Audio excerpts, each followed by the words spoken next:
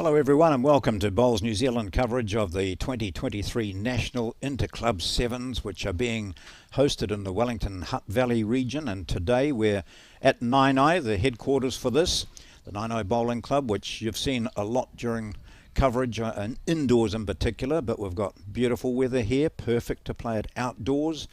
And today's feature match is between Kylie Barber of Paratutu and Faye Matthews of Havelock. That's the match that we're showing for you live here. Singles match. Of course, Paratutu winners, the women's team winning the Taranaki region Interclub.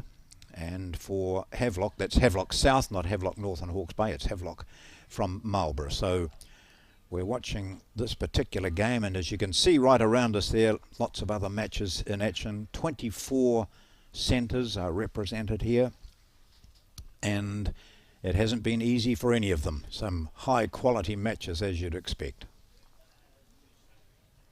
So I'm John Macbeth, and later on Dave Worsley will be joining in. Of course, it's a huge weekend for bowls, almost at the end of the summer season, but still clubs and centres around the country hosting many events. And this, of course, is a highlight from a club point of view.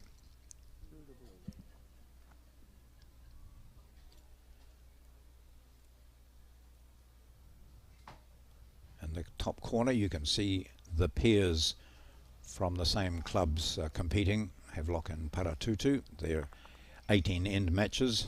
This feature game, of course, being singles, is 1st to 21.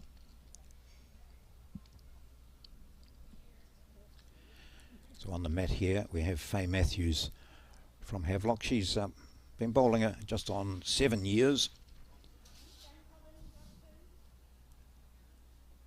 The singles competition is really intense, and while some people haven't got great records, if you have a look through the scores you can sense that, you know, sometimes it's only one shot difference, still a loss, but you know, you always feel as though you're in a match. Talking to some players who have said, oh, you know, I was 14-3 down, didn't know what to do really, but just refocused and started to claw my way back into it. So that sort of thing happens in all sports, but it's certainly been evident here over this weekend. Fighting to qualify for post-section. There's another full day of play tomorrow.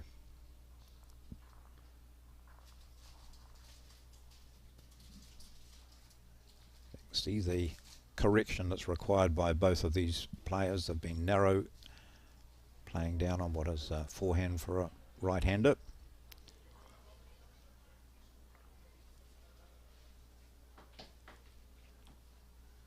So 3 bowls way narrow from Matthews. She looks to be just one down. Well, this is a big correction needed by all of them. All swinging past, playing down that forehand side. This is the first end. Ends don't count, of course. It's 1st to 21. And it looks like just a one shot to Kylie Barber of Paratutu. So the opening stanza of this singles match.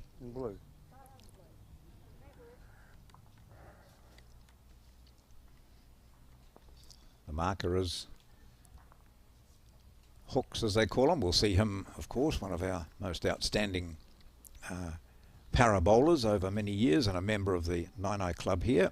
Just coming into view, getting ready to straighten up the jack, and you'll see why he's called Hooks when he won't bend down, he'll just use his accurate feet to flick it across. But there we see one hand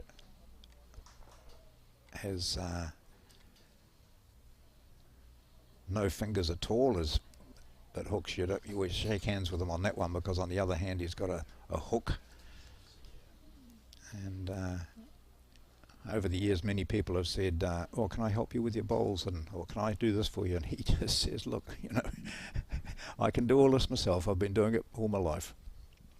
So we'll watch now the second end. First bowl coming down from Matthews, trailing by 1.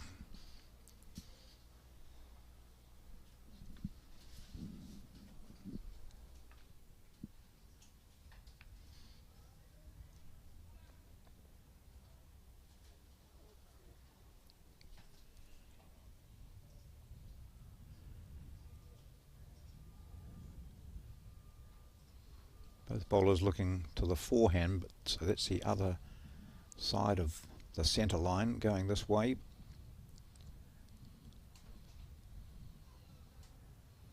Nice correction here. Purple bowls belonging to Kylie Barber of Paratutu.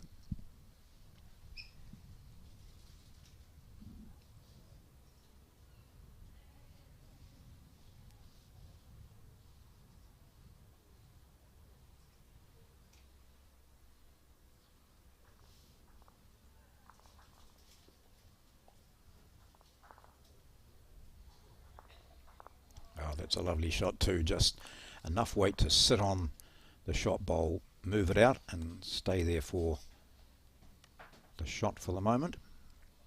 Change of hands now for Barber.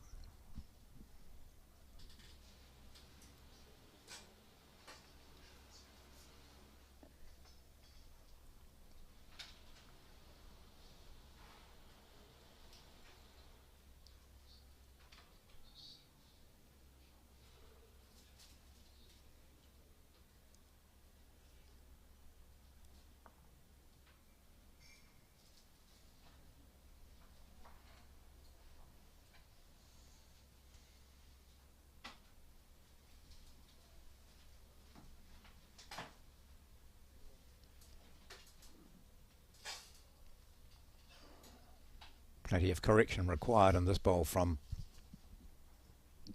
Barber. Oh, she's followed the same line and same result.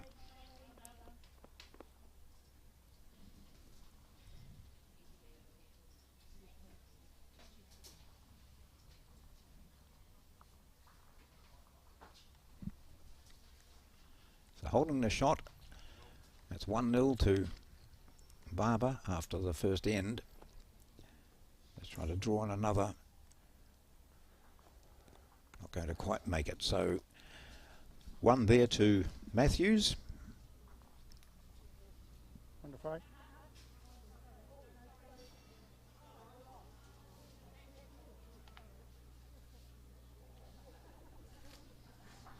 So first to 21 this game between Havelock South, that's from the Marlborough champions, Faye Matthews, from the Havelock Bowling Club.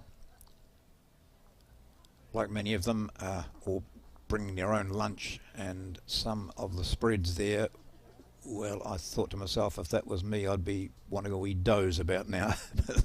Good and healthy, bring their own food. Played a game this morning starting at 8:30, so it's been early starts for all the teams. Some of them have had a bit of travel to do.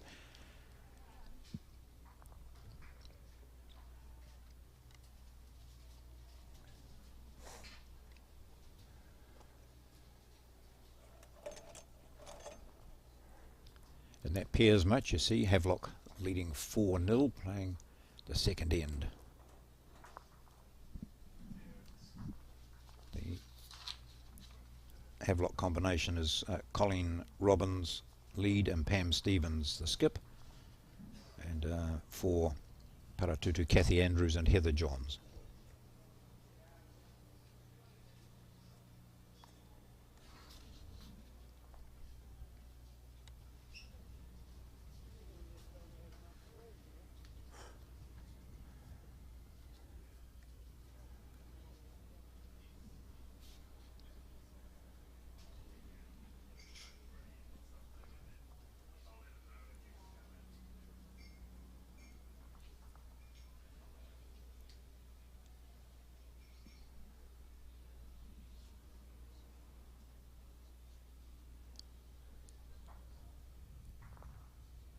So both these players played the other hand in this direction, that first end, and you might recall they were all quite narrow. So the first 4 or so ends often is a a bit of a trial for them. They've had trial ends, but just coming to grips with it during competition.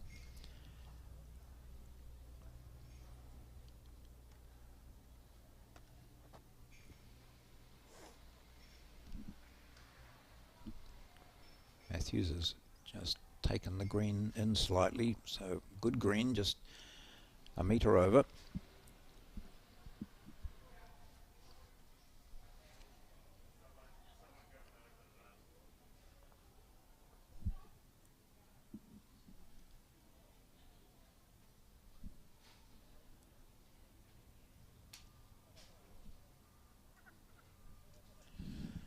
So Kylie Barber had a bit of time away from bowls, but is back into it and playing pretty well for the, well, what really is a famous club, Paratutu.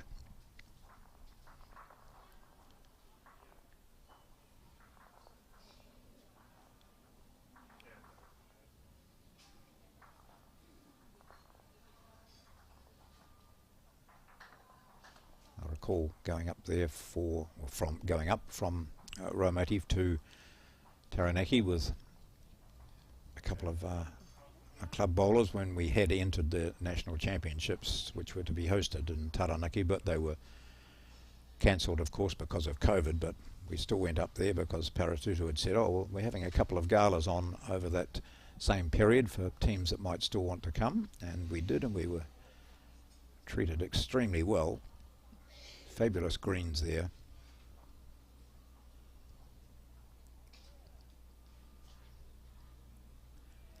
So bowling away from the clubhouse, our commentary position is just in behind those sliding windows that you can see.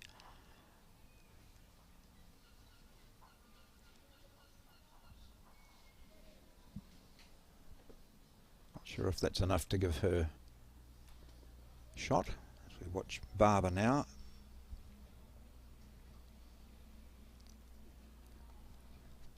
Matthews picks up the mat and starts the trudge down, watching closely this one, which looks to be pretty well pointed.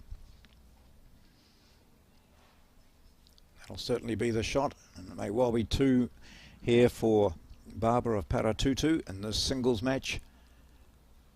Round 5, final round of qualifying.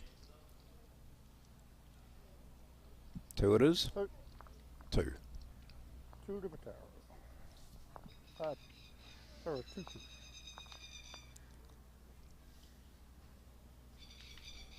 So 3-1 Paratutu leading first to 21 in this singles match. And in the other game they've just completed their second end. Havelock were leading by 4-0.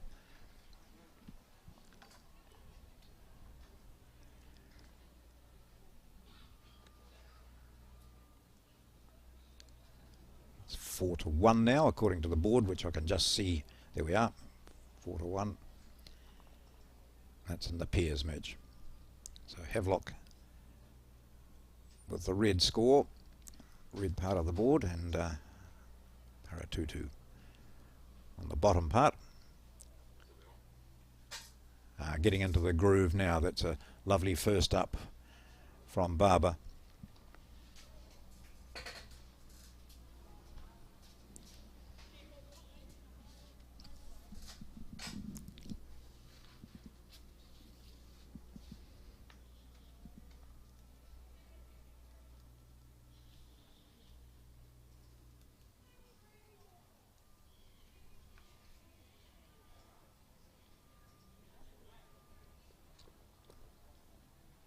Almost repeats the first bowl performance coming this way the last time, just trying to sit on that shot bowl, which is not quite a toucher but very handily placed.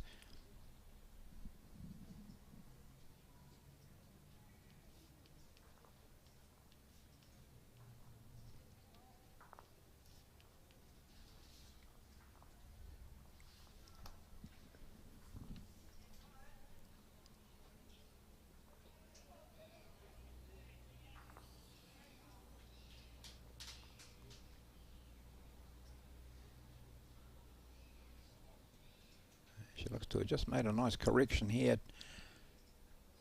Snaring the jack would be lovely. Still a good position there, and Barber will be aware of the potential for Matthews to grab a couple of shots.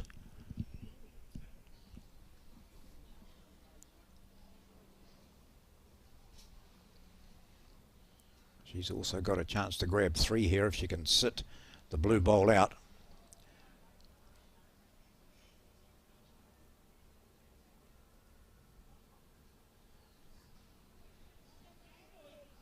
That actually gives Matthews a nice line. The last bowl would be that.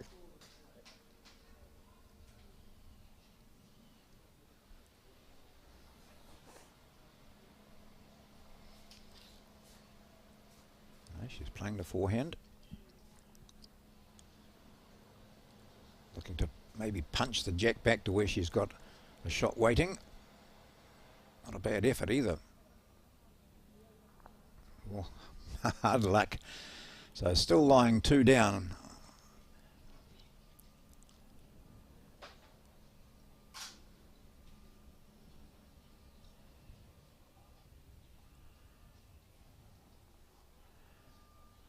Well, she can see the potential here. Sit that blue bowl out and stay with it, and it's a handy looking 4. She's not a mile away. She got the weight to do the dislodging. Oh, no, not quite. So now for Matthews, having a good study of the bowl down the other end.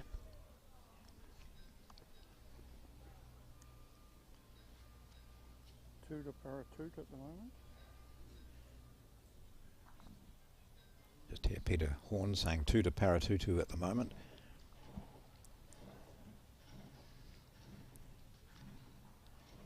So what has she got to look at down there? There's she certainly, as we know, has got the bowls, 2 bowls over the head. If the jack goes, it should favour her, or she can sit on that shot bowl and remain there for 1. Nice line inside that. Oh, doesn't want to push that too far. Oh no, she's done no change, and probably still 2.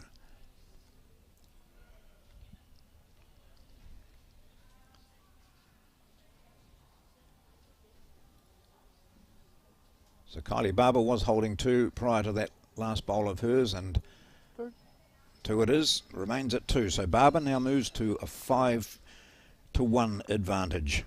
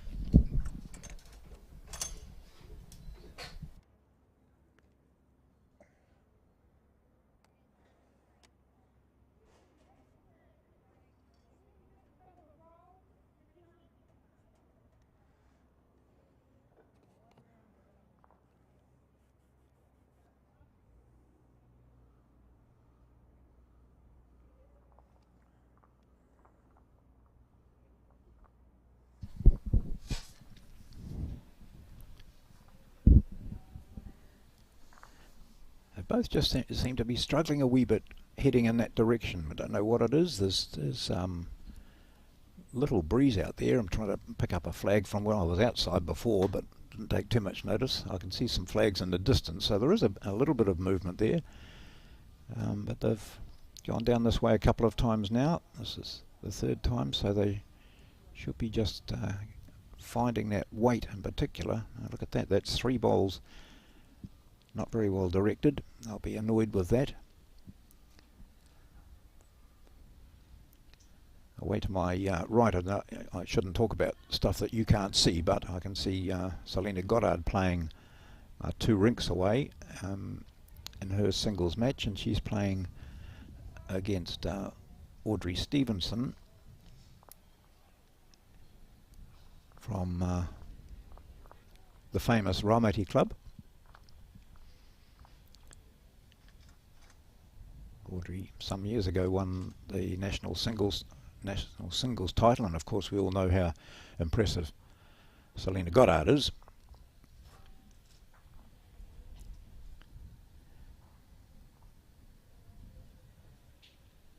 Well, this is a very scratchy head, really. Not so bad on the first end, but you know, this is not the first end, and you can see in the background there Kylie Barber waiting to play her next one, and she's got a sort of a smirk on her face, which suggests that she knows she can do better and wonders what's happening. And all Faye Matthews does is just push up Kylie Barber slightly closer. So, correction required. It's a really scattered head.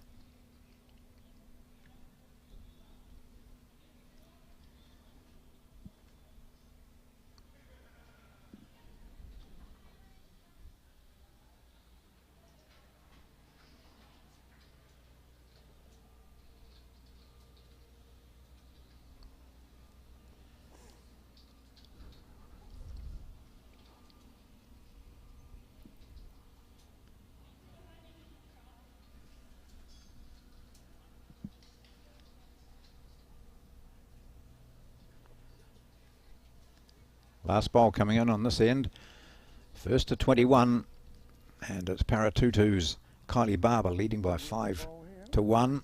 We've got a good bowl. You hear the commentary there from the marker, Peter Horn, and that is the shot. So it's taken a long time, 8 bowls in all, to get something within half a metre, but it's the last one that does it, and it's Faye Matthews, I think, picking up the single shot there.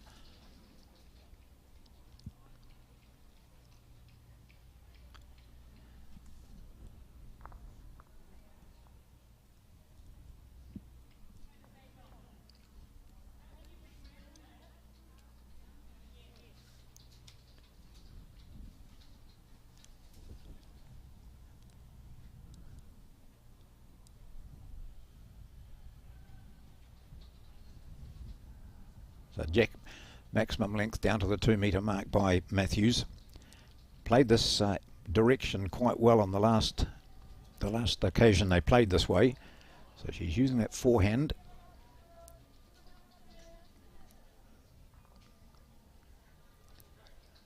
She looked to have the line sorted out quite nicely in the last end coming this way. Whoops, it's all over.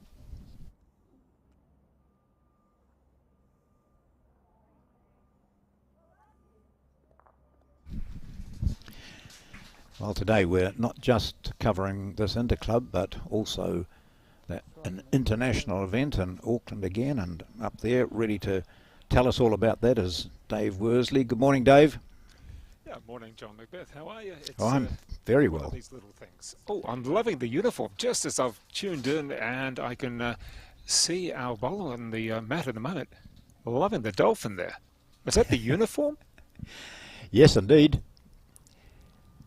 It's very nice. Yeah, it's the Havelock South team from the Marlborough region, so you can understand why. Now I've got it. Well, if it was from Havelock and the Marlborough region, surely mussels would be very good as well. Any sort of seafood, mate. Yeah, exactly. No, it sounds good. So just for new people who have come in, including myself after a couple of little technical issues, who are we watching and who should we be looking out for in this combination? Well, this is the singles match between Paratutu, who are the Taranaki Centre champions in the Interclub, and against Havelock, who are the Marlborough champions. So we've got the singles, because they play singles and pairs and fours, all against the same opposition. They're playing 5 rounds of qualifying, so 3 rounds yesterday and already 1 this morning, and this is the second of those matches this morning, or those rounds this morning. The purple bowls belong to Kylie Barber, who's on the mat now and representing Paratutu. And the blue bowls, which you'll see there, perhaps not quite shot, second shot anyway, belong to Faye Matthews from Havelock. And at the moment, Being a singles match, it's first to 21, and Paratutu's Barber is leading by 5-2.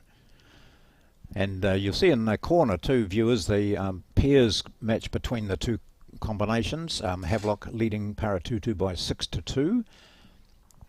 And around the greens there are a number of matches being played. Everything's come over to Naenae for the women today, so all the teams are here. Car park's full, and I mentioned, Dave, earlier the food spreads look pretty good, which I know is something you're interested in. Well, I can tell you one thing from yesterday, though. Looking at the Centre, the Interclub, that is, we had one pairs contest that had 5 kills. Yep. 5 kills, and we actually believed it was going to be a 6 at one stage. There was Alex Reid and I were counting them, and well, maths probably wasn't our greatest, but it looked as though it was going to go for 6. It almost had the 6, and yep. It was getting cold, wet, you name it. We kept on sending Colin outside to actually check on the weather, and yeah, as a producer, Colin was not very keen on that in the end. Oh, Colin's asleep at the moment, so we won't mention. Oh no, he's not. He's just come and burst into life. And we will be able to update you with the Oceania competition going on as well at Blockhouse Bay. Obviously a very busy few days there, John, because we've got this great competition with about 400 competitors where you are at the moment, and we've also the Oceania Challenge, a new competition at Blockhouse Bay in Auckland. So what we've had was yesterday was Alex and I looking at the Interclub 7s there. Today it's you and I in different cities, albeit still looking at it. And then tomorrow you and Alex will be commentating on the finals. And then on Monday, Alex and I will be at Blockhouse Bay. We'll be looking at the finals there for the new competition, which, you know, the New Zealand under-26 team, and there's different teams from the different islands as well. A great competition. Wouldn't you suggest that, you know, these youngsters or under 26 and these different places from around the Oceania region really getting to have some top level bowls? Well, it's a great weekend, isn't it? Well, 3 days of bowls. Yeah. And so many people have, within the bowling fraternity, have been asking about, you know, the coverage and, you know, how do they get results? And, well, most of them shouldn't by now know that this is where you see it. It's easy to find. And Bowls New Zealand website, or looking at the YouTube channel, and there's really going to be some brilliant bowls from. I guess what we're seeing is up and comers as well. And then when we look at the different clubs from around the centres, I checked through some of the clubs yesterday, John, and just to have a look at some, I wouldn't say different clubs, but some clubs that perhaps aren't the biggest one. We know that in the men's Elmwood are the double defending champions, but what about some other clubs around the regions that perhaps, well, maybe they don't see the, you know, the big names coming up. And I looked around, and gee, there's a few interesting clubs in there. We've got Manurewa Cosmopolitan Bowling Club, and of course that from the Auckland region, Temuka. Now, you must have bowled there at some stage, Temuka Bowling Club in South Canterbury there, John? Yes, yep, indeed. I've been chatting to the Kia Toa Bowling Club here. The women are playing here. That's the South Canterbury representatives, and I did a check on that Temuka team. I saw their results of the first round yesterday, and they won all their matches. So they were, I know they'd celebrate quite well, but quietly during a big event like this. So a lot of interest around the country for how these teams are going. Yes. Clubs that you mentioned that people are not nationally known. I'm watching this match here. Paratutu is so well known. Yeah, Havelock, I went to talk to them, and I thought, oh, is it Havelock North or Havelock South? And I was quickly pointed out, you know, it's Havelock South. So, no, really good. Well, we did have, Alex and I, just a question mark about where the Cobden Bowling Club was from. And it's got 3 people with the same surname in there, and it's from one of the smaller regions. Cobden Bowling Club? Yes. What do you think? And you know where that is? Yes, oh yeah, West Coast. Yeah, there we go. Suburb of Greymouth, and there's 3 Callahers in there. There's Hamish, Ethan, and Nigel.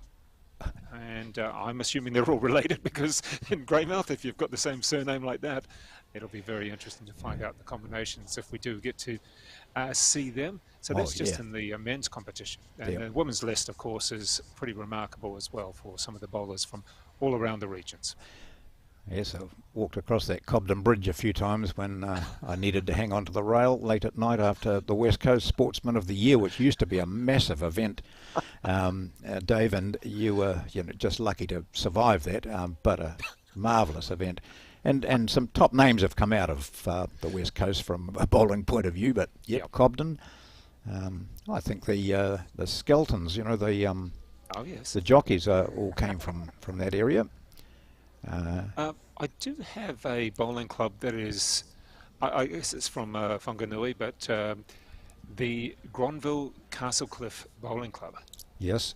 Now, you've played there. I would suggest it's not too far away from where you live. No, I haven't. No, but I know Oh. exactly where it is. Yeah. It's a new one for me anyway, Yep. so there we go. It's nice to find out some of these clubs which are relatively new. I know Takapuna Bowling Club very well because it's was part of the tennis club there, and my photo's on the wall, not at the bowling, but at the tennis club. There we go. And that obviously is they're the defending champions in the women's, aren't they? Yes. Takapuna with Selena Goddard and Yep. a few other very good players as well. But in the meantime, John, what have we got here in the singles? Well, Because you've we've just seen just the had mat an go end down complete. again, and it's been placed by Kylie Barber from Paratutu, who she won the first end with a single, then dropped a single, then a 2 and a 2, so she was leading 5-1, then picked up a single on the sixth end, which they played. It went to 6-2. Just wait for the confirmation of this latest score here. And you can see on the screen 6-3 Havelock leading Paratutu in the Piers. And just watching, you mentioned Selena Goddard, and she's playing at the moment on rink 5 here against Audrey Stevenson from Raumati. And Goddard's been down to the head to just have a look at this. It's 4-all.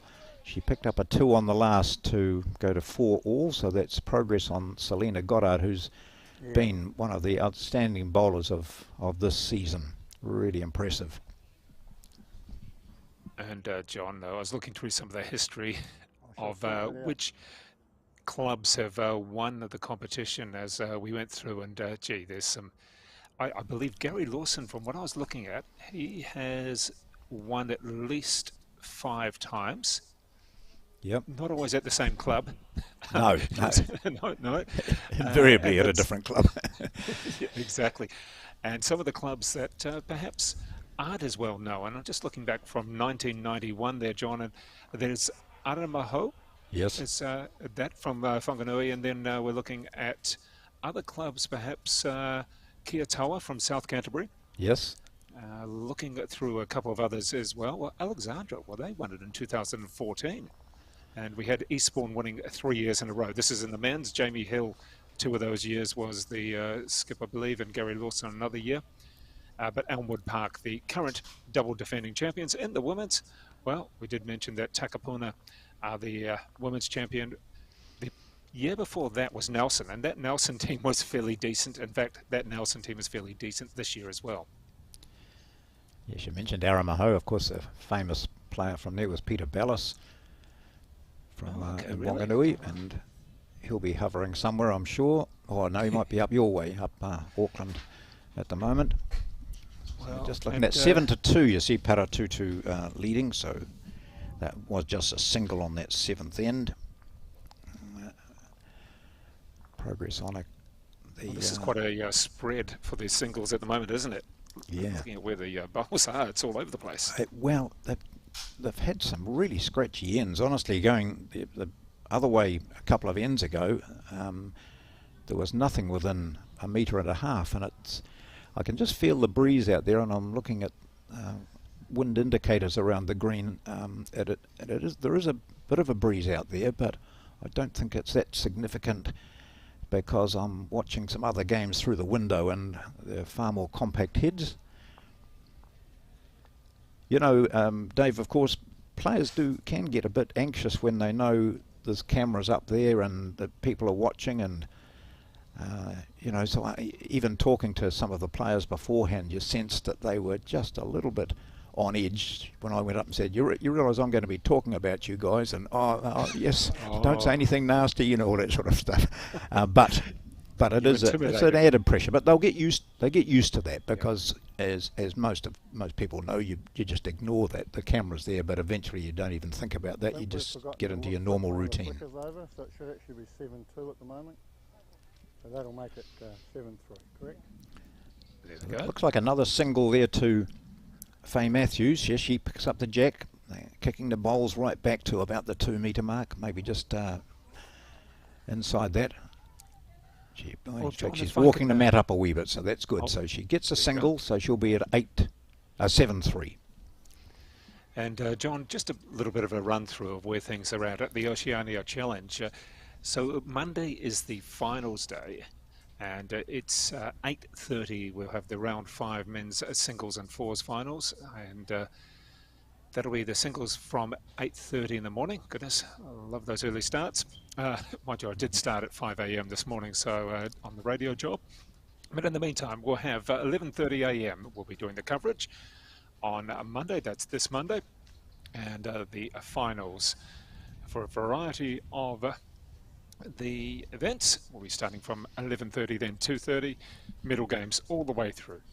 Should be a very exciting challenge. A lot of new names coming through, but also some of the talented youngsters as well for the New Zealand under 26 team as well. Yep. Tomorrow is section play continuing, but then on Monday from 8:30 we'll be having well, the singles, and continuing on pretty much all throughout the day with the medal games.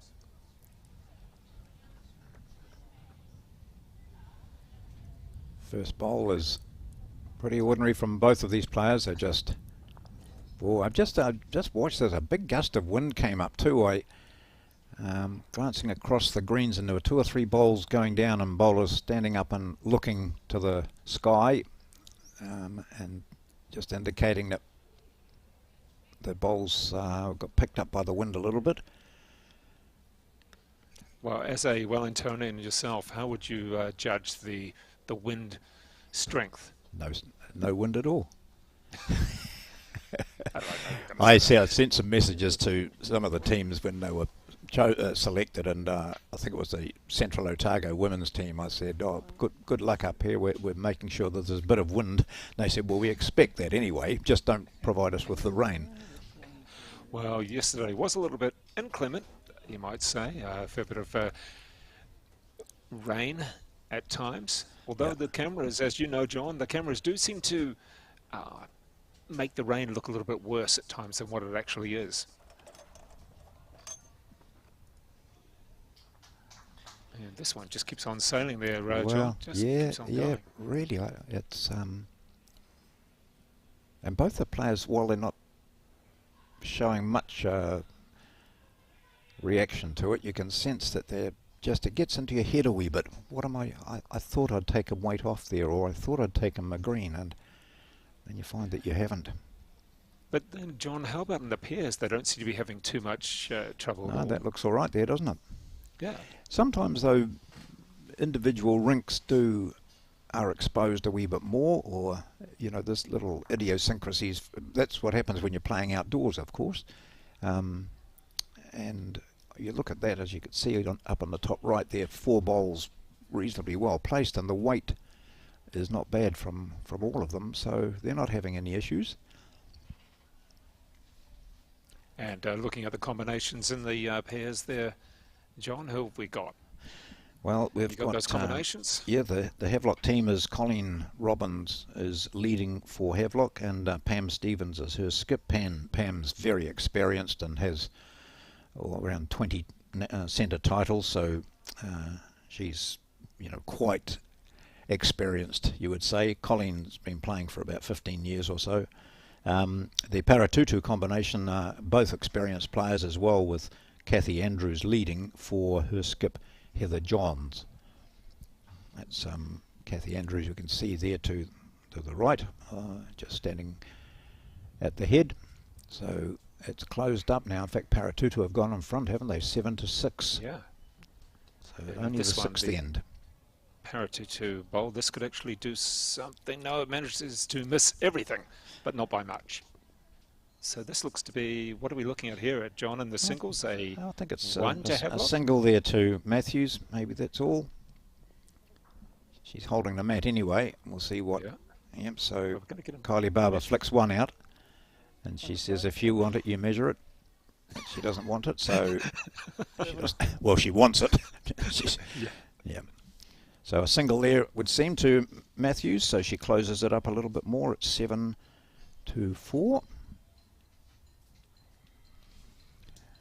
Just watching some of the other games out here. I mentioned the Selena Goddard match with Audrey Stevenson, and Stevenson held the lead until the last end when she dropped a couple, so she's now trailing 6-5.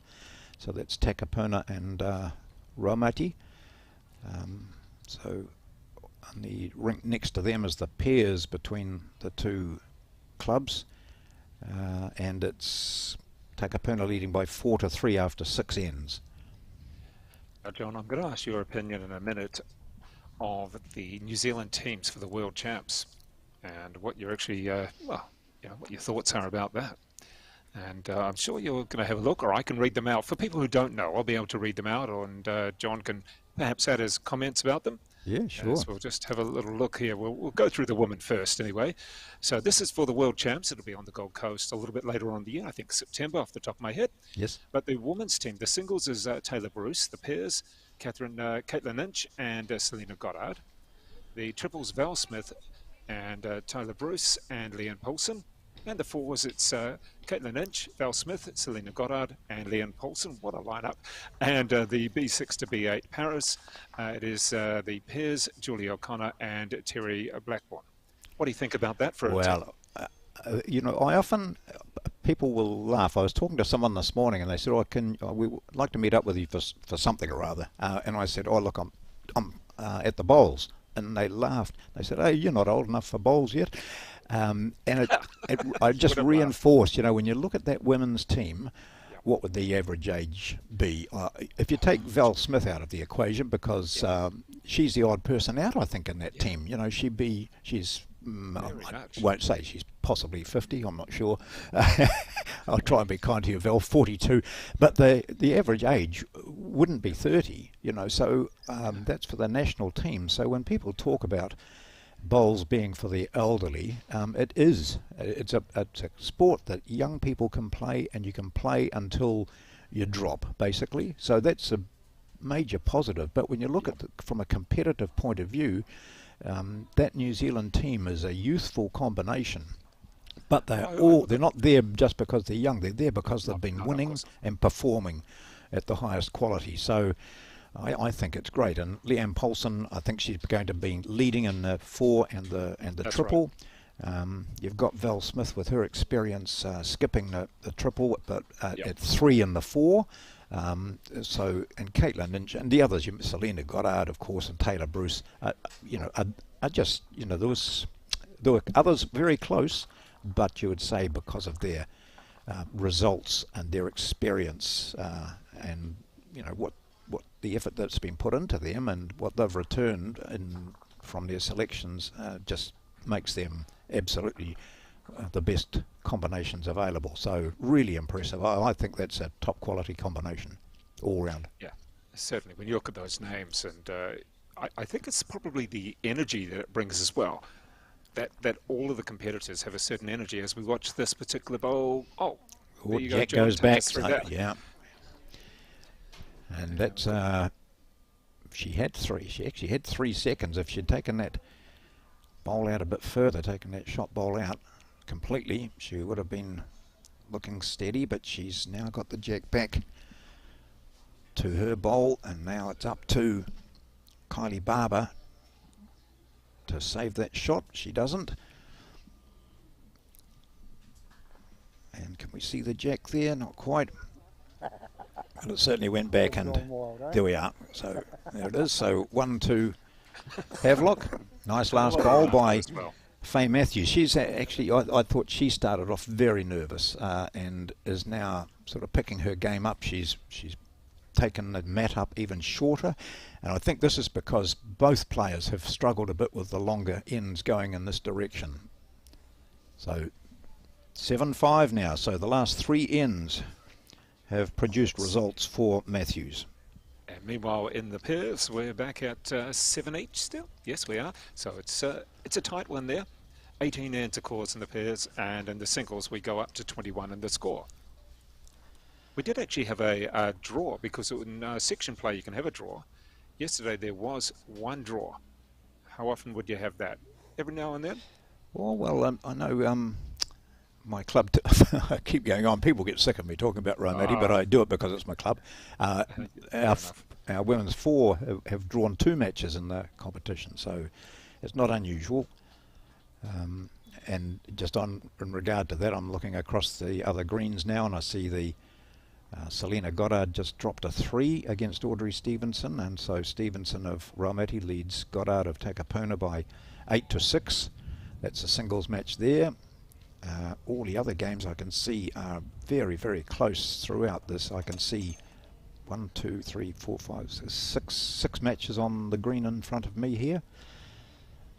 You just look over to the left there, just to the right of your score tick. That's Audrey Stevenson and the Raumati Blue, member of the Blues, as we call them, just playing against Selena Goddard. Peter Horn just checking that scoreboard at 7-5, first to 21.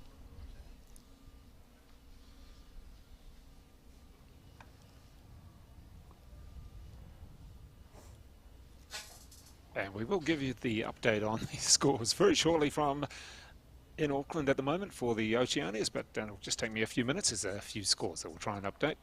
And certainly tell you that it's good competition. They even managed to feature on TV on the AM show on Friday. So good. Wow, that's good. Yeah, it was good stuff. They managed to get the reporter out there, and nice to see red bowls, although there was, for some reason, a puddle of water on the greens, which, considering that in my part of Auckland, it hadn't actually rained. So just one of those things. You know what it's like in Auckland. And we will be able to bring you up to date. I'll just check on those scores very shortly. There's quite a few of them, so we'll just make sure we've got them all correct and easy to read as much as we can. But John, is there any, when you look at Paratutu and Havelock, is there either one of these clubs that should be winning? You know, really you would think. Paratutu have such an outstanding reputation, and they've got if you have a look at any results service in New Zealand bowls, you'll see the name, the club Paratutu, features regularly. So winning in Taranaki is pretty impressive, because Taranaki is one of the strongholds of bowls in New Zealand.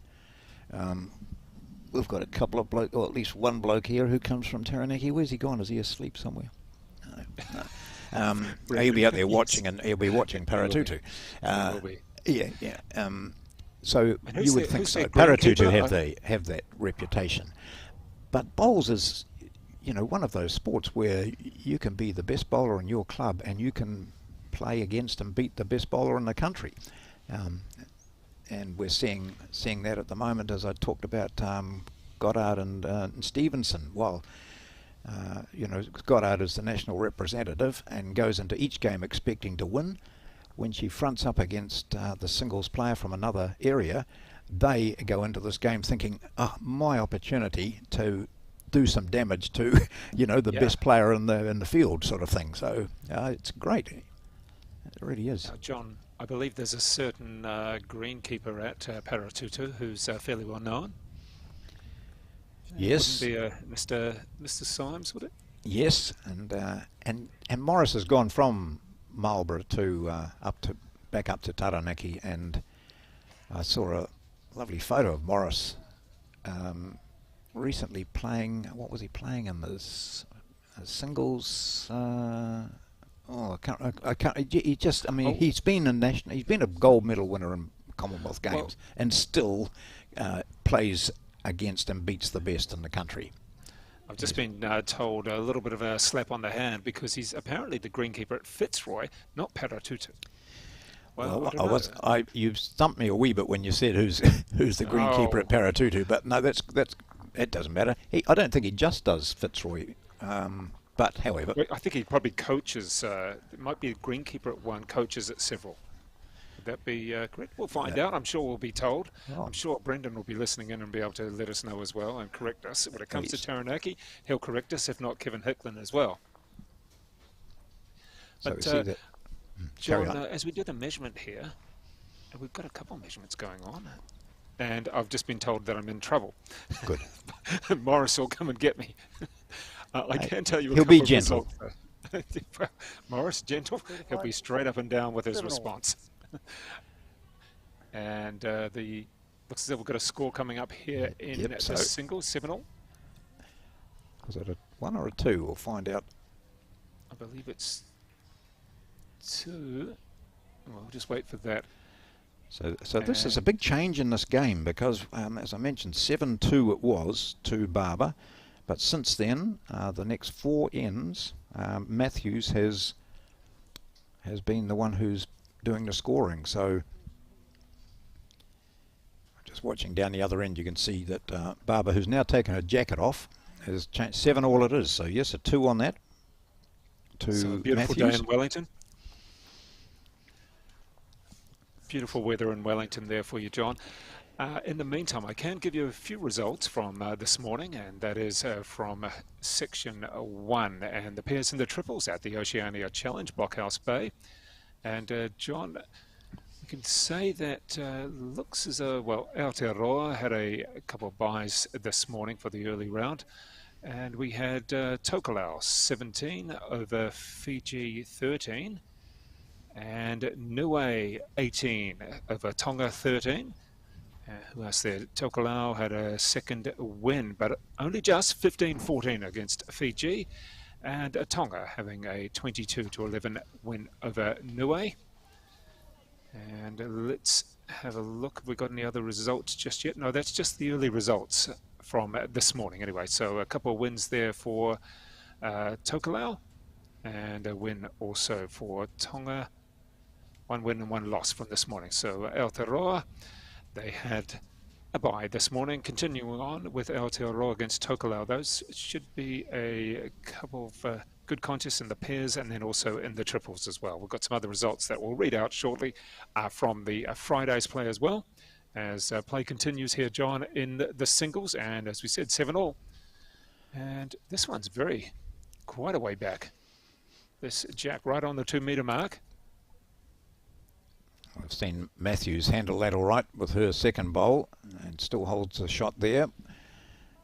And John, I believe we just had a 4 in the pairs by the looks of it, because we were 7 each. Yeah, 11-7 to Paratutu, so that's changed around. Havelock, we're doing all the scoring early. I think a 4 on the first end. But now it's Paratutu, 11-7. Just seen Selena Goddard in the match, which is the third one along, the third board along, as you see there, third board along. She is playing Audrey Stevenson and has hauled the mat way up, and it just upset Stevenson a little bit. Well, her weight was fine, but Goddard was more accurate, and I think she might have picked up a 3 on that last end. Selena Goddard.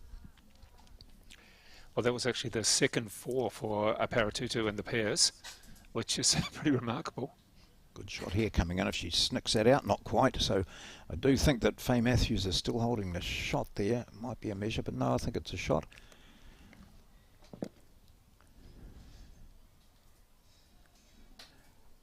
Looking to make it 2 if she hasn't, or if she hasn't got the shot, she can still sit on her own and get a second out of this, I think.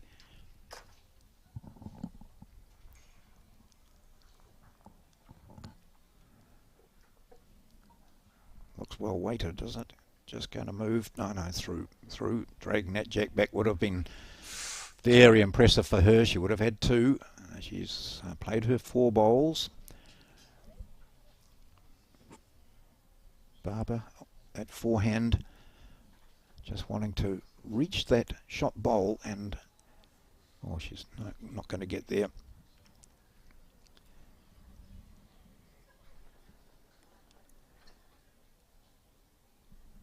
So just the 1 on this end by the looks of it? Yeah, we'll see who's got it. From where I'm sitting in the little office, I think it looks like the blue. Oh, you can. I can see you, John. Yes, she does. She's flicked it out, and so Matthews picks up another. So a one to her. So she has now won the last 5 ends. Leads now by 8 to 7. First to 21. The singles match between Kylie Barber of Paratutu and Havelock's Faye Matthews on the mat now, sending the jack down. Well, John, yesterday in the singles, Jamie Hill was down 1-8 and then went out to, I think, reversed it around to lead 14-8.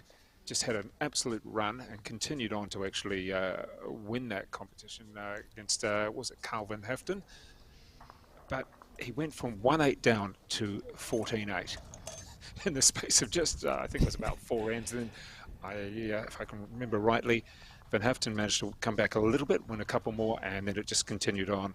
Or maybe he didn't actually win anymore, but it was certainly just a massive comeback from Jamie Hill to actually take out the singles yesterday. So good performance there. And it does show that all it takes is a 1 or 2, and then maybe the odd, you start getting a big score in there. You really can move, particularly in singles, you can really move. Sometimes Getting to that sort of 19 or 20 first in a singles match seems to be a killer, It's hard to get that other one to get the shot. In fact, in the Wellington Centre singles last weekend, Blake Signal, who's been a well-performed New Zealand representative over the years, was playing a Johnson bull bowler, Logan Amer, and Logan got up to 9 in the final, got up to 19-9, I think it was, so only 2 shots away from victory, but he couldn't nail those last couple of shots, and Signal just picked up ones here, 1 and 2, and eventually won the match by 21-19. So, that's, this pressure goes on when you're within sight of victory. Well, I always remember the particular sporting coaches to me when I was a junior saying, what's the hardest point to win? Yeah. The last one. The last one. The last one. Yeah. The point that you just lost, plus also the point that actually wins you the whole game. I always thought, always remembered that you can worry about the points that were the previous points from a while ago. However, it is the last point to actually seal the game is the hardest one to win. Now we had a look at that national women's team you mentioned earlier. Yeah. Have you got the men's team? Yep, I will go through the men's team now. I'll just bring that up and let's see. As we try and get the cursor moving. Oh, lovely. I've only been locked out of the whole complex and now I've almost locked out of the computer as well, John. Give me 2 seconds there and we'll bring it up. In the meantime, I'm sure you can describe this bowl as I try and get a mouse to work.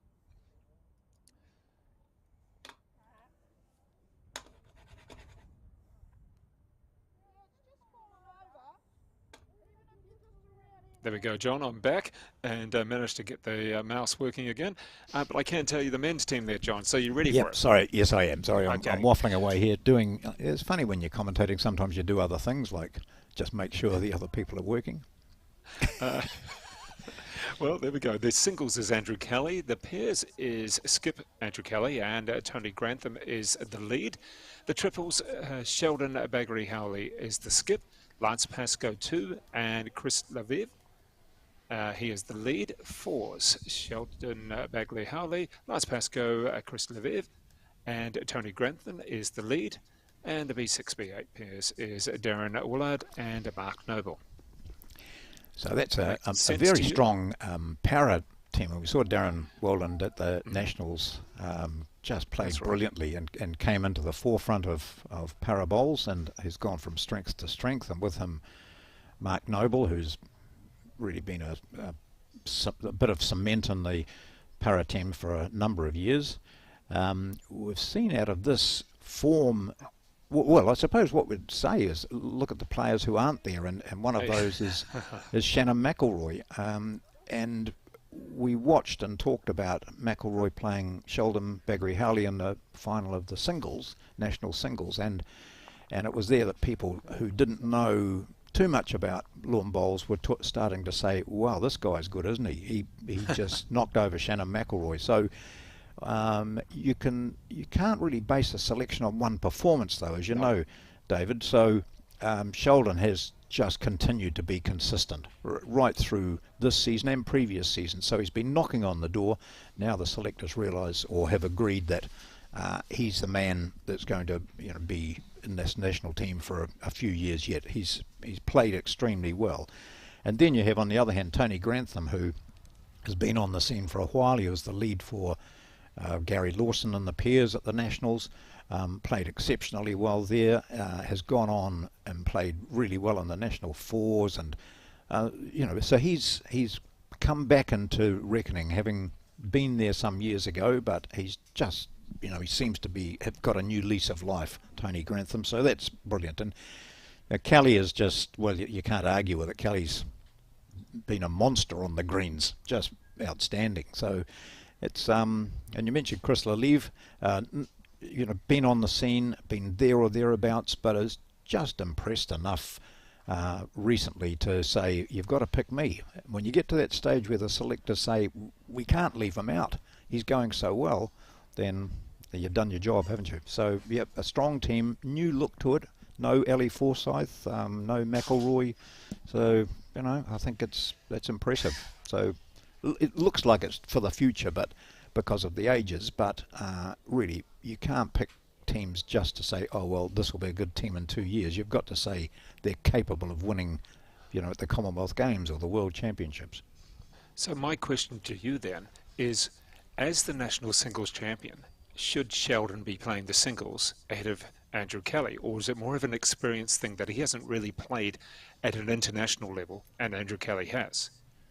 Well, you look at strengths of players, I think he certainly could play the singles, but throwing him into the national team first up in singles, they might just have thought, no, he's more value to us playing in the position that we've picked him in the triples and fours. So they're not snobbing him as such and saying no. And Kelly has been just really outstanding, and he's got that experience too. Gosh, how are we going here? 10-7 Havelock. So yep. And look at the formation here. How are you? So coming round on the forehand side, she's going to try and put another one there. That's good bowling. I think it's going to be good too. So she doesn't want to move that jack back. Oh, she's played 3 beauties there. Yeah. So now from being 10-7 down, Barbara's holding 3, and Matthews, I think here she goes, just walking up to have a look at this. So Faye, what does she do? Matthews She says, I don't want to drop a 3 because I'm up 10-7. I would like to cut this down, or if possible, snare the jack here. So John, just for new people who are coming in, Faye Matthews there is standing there watching now. Yep. And her bowls, which ones are those? Just for those new people coming in. So hers are the blue ones. So her weight's been okay. Her second 2 bowls, the weight's been okay. Now she's just deciding her shot here. So as I say, she doesn't want to drop a 3. She can play onto those 2 bowls to the right and just make that her target and sit on those and maybe just drop a 1, or she'll be quite keen to just go in between that gap and sit on the jack. Let's see what she does. Oh yeah, is she going to go forehand where she has been going, or is she going to switch around? Backhand where she has been going, or is she going to go forehand? Looks like it's forehand. Big bowl here, really, in the context of this game. Yeah. So whichever way she goes, she can sit the jack, she can knock this shot bowl out, and she's going to just go round it. Oh gosh, oh look at that, that's a near miss. So 3 shots with 1 to play. Barber looking for 4. The most we've had in this game on any one end has been a 2. And just keeping it consistent there for Kylie Barber. Oh, she doesn't want to be short. This is a sit-in for 4, and she doesn't make it. So she'll be really disappointed with that. She had all those 3 bowls of hers just to plonk onto, sit there, and she would certainly get 4, but she gets 3. So it's level pegging now. After an area in which she went 6 ends without scoring, Kylie Barber from Paratutu collects a 3 to move level at 10 all in the race to 21. Well, John, while we've got this change here of ends, I believe you may have some score updates that you'll be able to take a little look at over the next little while as well from around the greens. I've been thrust. Well, these are really what's happened over the weekend, and I'm just casting my eye over. I haven't had a chance to really look at these. No, you can come back over the next little while. But I'm just going to bring you up to date with what these combinations here have done. Now you take your time. We've got the Jack here halfway. That's a nice. Oh, it's not a bad opening bowl that we've just seen there from Barber there from Paratutu. In the meantime, we will have the Havelock bowler. Just taking a little look. First bowl of this particular end. It is Faye Matthews bringing around on the backhand. And I can see that, John, you're frantically looking through that pile of papers. Your big pile of papers, waving in the background. I'll be putting players off. Well, I'm just looking for this particular section, and I see Paratutu. Well, they've had some close games. They in the singles on Friday. She lost. That's Paratutu's Kylie Barber. She lost to Audrey Stevenson of Raumati 21-18. And the pairs beat Raumati by 22-8, so that was round 3. So the last game's yesterday, and round 4. He says, "Oh, there's a lot of paper here, mate. I'll just keep looking and no. You just chip in when you can. In the meantime, I'm looking at the pairs, and the pairs at the moment. Gee, there's a little bit of tightness there, right next to the Jack. As Paratutu bringing another one. That one's going to be too far, but in the meantime, it is Paratutu leading 12-9, and we're at the 10th of 18. And some big swing, though, as we come back to the singles. Very big swing there. Yep, 10-all. So in the singles against Thames Valley, Paratutu won 21-17. That was in round 1. That was on Friday morning. They started at 8:30. They beat Paratutu, won the pairs against Thames Valley 17-8. And then we had in round 2, Paratutu were beaten by Takapuna, but only just in the pairs, 16-14. And Kylie Barber was beaten by Selena Goddard by 21-13. So I've given you round 3 for what Paratutu were doing. And then round 4. Can't find them, so that's good. I'll keep looking at those. Yep. But, you know, I think this is I haven't been to, I don't think ever been to a national interclub finals, and I'm here really because it's in my area. But the excitement around the clubs, you know, I follow Facebook pages of lots of clubs, and the chatter about the interclub has been brilliant. All clubs are putting up their own scores, and they're, you know, sending photos in, and they're keeping in contact with the players and egging them on. You know, it's really good, and it's sort of the culmination of a season as we see a fine-looking bowl coming in here from Matthews. She might just sit there, not quite, and probably she might be a couple down here. So 12-9 is not the score on this game. No, it's, that's, I was pairs, looking at that and a little bit confused.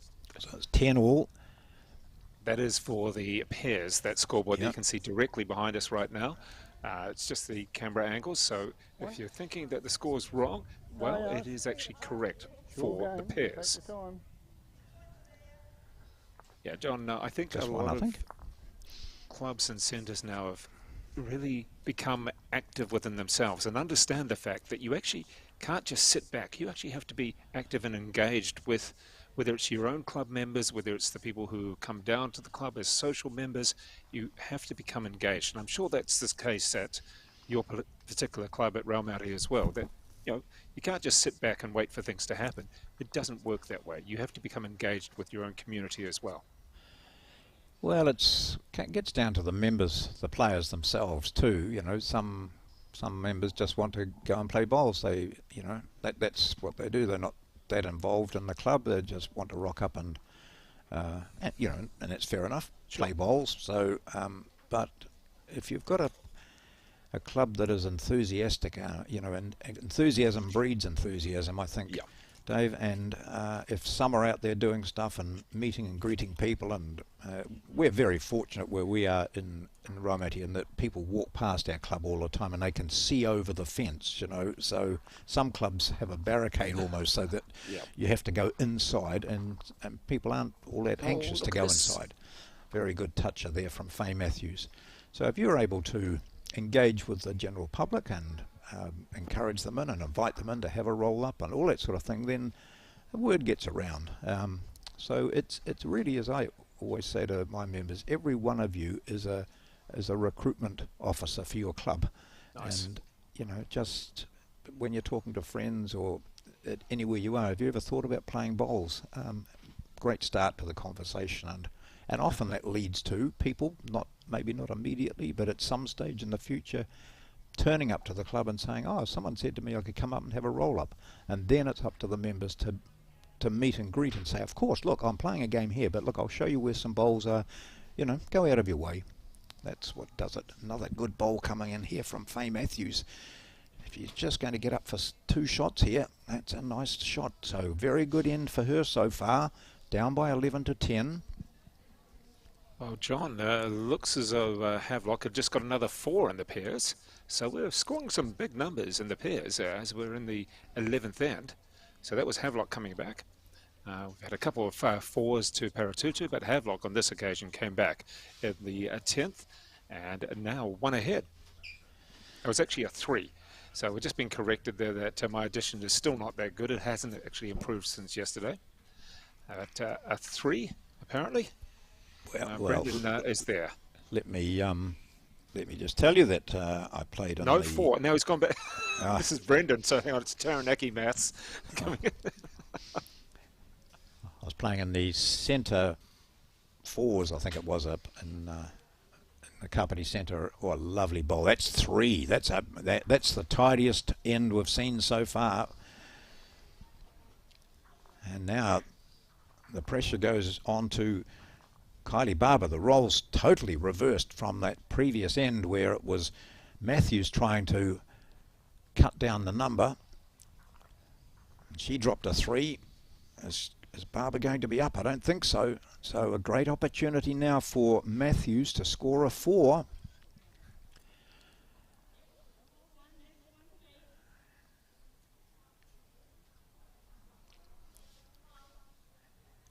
Here she goes. Always a bit of tension. Oh, I just got to be up. I don't want to move that jack.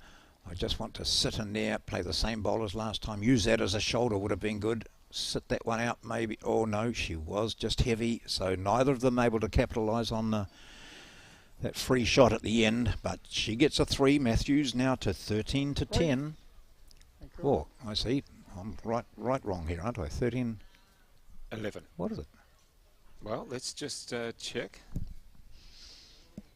So first to 21 and a 3 there to We're having Matthews. troubles with our 3s and 4s there, aren't we, John? But that's okay. Let's have a look at the particular. I'm interested at the stance and the particular delivery that these 2 bowlers have. Well, I mean, obviously that was the jack, so we'll forget about that one. But let's have a look at the first bowls. And let's see how Faye Matthews, let's have a look at how she comes down for this bowl. She's got one foot slightly ahead of the other. Some people, tends to be the preferred way. Well, that was fairly straightforward, wasn't it? There was nothing out of the ordinary that we quite could look nice at. and smooth. Oh, gee. Very smooth when that happens. Yeah. And what about Kylie Barber here? Let's have a look at her stance. Somebody see her feet are a bit more level as she starts, but it's always in that last bit of the step forward and where the ball is released. That's the key to it. And she knew that was heavy. You could see that she thought, oh, but watched it all the way to the end, because that's the only way your brain reconciles with what's happened and what's required. Muscle memory and things like that they talk about. Yeah, another nice delivery, no wobbles at all. It's an early swing around, isn't it? Very early. It just didn't get her green right there, or her weight. And she's standing, I can see her now just in behind the other match. There in the corner, she was just going through her delivery motion again. You know, both these bowlers have picked up threes on previous ends, and they haven't been able to capitalise on that. You know, the next end Barber dropped a three, wanting to get some momentum going, but Matthews didn't allow her to. Now Matthews trying to do the same. She's certainly gone much wider, but might be an overcorrection here. So John, talking to Alex Reid yesterday, his club, Point Chev, and his team was beaten for a place in this tournament. I think they were beaten by Auckland, the Auckland Bowling Club. What about yourself? Did you compete for Raumati to try and make it into this competition? Oh yes, but all the clubs get into it, and you play your, you know, the various centre interclub competitions. Our men's team didn't win that's our competition, but Paikakariki, which is just down the road just from up us, the road, yeah, and they've got a up the road or down the road? Down the road from us, yeah, north of Wellington, but just down the road from Raumati. And they've got some outstanding bowlers there. Paikakariki with a men's team, which I looked at the results yesterday. They won all their matches in the first round. I think they were a close third after the first day. So, you know, on the cusp of qualifying, and that would be fantastic for a small club. Well, and our women, of course, are here playing in the interclub finals. So we were chuffed that that team got through and beat off some high quality competition to get through, and they're playing, as I said, Takapuna at the moment. And just checking that score if I can, as Lean out the Audrey window Stevenson's just, yeah, you can see me leaning over, just seeing how it's going. Well, John, why don't you... Oh, it's 13-12 to Selena Goddard at the moment, so it's a close game. Yep. And that Paikakariki Bowling Club team that you're mentioning there, the men's team, Jeff Bovey, Yep. Paul Rabinski, Derek Taylor, Nicky Morgan, Scott Sinclair Patton, and who else we've got there? Stacey Thomas, Yep. Peter Thompson, and Kurt Burgess as the coach manager. And president, yeah, and major sponsor of the club as well. He and his wife Frances run the club pretty much. Frances plays for both Paikakariki and our club Raumati, and she's the secretary and does everything that Kurt doesn't. Their players get around a lot. They go to lots of competitions. Peter Thompson has been a very successful skip, and just seems to have got a new lease of life this season as well. I was starting to tell you about playing in the centre fours a couple of weekends ago. When you're talking about teams dropping a four, playing against that same combination that you've read out in their four, we dropped a 7 on about the third end, and then followed that up with a 3. So suddenly you're 10-0 down or 10-2 down or whatever it was, and the game's pretty much gone. They love to drive, and they're very tactically aware.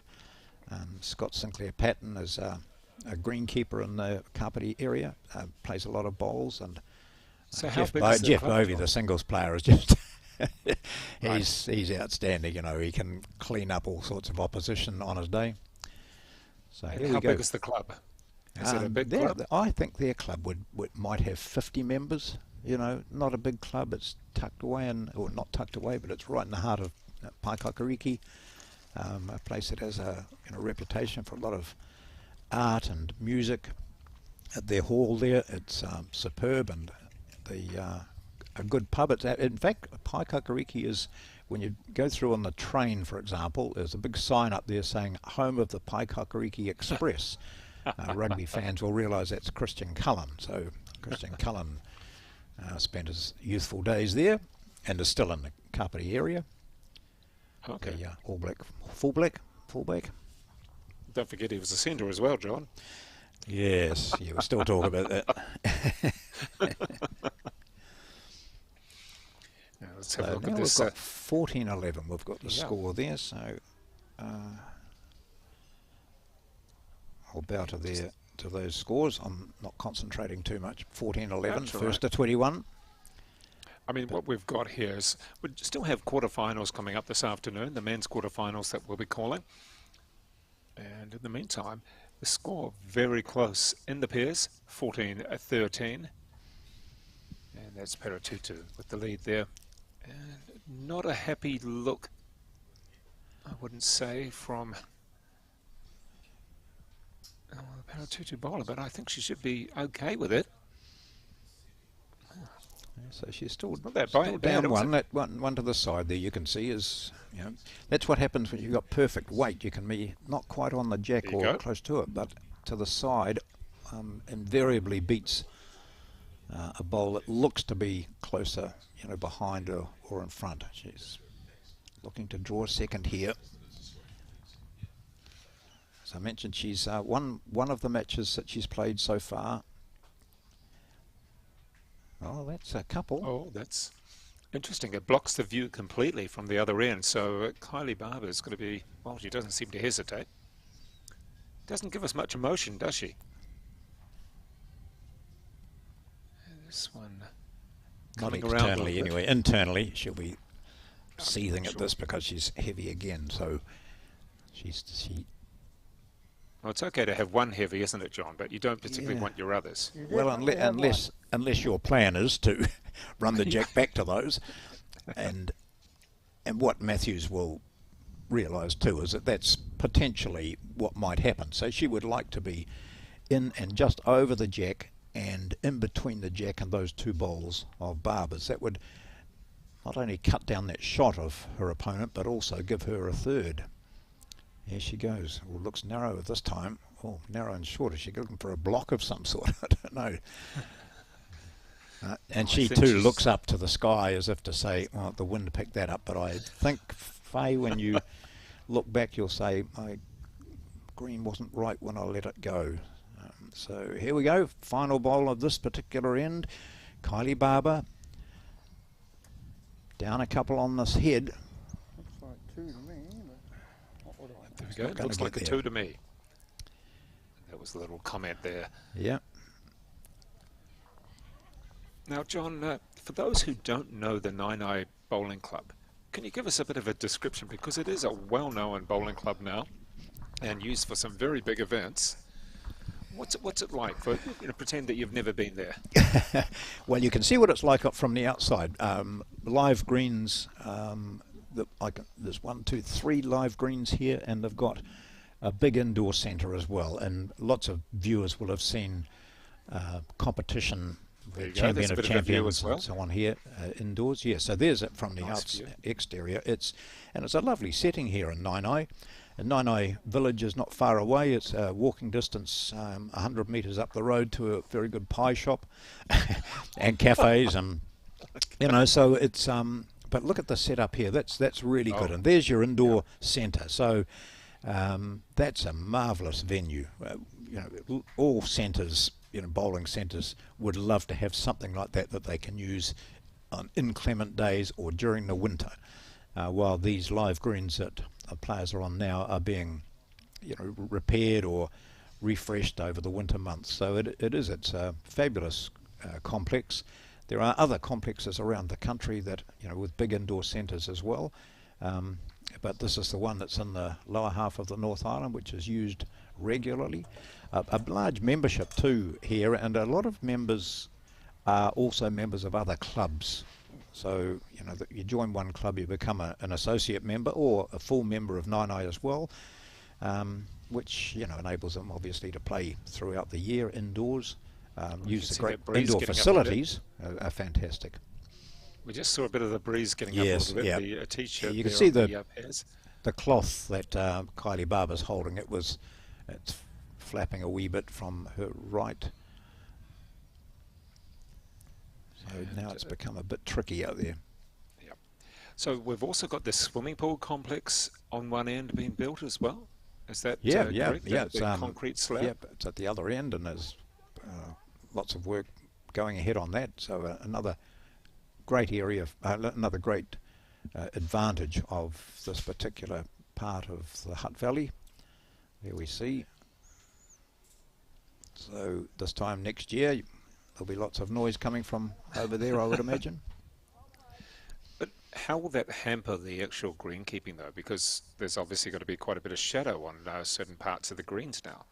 Maybe it won't hamper, but it's something that they'll have to think about, isn't it? There's a nice ball coming in here, just a toucher as well, bangs it across a little bit. Yeah, it's 16-11 down, only 5 away from the win, Faye Matthews, and so Kylie Barber's just got to start getting the bowls in there. So she moved the jack. So a bit of a change. But, John, is that something that greenkeepers need to take into account, that you have a building or an apartment block around some of the greens now? Yeah. And constantly around, most clubs will, if they're in a residential area or even like this, more of an industrial area, they know that at some stage something will get built up, and they just have to be aware of it. You're right, it's like growing your lawn. If suddenly you've got shade on it all day, it's not going to grow, so they have to be cognizant of that and work accordingly. But it's just, greenkeepers love this sort of stuff. Morris Symes will be sitting there saying, "Oh, John, again, you don't know what you're talking about." We should get that club correct. Which club is he out there, John? Fitzroy, I think you mentioned, wasn't it? Yes. Not Paratutu. I'll get in so much trouble.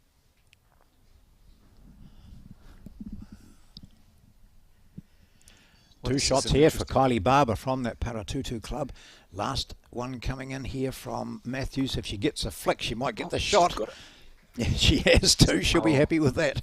Just like a wry grin, should I say. Yeah, there's a couple of grins there.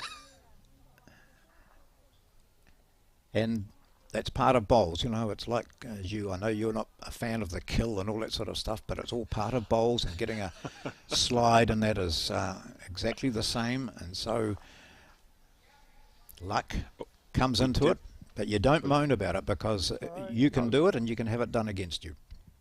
We did discuss the kill yesterday when it went to 5, and then was getting on to possibly 6 or 7, very close to it. And I think even some of the players were like, okay, this is great. Yeah. But perhaps we need to move on. As it was getting colder and wetter, and you could see some of the players like, okay, kill's great. It was just one of those things. I mean, yeah.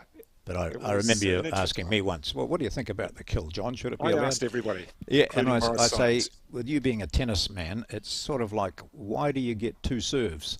Why, if the ball clips the top of the net and goes in one time and out another, why is there a difference? It's just part of the rules. It's been there forever, and also, why do you have to be quiet when people are playing tennis? Well, yeah, I think. Yeah, that's an interesting one in itself, to try and hear the ball coming off the strings. But to me, you go to the US Open, there's nothing.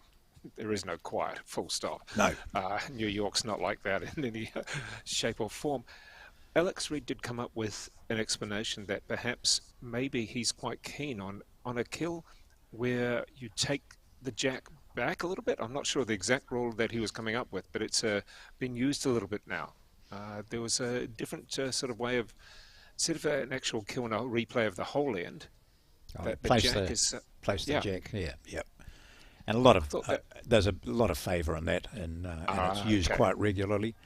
But it does favour one team more than the other, perhaps. Oh, well, sometimes no, I don't think so. I think it's if you've got a team where you've got some good drivers in there, you're going to take advantage of it. And some teams just don't play the weighted shots all that well. They're a bit more draw players.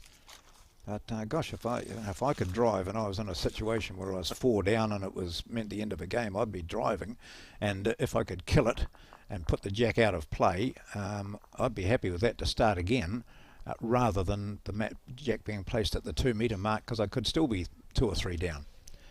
I'm just watching the match between Selena Goddard and Audrey Stevenson, and Goddard has just got in control in this now. She's leading by 20-12, so at game point here, and she's holding shot.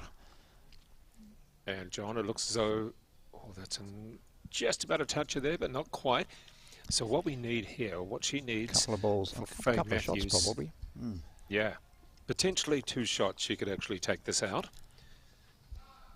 So Faye Matthews with the blue bowls, and it is Kylie Barber with the purple-red bowls. I think she's short. Kylie Barber from the Paratutu Club. She's done it well. Oh, that's a pressure bowl, gosh. But it's still there for Matthews. If she can play the same hand that Barber did then and sit on that last shot and stay there, she might still have 3. Let's see what she can do with this.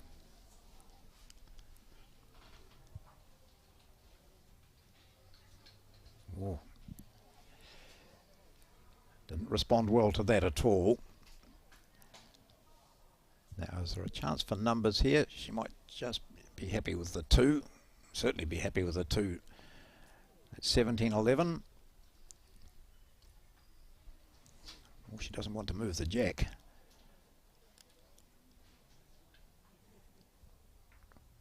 Well, she moved the jack, and that was fine. If she moved it back, she wouldn't have been happy, but she's taken also that jack just around to her a wee bit. So 2 shots for her there. So good end for Kylie Barber. Now 17-13, first to 21. Well, John, isn't it the case? We're just about talking that it only needed a couple of shots for Faye Matthews to perhaps take out this competition or this particular clash. And instead it just, well, we wouldn't say it reverses things around, but it certainly just keeps her in the contest. And as we'd spoken about before, winning that last shot, or those last couple of shots, are always the hardest.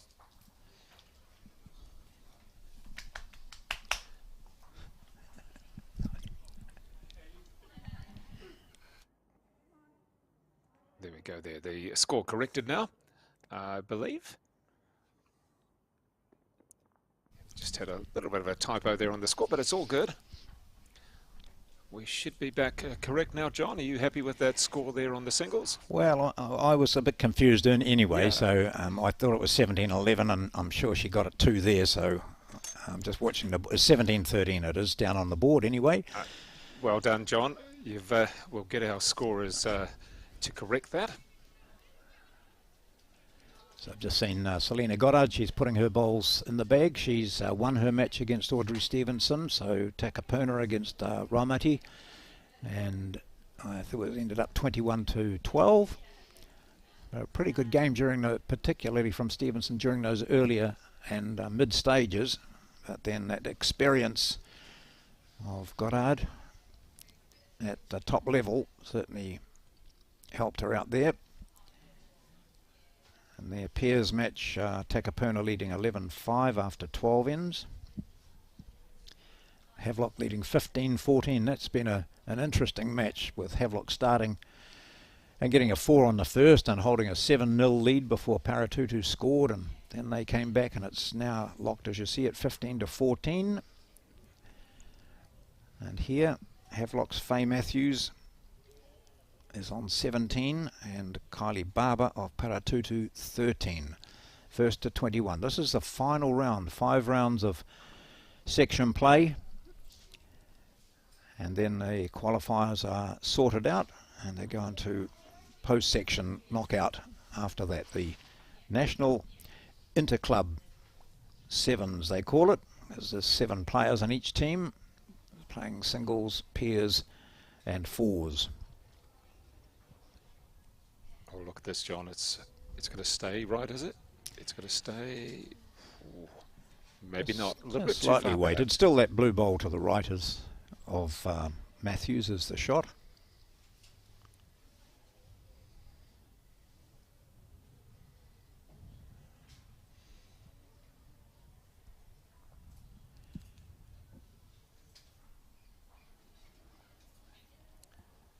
Playing that forehand. So they started playing the forehand here, and they both tried the same hand in on the first end, and it was a bit like this. They could not get their weight right. The green was awful. But they've been on the greens now for quite some time. They're well accustomed to it, so I think I'll ask them afterwards just whether that wind was having a slight effect. Well, this one on the backhand though, and seems to be a little better. Yep. A lot better. Which way is it going to fall, John? Is it going to fall? I don't think it's going to matter. She's well inside the previous shot. You see? Yes, one down. One down. There we go. Well, it can't be much. See, that's a bit deceptive, isn't it? If some hooks went up and had to have a good look at it before confirming that she was one down. Faye Matthews asked the question.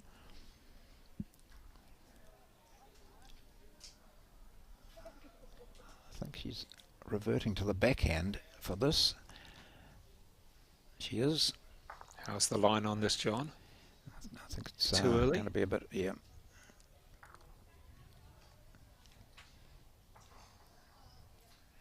Interesting shot too, because you know she was looking to set that shot bowl out. I think she'll only be down, or she's down one.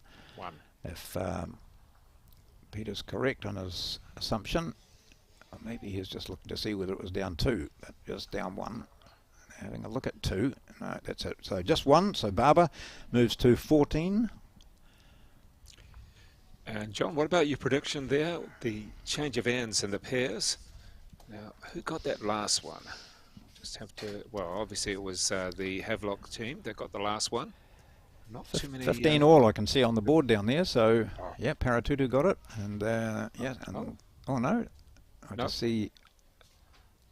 No, Jack must have gone in the ditch, started. I think, thrown up in the ditch because Paratutu. Oh, you can see quite a bit of wind. That Jack was shoved over to the side, wasn't it? Yeah, and look at Kylie's hair, you know, just flapping around behind her cap.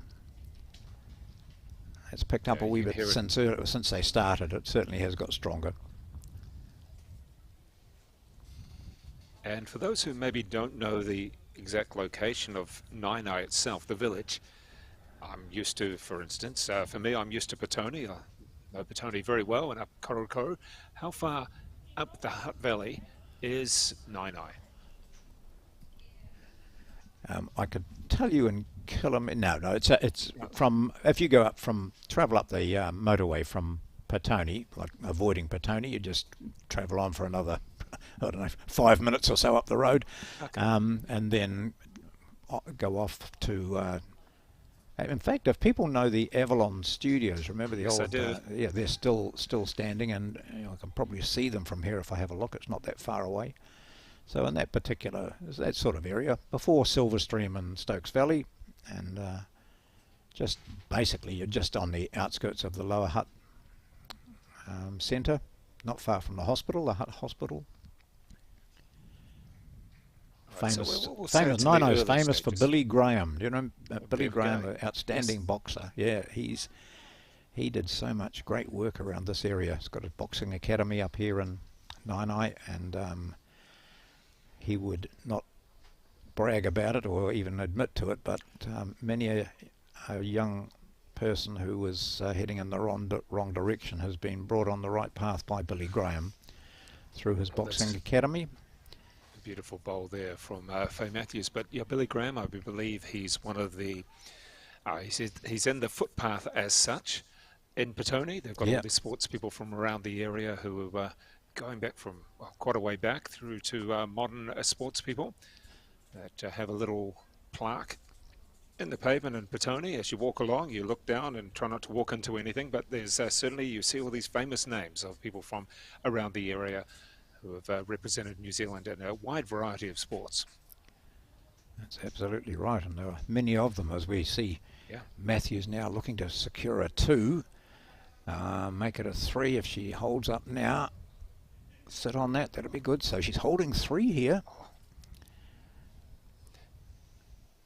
And score at 17 to 14, and she's holding a 3. If it remains like that, it's 20. And Barbara's gone really wide on this hand, looking to save it here, looking to draw a shot. Oh, she's played this quite well. She might have Yeah, she's cut out a couple. She has, certainly. That's a very good save. Nice. Well, John, depending on when this singles contest finishes, we'll then do a couple of highlights and perhaps then bring in the pairs onto the main screen, and we'll look at commentating that one. That all depends on how things finish. Of course, we can't assume things, can we? No, this singles game could go on well past the pairs. They're playing their 15th end. Well, actually, that was yesterday. That was potentially a match-winning end for Faye Matthews, but Kylie Barber was up to the task, drew second shot, and so it's now 18-14.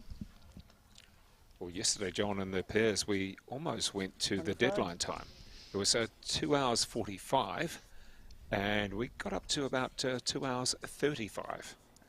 That was the end with all the kills. Yep. And I believe Colin there, our producer, was, I wouldn't say he was panicking, but certainly he was quite keen for them to finish it. Because I think some of the players were as well, because it was certainly a good competition and good contest. But Well, it can be. I'm not too sure about the light either. It can be frustrating when you've got a team that can be down by a large number with very little chance of winning, but then they just decide they're going to kill every end, and that happens occasionally. The only thing that happens there is that they annoy the opposition immensely and waste a bit of time. It's a good starter coming in on this end here from Faye Matthews. She's the Havelock representative within this competition, so Marlborough Club champions.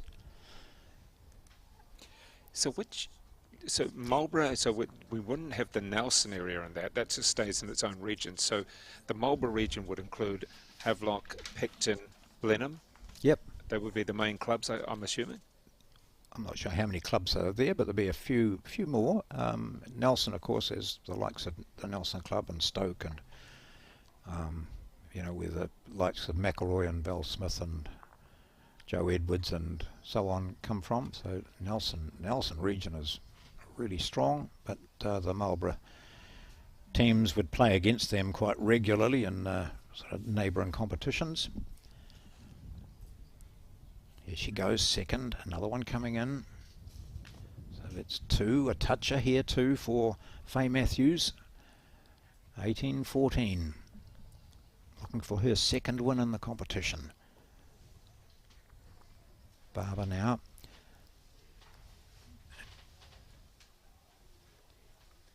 Well, John, I can actually tell you of the Bowls Marlborough and the number of clubs. We've got Awateri, Blenheim, Havelock, Kaikoura, Picton, Renwick, Riverside, Springlands, Takahanga and Whitehead Park. There you go. Sure, it's a lot of bowls, yeah, a lot of clubs. It's a big area, of course. Yeah. And Picton Club, the likes of Alec Wiley is living up there now, and he and his partner Jenny Anderson they frequent the Picton Club quite regularly. And again, that the Picton Club, I see quite a lot of their stuff on Facebook as well, and they just have so many events and plenty for the local public to get involved in. I'm just trying to sit this or not? Not quite. So still two shots here for Matthews. One to play. Well, here's one for you. Takahanga. Whereabouts is that club, John? Oh, Any come idea? on. Don't you know? Well, no, I'm sorry, John. I'm working on it. I'm going to look it up. I'm sure Good. You'll know. Okay. Well, this is a lesson for you to be prepared, David. So you've got to tell everyone where the Takahanga Club is, and just explain to everyone, because I just can't. I'm sick of helping you out. It's in Kaikoura. Yeah. There you go. Well, there you go. Good. How many members? You must have the handbook there, have you? Or just about on the Bowls NZ website, find a club, which is good. If you're shifting areas and you want to find a club, then here. She's down 2 and she's going to draw the shot. She is. Oh, what a great last bowl there. Toucher draws the shot when she was 2 down from Kylie Barber. So she saves. This is one of those matches like we were talking about earlier, Dave, of how you can get to a winning situation. Like Matthews is 3 away from the 21 required, and sometimes it's just hard to get those extra points to get through for victory. You have someone like Barber who's tenacious, and she draws that shot, and that was a beauty under pressure.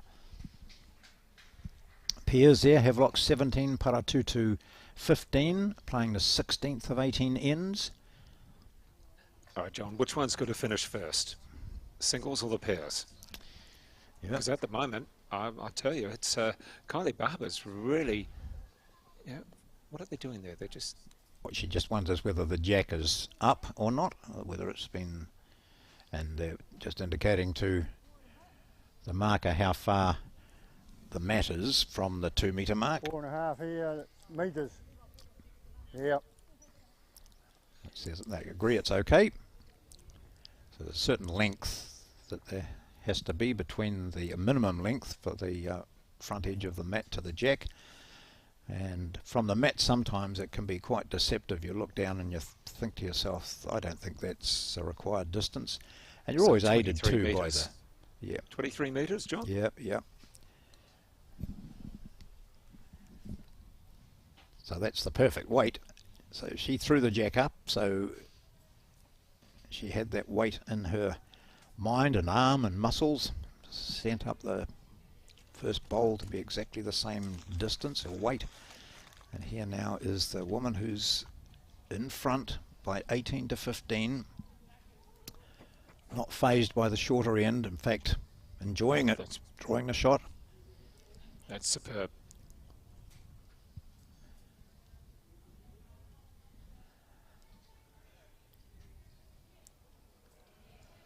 So at the moment, John, this is very evenly spread in both the pairs and the singles, and it means the results of who goes through to the quarterfinals is up in the air as well, because I believe, John, it could be either team can make it through.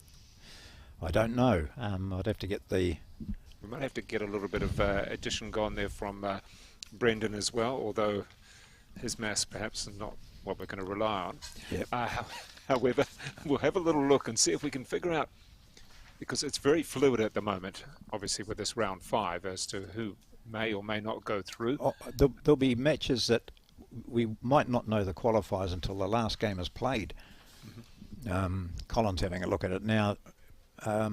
Just watching here, this bowl here, again, she's just going to draw the shot with a late bowl in this. Oh no, maybe not. Not far off it though, but still one down. So Havelock's Matthews holding shot. I can tell you, John, that Paratutu are actually in 4th in their pool. They need 3 wins plus favourable results in the North East Valley match to go their way. So they're in 4th. They need to win all 3 contests in this clash against Havelock. Havelock, though, are the spoilers. They don't have an opportunity or a chance to make it through to the next round. So this is going to be quite good fun being a spoiler. You know, you can have no chance, but all you want to do is ruin someone else's day.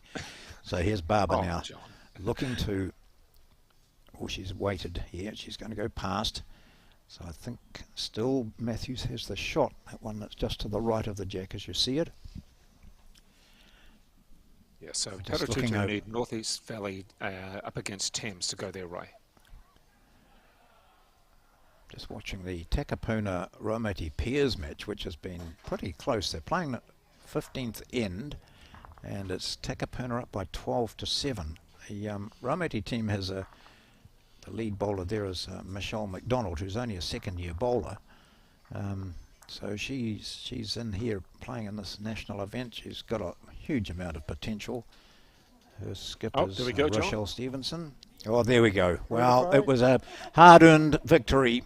It fluctuated so much this game, and eventually the Havelock player Faye Matthews wins it by 21 to 15. An excellent third end or final end for her. She needed 3, and she got it. And she has ruined the day of Kylie Barber of Paratutu. And as Dave Worsley said, Havelock could be the spoilers for Paratutu and their chances of going through to qualify for post-section. So there it is, a game which did fluctuate. We had Barber starting off well, and then she went for 7 ends without scoring. We saw a 3 apiece for them as they traded blows, and then towards the end it was just Matthews getting on top and eventually winning that game by 21 to 15. So fine win there for Faye Matthews, her second of the competition. Now, John, all right, so that game did finish first. We're going to have a look at some highlights, I think, Dave, aren't we? And then we'll go on to that pairs match, which is Havelock against Paratutu here at the Naenae Bowling Club. There we go. There's the highlights, and then we'll go for the last end.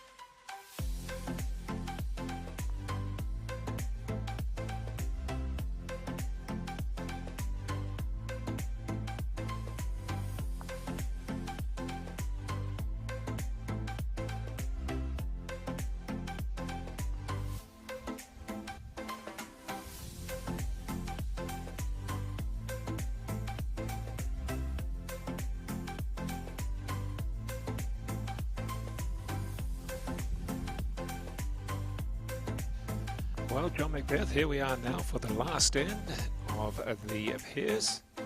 It's should be coming in now.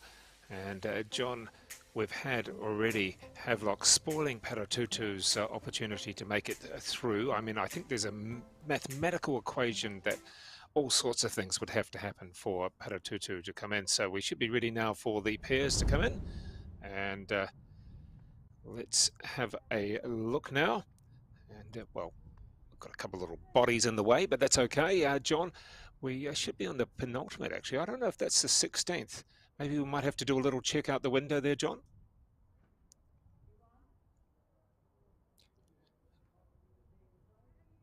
And not quite got the music there for the moment, but we'll come back with John Macbeth in just a moment. I think he might just need to lean on the buttons a little bit more. I'm just, I was just checking as you asked to head out the window. So they've played 16 ends, so they're playing the 17th, and Right. it's Havelock leading by 17 to 16. So a close match, very close match. The Havelock combination is Colleen Robbins, who's leading, and Pam Stevens, the skip. And the Paratutu combination, Kathy Andrews is leading for Heather Johns.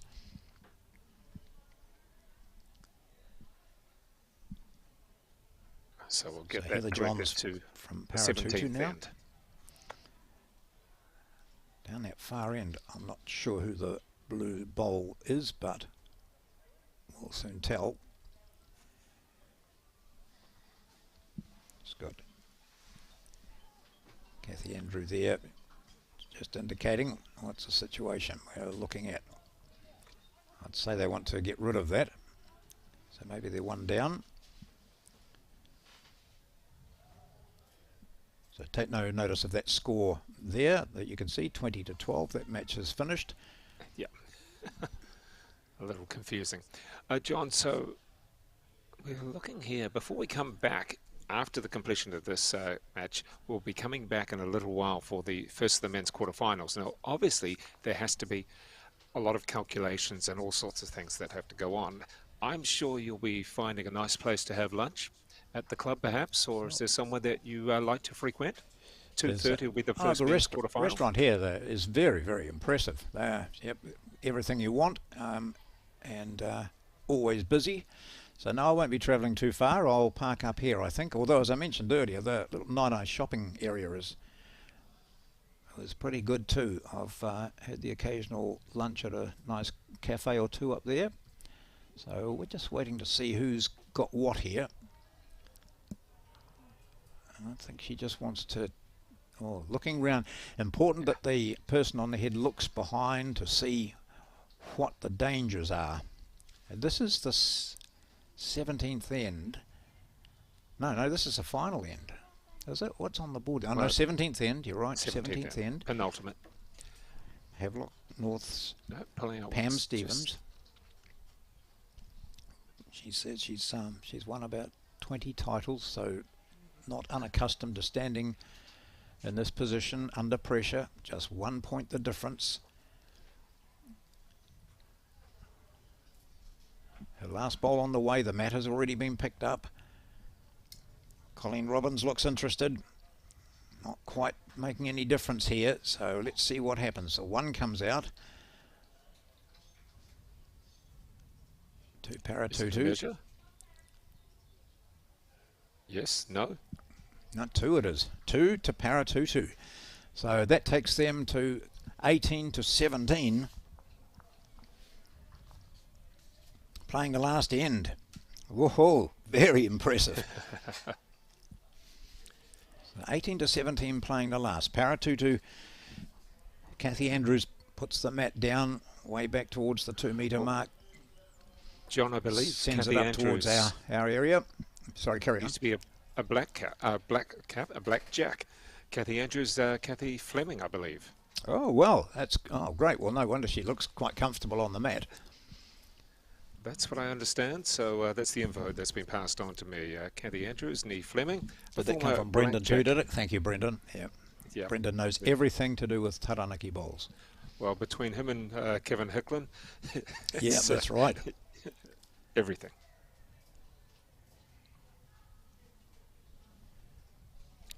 Oh, nice pressure. I like this. Playing the last end. Only 1 point in it. Para-tutu have the advantage of 18 to 17. That jack seems quite shallow, doesn't it? Is it quite a long way up? Mid-jack, I think, yeah.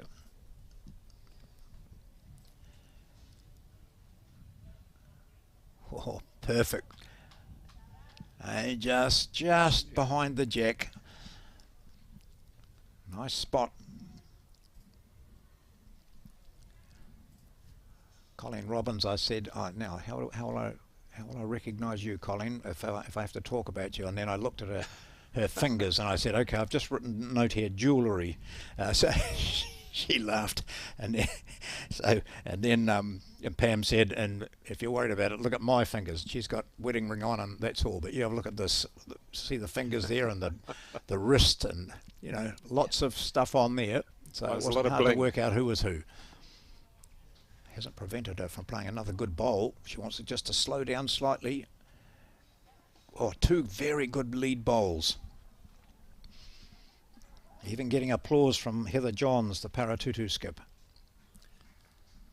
Well, we do have Kathy Andrews' watch, and she was cap 43, and she debuted in 2007, played 6 games for New Zealand. There you go.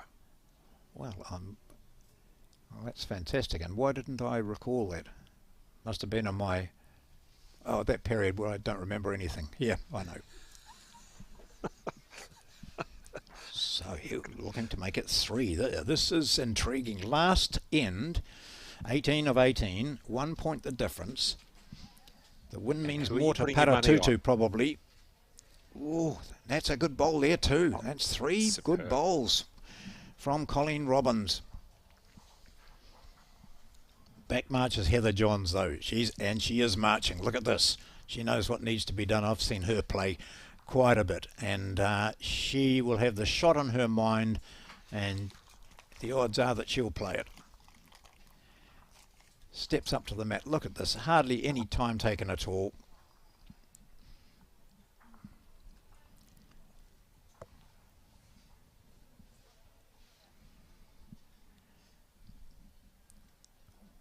Ooh, she's just going to overcook it. That's a sighter for her.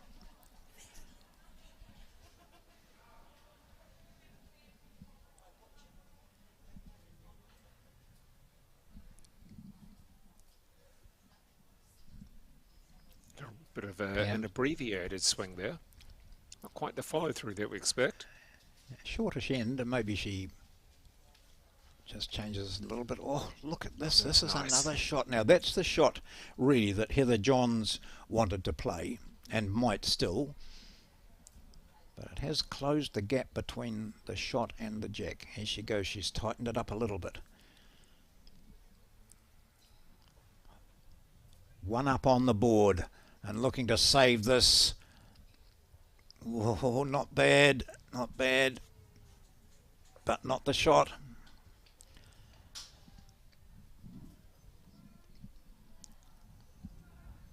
What do you do now, Pam?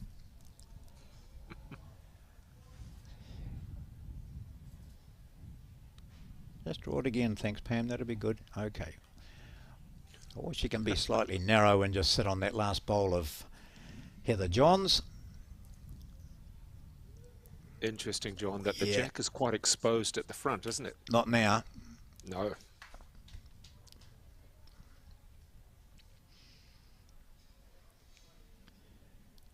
Last bowl for Paratutus.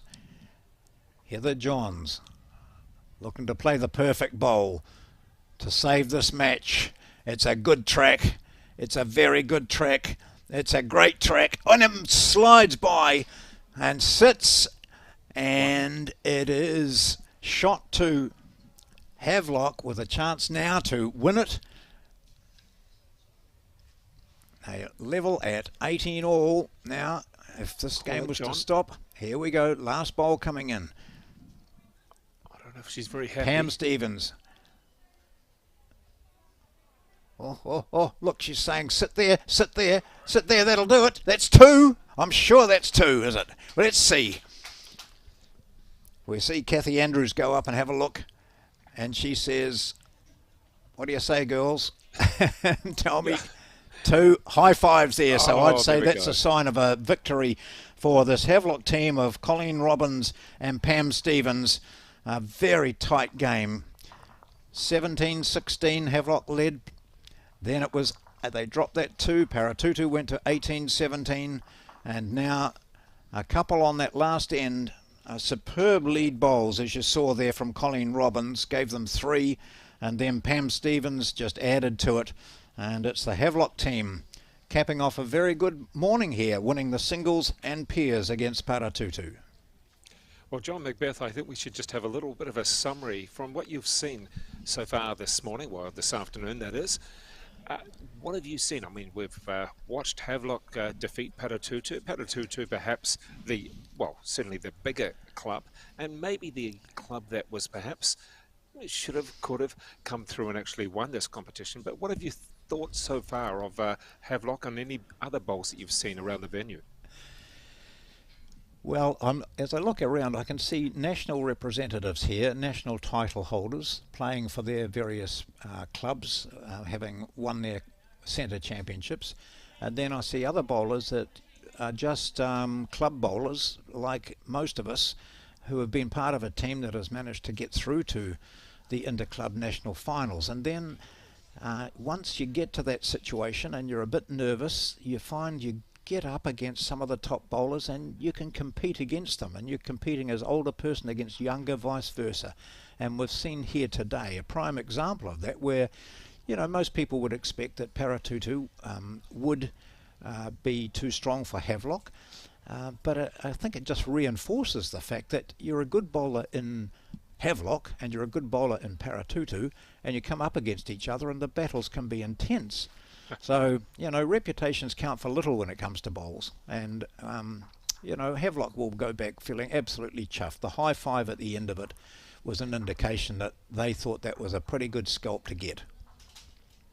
Yeah, indeed. The high five there from Havelock, and of course they were the overall winners, but they couldn't make it through to the next round, to the knockout stages, and neither could Paratutu in the end, with the other results they were relying on not quite going their way. So we're going to actually come back at 2:30. I know it's a bit of a gap, but there's so many equations that need to be, well, looked at, added up, a lot of scores and a lot of things like that. So we're going to come back, Dave Worsley, John Macbeth, at 2:30 for the first of the men's quarterfinals.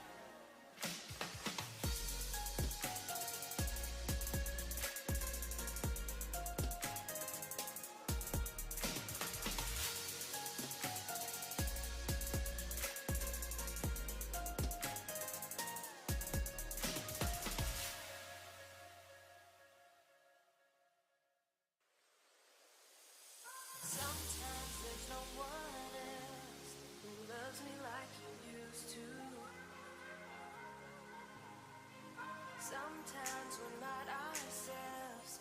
There's no one I can turn to. And I know all the feelings that we shared are in the past.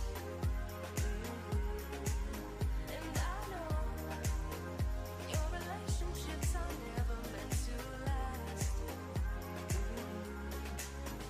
And I'll take some time, but I'll be alright. We're moving on.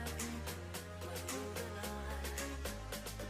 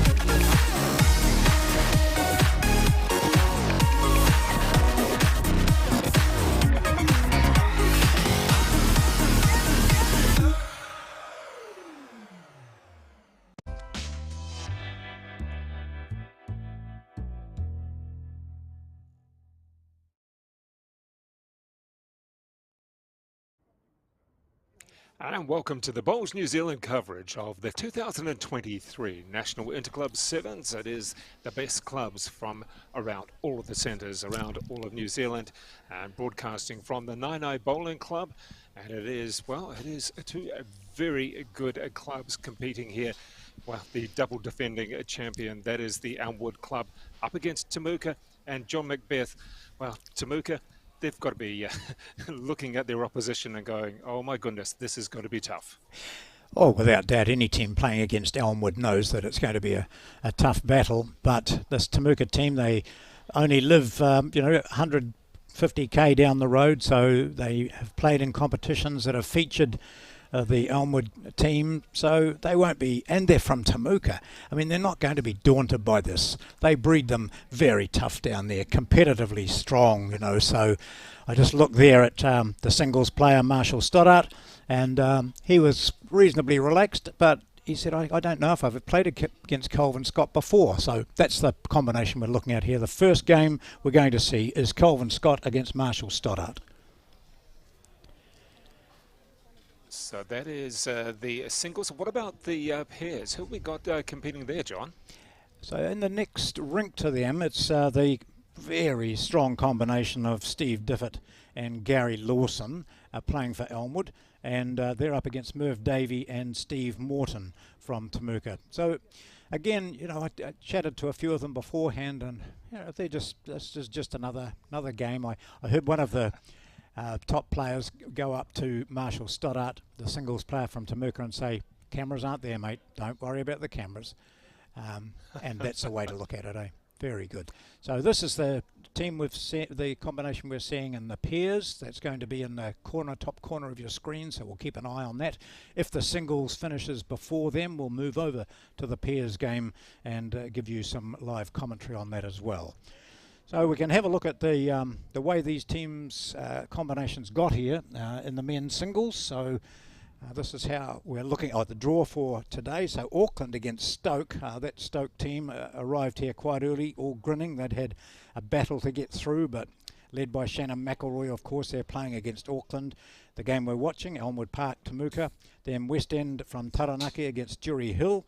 And down at the bottom, the fourth of the matches is Gore against North End of Manawatu. Remembering it is the sevens. They play singles, they play pairs and fours. So each of those teams will be playing those three matches, and all points count towards knocking the other team out or staying in yourself and going through to the next round. And John, just pointing out who is who. For those who may not be familiar, we've got Kelvin Scott just coming down towards the bowls now. We just saw his feet. So about to bowl. Who we got there? Is that... It's Marshall Stoddart. It is. He's the singles rep from Temuka. He's grown up in Temuka, went to school, college and everything in Temuka. Has been playing for 5 years. He's just come out of the junior ranks, so into his 6th year of bowls. And so his bowls are the black and white, I guess we could call it. Yes, yeah. Well, black and white is the colour of everything Temuka. They have a magpie there, also as their emblem. But if you're playing for Temuka, it's going to be black and white. Their rugby team played in black and white hoops. Everything is black and white. Not so much their political leanings, but So that's Indeed. Certainly it. And you see there Sue Way is holding the lollipops, and the red lollipops belong to Elmwood. That's Kelvin Scott here. Very familiar figure for those of you who follow bowls. He's won national titles, national singles. He's been in the New Zealand team. We saw a lot of him in Bowls 3-5 when it was appearing on TV in the initial stages. So this is a man who doesn't lose very often. No, and who's got this end? It looks as though it's Scott with He's got at least a couple there, I'd say. Just depends how close. I think it was at 2 lollipops. 2 it is, okay. Fairly certain. And so tell me the weather conditions there. We got a beautiful Wellington day. It's not bad at all. In fact, it's cleared up a lot of the overhead cloud has gone since our morning match has finished. The temperature is it's around about 18 degrees out there. The wind, which had a bit of an effect this morning, is not evident now. talking to Stoddart before they started playing. He said, "Oh no, the wind's not going to be a factor here." So there we are. So in general, it sounds like it's pretty much ideal conditions. And John, I believe you may have available some of the women's quarterfinals, or in fact, the women's quarterfinals, I believe, are going to come up on the screen in just a moment. It'd be good to have a look through those. You'll be able to identify all of those clubs as soon as they come up very shortly. I'm sure you'll be onto that and know we'll probably compete at all the clubs, so they should come up very shortly. I believe your club, Raumati, does actually have they made the quarterfinals, or they competed? I'm not going to talk about that. No, okay, I don't want to talk about that. No. So yes, okay. We do have the first post-section draw. Here we go for the women.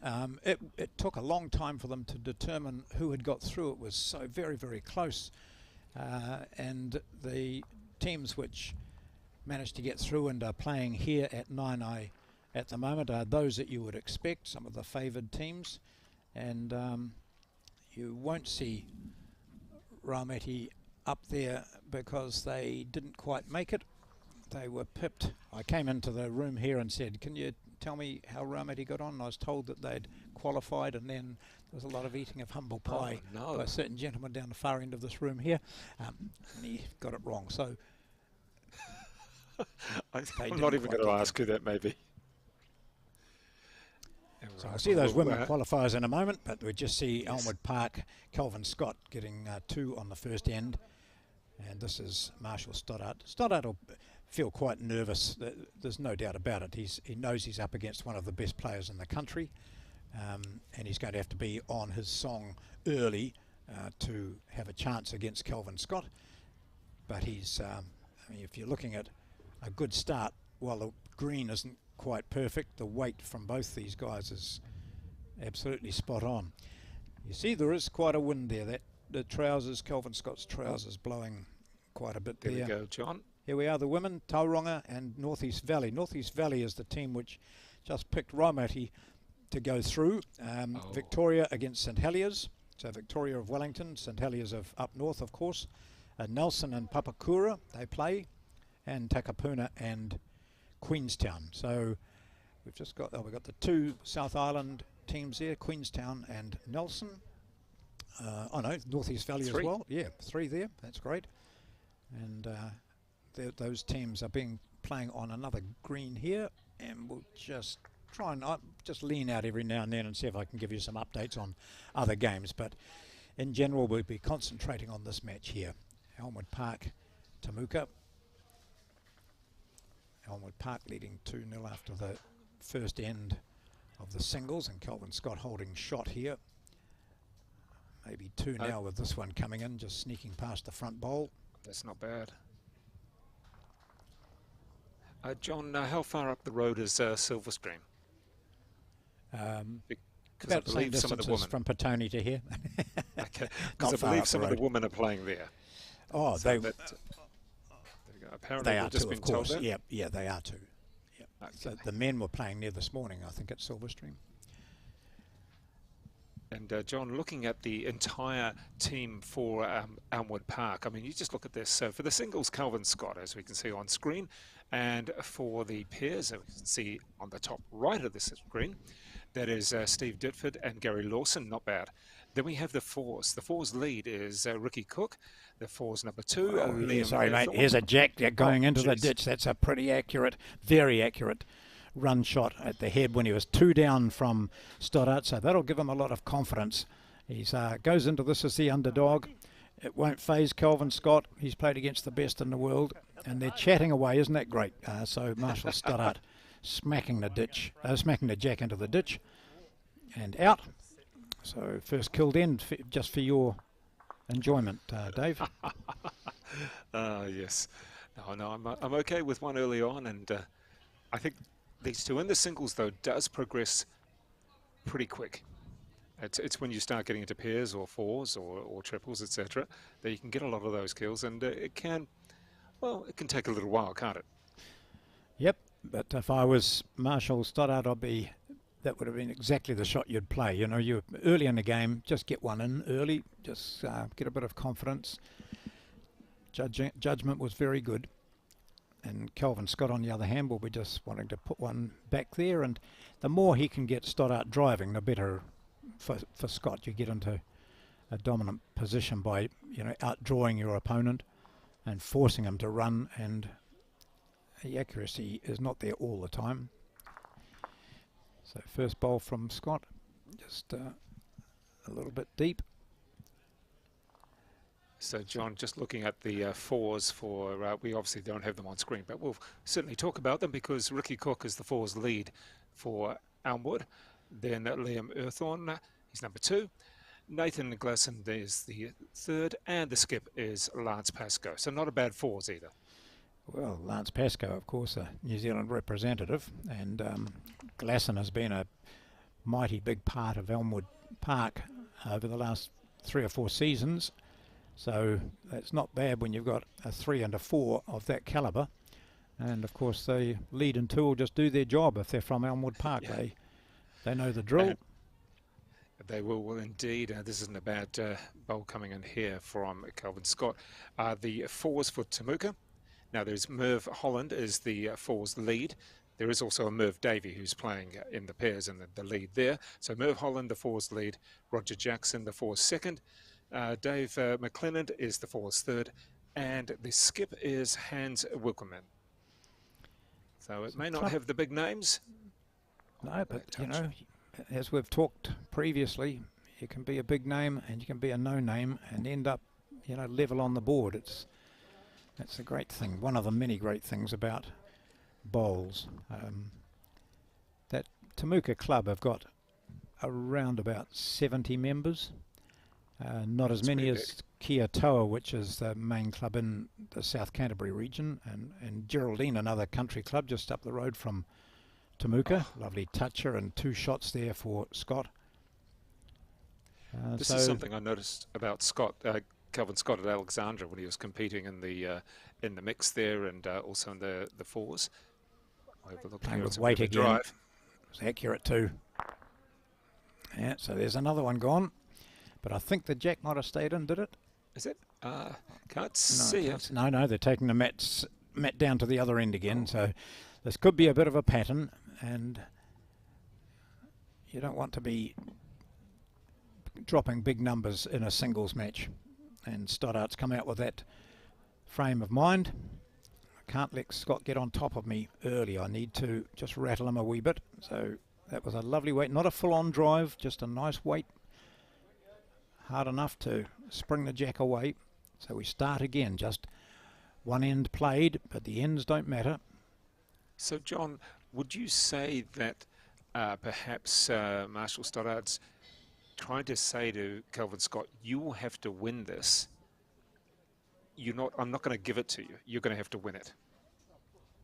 That's why he's sort of doing the drive and saying, well, you're going to have to win it, and you're going to have to win it well, because otherwise I'll knock you out the way.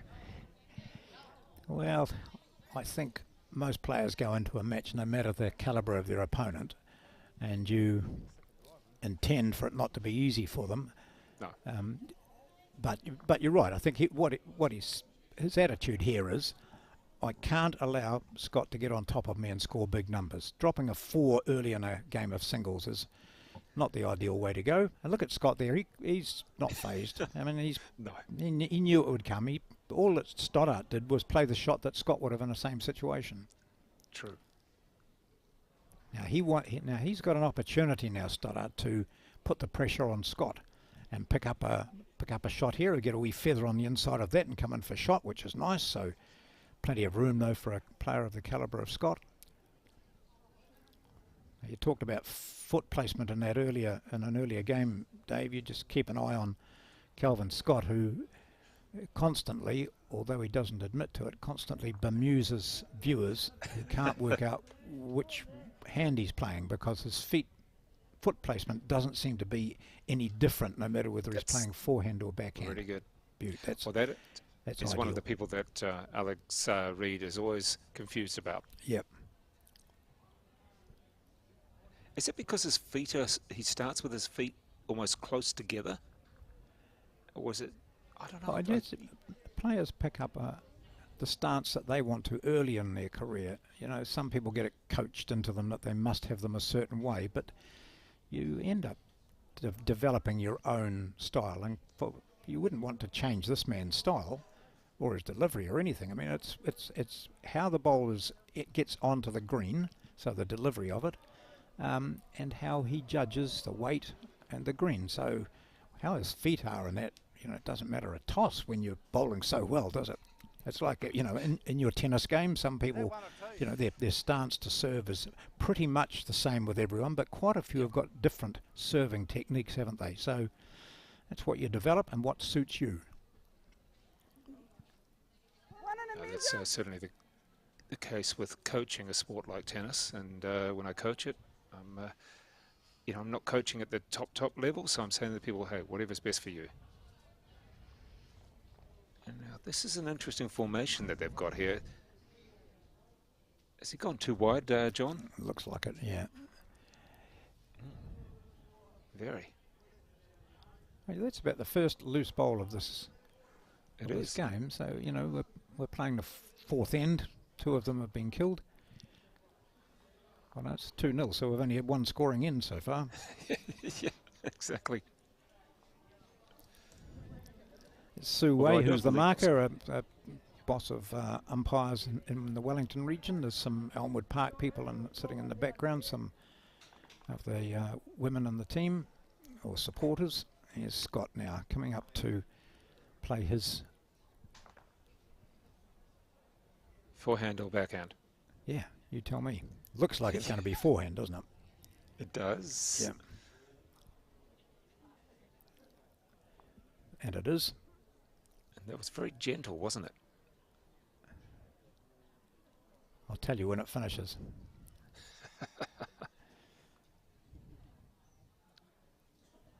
Looking good. Yeah, very gentle, Dave. He must be at least, 3/4 of a metre short. Now,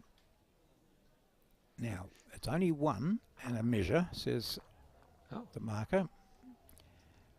I don't think we'll see a drive this time. But having said that, if he put the jack into the ditch, he would have the back bowl. He might get 2 out of it. So it will just be interesting to see what Marshall does with this.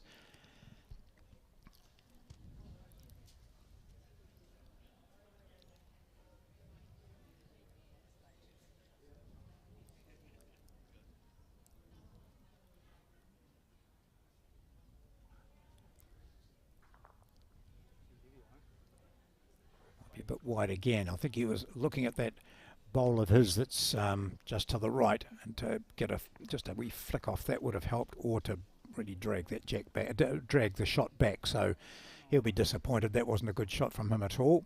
Just misread the green. And so a single to Elmwood Park plus a measure maybe. We'll see what they're going to do. Finger measure. Just 1. Just the 1. And John in the pairs, we're still looking at 3-1 there, Elmwood Park. That a very good combination in the pairs. It is, of course, Steve Ditford and Gary Lawson up against Merv Davey and Sam Morton. There's one particular bowl which is very close to the jack. Others are fairly spread out. You meant to pick it up about 3 times. Temuka, Marshall Stoddart has been there pretty much all his life. For people who don't know, it's north of Timaru by about a 15-minute drive, probably, not even that. Oh. Depends what the traffic's like. And he owns the camping ground there and has done for a while. And Temuka is one of those places that's very popular for tourists. Lots of good fishing and golf, a great golf course there. Some top pubs, good eateries, and you're only not that far from Timaru, where during the summer period they have the Caroline Bay free concerts in the sound shoal on the bay, which is a huge attraction. And the Temuka Club president, Look at this, John, and his crew do a lot of great work. I often see on their Facebook page the improvements they're making. They get the members out to help. And their secretary is Laurie Sullivan, who is a bloke I've known for a long time. He and his brother John I went to school with, and Laurie's been a huge worker for the club, so he'll be very pleased to see his team, his club, being qualifiers in the men's here at the Interclub Championships. So perfect green and in a nice spot, just hiding the jack. Now, John, you were from not Temuka, were you? Or certainly around south of Canterbury. Is Yep. that right? Oh yeah, I went to school with a lot of Temuka boys went into Timaru to go to school, Right. and the Sullivans were a couple of those. Used to say that if it wasn't a Sullivan or a Spillane or a Tarrant who was there to catch the ball when you threw it up, then you weren't at the right school. But all those names were big names in Temuka, and they all went to what was St Pat's High School in Timaru at the time. So good, I've got great memories of there. In fact, my wife Ray and I were married at Temuka, so a bit of an affiliation. So I'm hoping that the underdogs might get up and smack this Elmwood crew all over the place. It's not a problem having some bias in this one. I'm sure the Elmwood crew would look at you and go, They'd just say typical Macbeth. yes, I think they would actually, wasn't there? And we do have Stoddard just doing a little jog down. Could Keep turn in jogging because he okay. quite liked it, but he's just going to finish a bit short. A nice line from Marshall, but he's down 2 here. And his first one was in the ditch as well, so it's not a great end so far.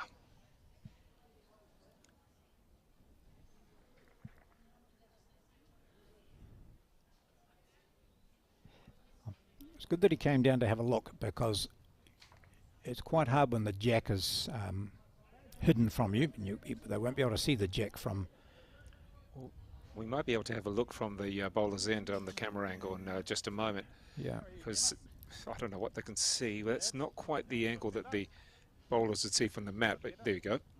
That's what you can see. so he's Nothing. been down to have a look, and he now knows that it's about, I don't know, 80 centimetres from the jack, whatever it might be. And so he knows he's either got room in which to draw, but I don't think so, and that's why Kelvin Scott put his last one close to the ditch, because he believes that if he was in the same position, he'd have a go at this, and he knows that Stoddart probably will as well. So playing with weight, and what we said about not getting them all the time, that's it, you see. So Scott wasn't worried early. He saw Marshall have a few shots at it, ran it off and killed the jack twice, killed the end twice, but you don't always get it, and this time he didn't, so he drops a couple. Well, John, for you, if you try to drive, you personally, or you've been watching people who you believe are good drivers, what would be the difference there between just your regular run-of-the-mill to then going, I'm going to be aggressive on this? How would you describe it? Well, pretty much a drive will go straight. It's, and we might see Scott have a drive later, and you'll find that it's faster than what Stoddart was doing there, and straight. Whereas Stoddart was, sort of an upshot, you would say, somewhere in between, but still fast enough, as we've seen, to dislodge and kill the end. So he believes he's got more accuracy by playing an upshot, a run shot at it, rather than a full-on drive. For those of you who've been on to the fantastic Facebook page of Bowls New Zealand and seen some highlights of yesteryear, and that's a loosener from Kelvin Scott. Seeing Peter Ballas in his prime, that's a drive. His drives would not deviate off that centre line. If that's what his target was, it would not move off that. Whereas we saw with Marshall there, it still had a little bit of green because it was a slightly weighted shot. He was a bit disappointed with that. Yeah. Yeah. A couple of looseners on this particular end. And I've just had Brendan, well, of course, from Taranaki, just saying the key to driving control, speed. Yep. Which is pretty much the way. So straight up the centre line, Brendan. If you were going there, you wouldn't deviate. It would just be smack on. So But the the correction here release not out so of your good from hand. Kelvin Scott. He's a loose, wide and short, and then another one that's gone 1.5 meters over. So this is an opportunity, and Marshall Stoddart might not get many opportunities to score more than a single against Scott, so he has to be in. Looks like he might have just cut his green again. Yeah, really disappointing that he knew. You see, he's gone even narrower with that bowl than his previous one, and he knew that he'd cut his green first up, and he's just giving Kelvin Scott the opportunity to come back after 2 loose bowls. And John, some applause there. Yep. That's not for you, is it? Who's that for? That, I think that was for Lawson, because it was Steve was applauding his shot, so I would have said that Temuka might have held shot or a couple of shots and Lawson just cleaned it out. Well, as we look at the pairs, it's very well spread. In fact, the jack is... Jack's moved yeah, it's way off the definitely centre moved. line, so it was probably got moved 2 metres. So here we go. Just pick your line this time. Get in. You've got an opportunity here to pick up a couple.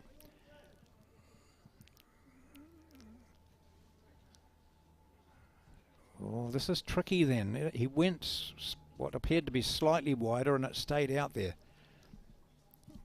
Gets into your head a wee bit when you think you've only made a minor adjustment. But Forehand or backhand? looks like backhand this time. And I'm only, oh no, forehand. I was looking at his eyes and I thought, oh, he's looking down the backhand side, but no. No. There you go. It is so difficult to guess, isn't it? Oh, there'll be people watching us saying, you guys. Oh, look, they're perfect. Well, I think if you watch him all the time, you won't necessarily get any better at picking whether it's a forehand or a backhand. It's just that his stance, his body isn't always pointing in the way that you'd expect most of the others, most other bowlers that you can see. So Stoddart has his back foot sort of on an extreme angle there. His front foot facing almost straight down. Now this is a big bowl from him. He just needs to make that correction. Looks like his green is better. What's his weight like to bring it in and draw the shot here and even move the jack slightly back to himself?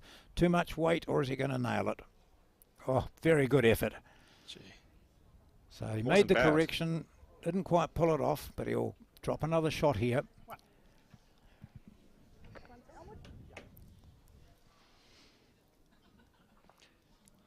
Four ends played. Ends don't matter, of course. It's 6-0. First to 21. Kelvin Scott of Elmwood against Marshall Stoddart of Temuka.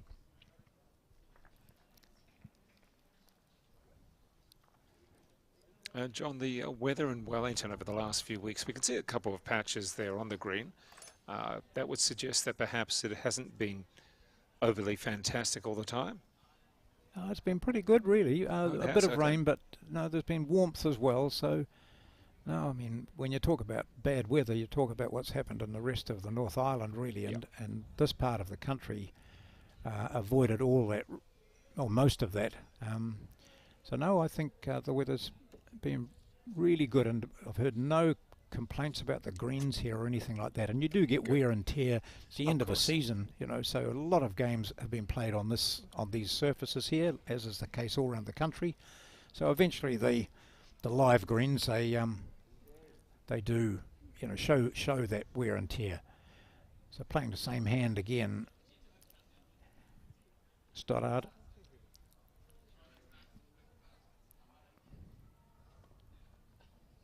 Yep, just overcooking it there, a couple of metres past. So Elmwood Park and the pairs up 8-1 now.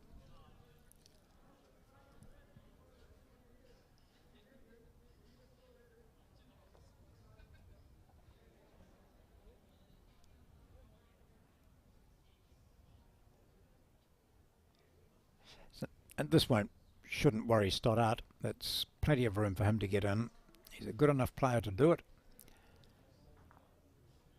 And we saw earlier, Dave, in that women's singles match, it took those players a good 4 or 5 ends to really seem as they'd got to grips with the conditions.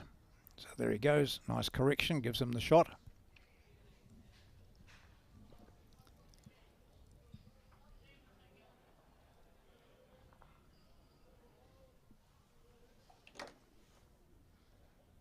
Kelvin Scott, very smooth.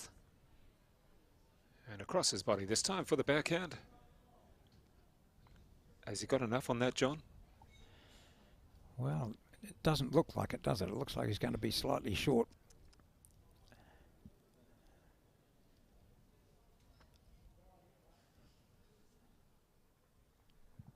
I think Sue Wei held up the blue marker, didn't she? So Yep. Stoddart holding. Changing hands possibly. Yes, he is, because he didn't want to risk pushing up Scott's bowl. He's played this not bad. Is it going to come in a bit? Yeah. Oh, just short as well. Yeah.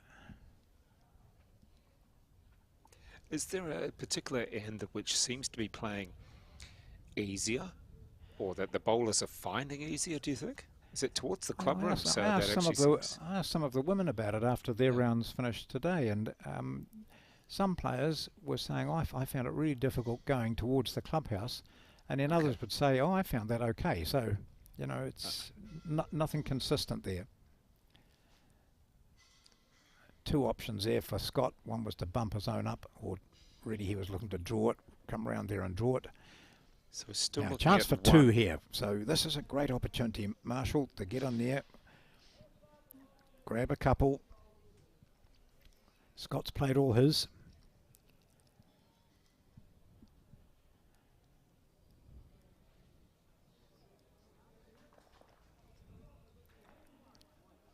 Well, unless things go horribly untoward here, he's going to get on the board. But a good opportunity here for two.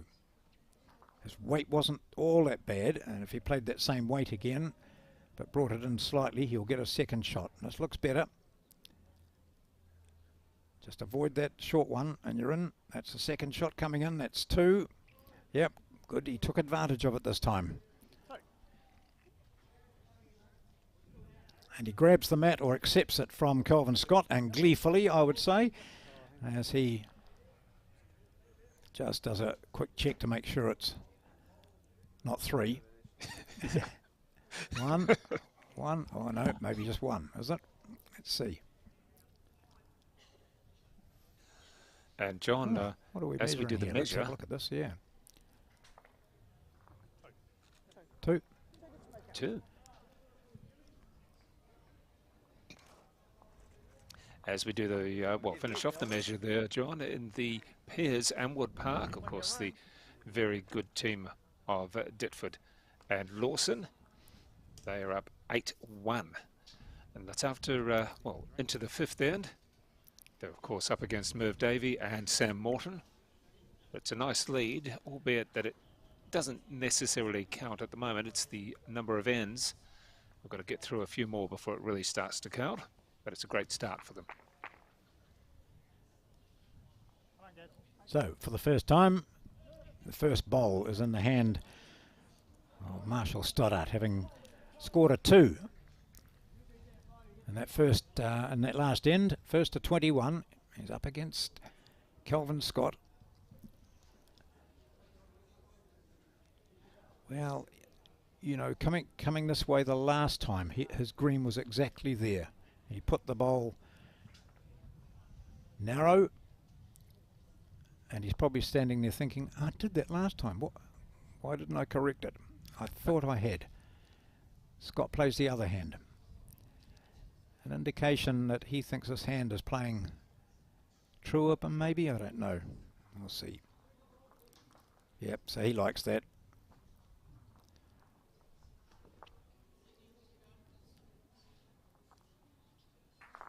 Nearly a metre short though, and here we go, the correction. Let's watch for this. Slightly more width.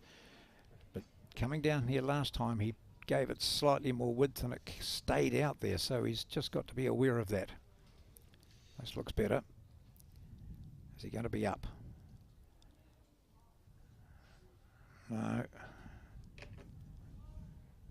So more width equals more distance, which means he needed the same weight as he played last time on a narrower line.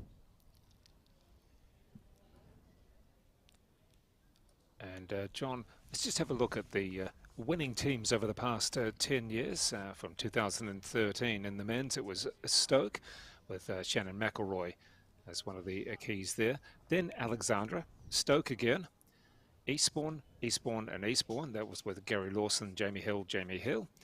Then a couple of years not played because of COVID. And of course, the last couple of years we've had as our singles player Elmwood Park, the singles player Calvin Scott. So there you go. That's over the last 10 years as this bowl goes close, but not quite. Just some of those names that have been in the singles over the past 10 years. Calvin Scott, Jamie Hill, Gary Lawson, Shannon McElroy, Bill Clements, Shannon McElroy. Not bad. There is one club just a year prior to that, 2012. Can you tell me the club that won in 2012, John? No, I couldn't. No. It's Frankton Railway out of the Waikato. Wow, okay. Rakaya Gregory as the singles. Wow. Well, we saw him recently, didn't we, in Yeah, we did. the national very talented. fours. And using the old-fashioned bowls. Yeah. He so that's only 4 clubs have won the title in the last 10 years. It's interesting. Yep. Isn't Stoke, it? Alexandra, Eastbourne and Elmwood. Yep. Of course, 2 years were knocked out Yep. as such. Yeah. But it has shown that if you can keep particularly your singles, albeit that there's also been some very consistent players, like for Eastbourne, you had Phil Skoglin as in the pairs skip. And others with plenty of depth there as well. Gary Lawson at Elmwood Park playing in the pairs as well. Ditford, Pascoe in the fours. So they've just always had so much depth. But yeah, 4 clubs. Whereas in the women's over the last 10 years, it's been a bit of a mixture. I'll just take a look here. We've got 2 for Elmwood Park at the moment there, John, but we'll take a little look going back 2013. Johnsonville, Mandy Boyd was there as a singles. Then Carlton Cornwall. We had United next out of Nelson. Paratutu, Taranaki, Hinuria out of Waikato. Mangawhai from Northland. Goodness. Then not played 2 years. Nelson and then Takapuna. He's hit it hard enough. Sorry, Dave. A bit of luck there, but Yes. he was up and he was on the right line, so he's knocked it up. He was down 2, and Calvin Scott grins as he goes back. Nothing you can do about it. That's part of bowls. Sorry, carry on, Dave. Yeah, so the last 10 years, as I mentioned there, it's Johnsonville, Carlton, Cornwall, United, Paratutu, Hinurua, Mangawhai, Nelson and Takapuna. So it's all over the place. Yep. Again, some very strong singles players there. Got Joe Edwards, Deb White. We've got Joe Edwards there again, or twice for Nelson. Mandy Boyd as well. Those are some of the singles. Here we go. This is a good shot. Oh, no. He got a bit of luck out of that. So he picks up a 3 and a fortuitous one. They'll both be grinning. But mainly Calvin Scott, because he almost smacked it right back to the 2 bowls of his opponent. But he got the rebound and it came back up. The jack doesn't often come back up the green. No. But it did then. 1 down to 3 up. Well, John, I believe that people said to me that the jack comes up the green possibly twice or just a few times every tournament, that you'd actually see it happen like that. Yeah. And that was a decent bounce. It bounced yeah. backwards and then upwards. So when Scott hit it, he would have thought, uh-oh, I'm going to go 2 down now rather than 1 down. And then when he saw where the jack was ending up, he would have been smiling. Yeah. So And he's out put the to a jack decent out lead. with his rolling the jack up. He's incorrect throw, so the mat goes to his opponent, who can put the jack up to whatever length he wants. Can put the mat wherever he wants as well. He's gone for something a bit shorter this time. Oh no, keeps on coming.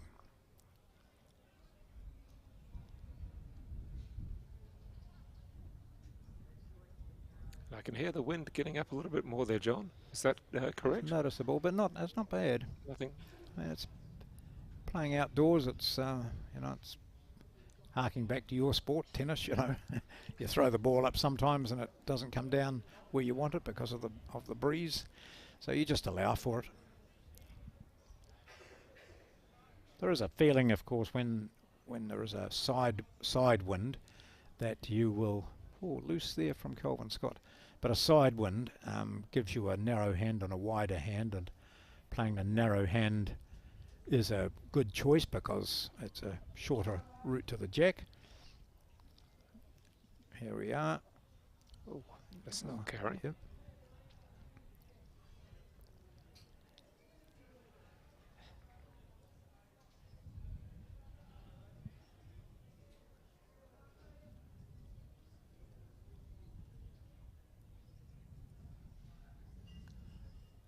Concentrating, walking out a few paces afterwards, shading his eyes from the sun.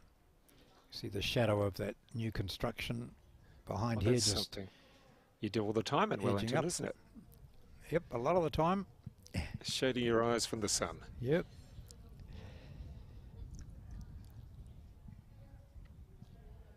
We're quite protective of our weather here, mate. So, as we kept saying to a lot of people up your way, gosh, you go on and on about our weather, but how good has yours been lately? You've had disasters up there with so much rain and the flooding, and so I wasn't here for the flooding. I was in Melbourne. well, you get it there as well. There's nowhere in the world as what it used to be with weather, eh? Apparently, wherever you go, it's always there. And Kelvin Scott taking the for a walk. little correction here. It wasn't too bad, but he played the other hand. Now he's switched over here, judged it well. So he's got a couple of shots here.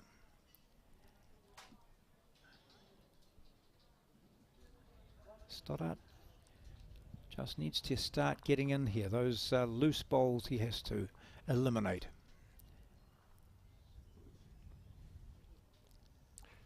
It looks as though we've had another end because one of our players there from Temuka is filling in scorecard in the pairs. Yeah, that's Merv Davey.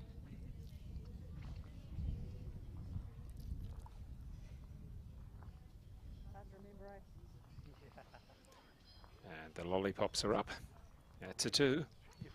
Scott is looking across at his peers combination to see how they're getting on.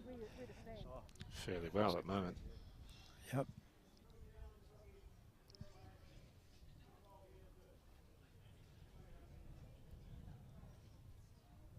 Like Mandy Boyd up in the background there, and I thought there's a few supporters around here. Some of the teams travel with a manager, / dog's body. Oh, this is looking good. This might be a 3 now for Scott. This is getting a bit tight for Marshall Stoddart.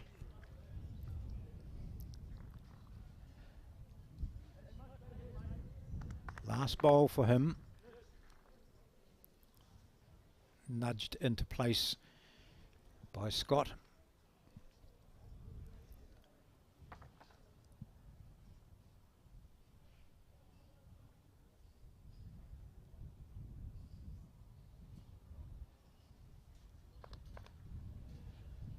Might be going with a bit of weight again. He is. Full wide. So a 3 here for Scott. Just sort of pushes him out now to a 12-2 lead. Well, John, have we got to a desperation stage just yet? No. No, you think he can still stay calm, and even though it's a big lead now, so you think that Soto can still, not feel that it's escaping on him? I'm sure that he's not happy with being 10 points down, and doesn't want to drop any more 3s. So he's dropped 2 3s in a row here. So if he'd only dropped singles, it would have been what, 8-2, which is a lot healthier. But he knows what he has to do, and that is to get a couple close, and he just hasn't managed that often enough so far against Scott.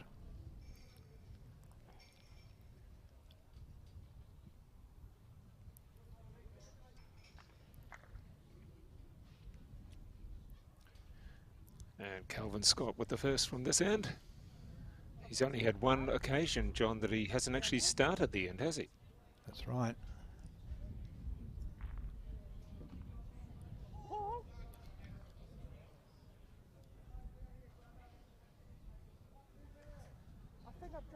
So I'll be interested to see what Stoddart does now, whether he plays that same hand as Scott, because he hasn't handled the other side very well. Oh, he has. Okay, so he's changed over. That's good. And I think that's wise, because he just struggled with the green. Even if he hits this, it doesn't really matter. And so he ends up in a really good position, and possibly he's not quite got the shot, but at least he's cleared it a wee bit. So he's given himself a clean track down there. I think we might ask if we can see a little bit of a flag around, just to see how that wind is, well, whether it's got up at all. It certainly looks a little bit on the T-shirts, and so maybe there's a shot that we can see coming up. Either that, or John, perhaps you can get producer Colin to run out there and, you know, just test it on his hair. Colin doesn't run anywhere. That's true, actually.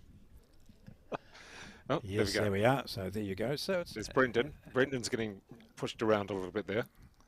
That's unlikely to happen. But there is it's a bit of a breeze, but not, you know, the bowlers won't be too concerned about it. So he went back to the other hand because Scott was a lot shorter. Nudge it, that's good. Okay, that's better. So that's given him 2. Now that'll give him some heart. What's Calvin Scott going to do here? Now, He just seems to 10 be up able on to the board. match. I'm not convinced that he'll ever go at it. He just maybe draw to sit on the shot bowl. Well, there we are. So there is a bit of a breeze up there, particularly up that end. So that's the end away from the building, from the club rooms. And you see the cloth that Stoddart is holding. It's when he brings that out, you'll see it flapping around a bit. Looks to be coming across Scott's left shoulder. Oh, I was wrong. He's having a go at it. Yep, that's it. Takes one shot out. Everything that Stoddart does, it seems that Scott can match or better. Yeah, well, remember he did it to Scott early on, didn't he? That's true. True. Oh, we're getting a shot of the bluish and cloud. The bluish sky and the cloud. So here he goes, looking to play the same shot again. That's good, because he doesn't have to change anything. If he plays that same line and same weight, he should sit on the jack. So it's not too bad at all. So it might be a second shot here or just running past. Good position there, though.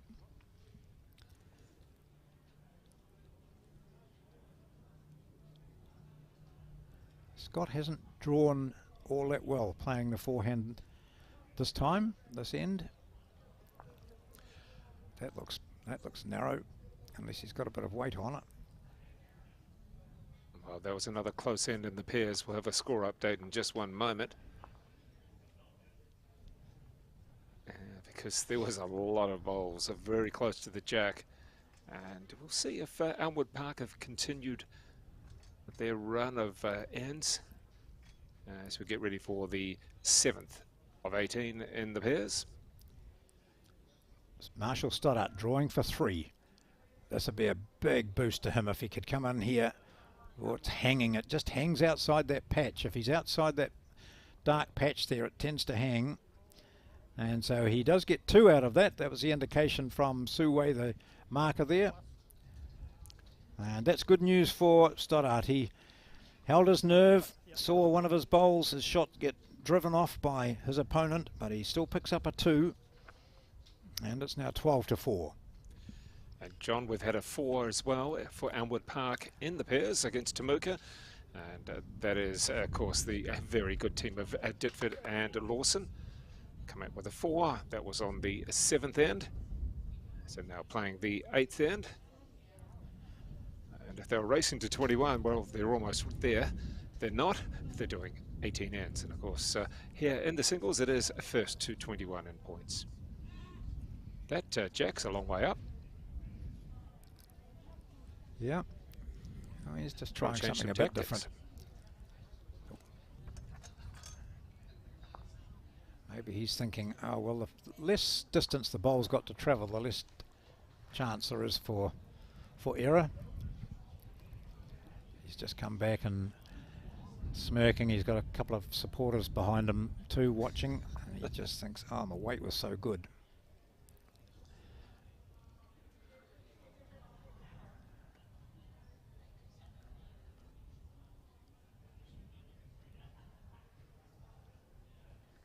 And then he sees Scott miss, so gives him a bit of heart. Doesn't need to change much here. His weight was pretty good. Drag the line in a wee bit. This could be a good home here for Marshall Stoddart. And we Yep, do have there a you score go. update as well from the fours. Well, it's 4 each after 5 ends in the fours. That's the message I've just had through. Might have to get you to stick your head out the window or something like that and check on Oh, that. I'm sure they're 4 accurate. each. I don't know if I can even see them from here. Oh yes, I can. I can see. Yeah. I was looking too far away. Well, Elmwood Park got Lance Pascoe standing down on the head. He's chatting away to whoever's within earshot. So is this another one here? I think it might be. Maybe. He can move the jack a wee bit if he likes. He's made quite a good correction. Gets a wee nudge, so that will be a toucher. Gets marked by the marker.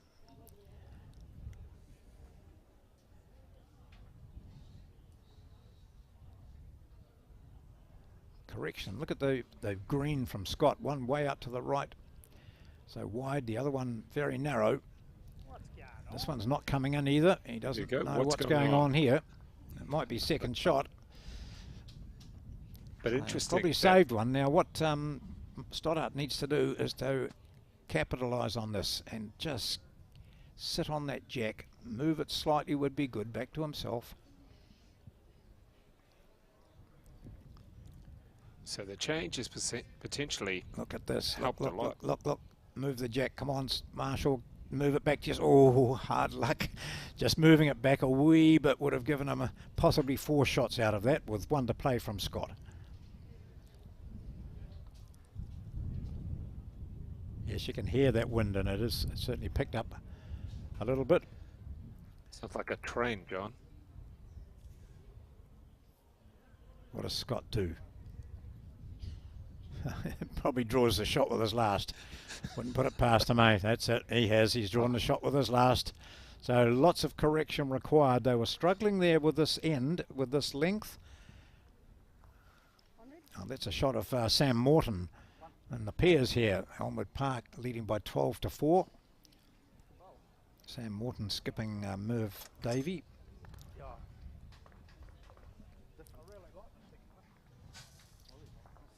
We're having a good little chat, the two of them. Well, As the score that's just- encouraging, and it's normally the case, Dave. In a match, it's unlikely or unusual for you to be playing someone who just doesn't want to talk.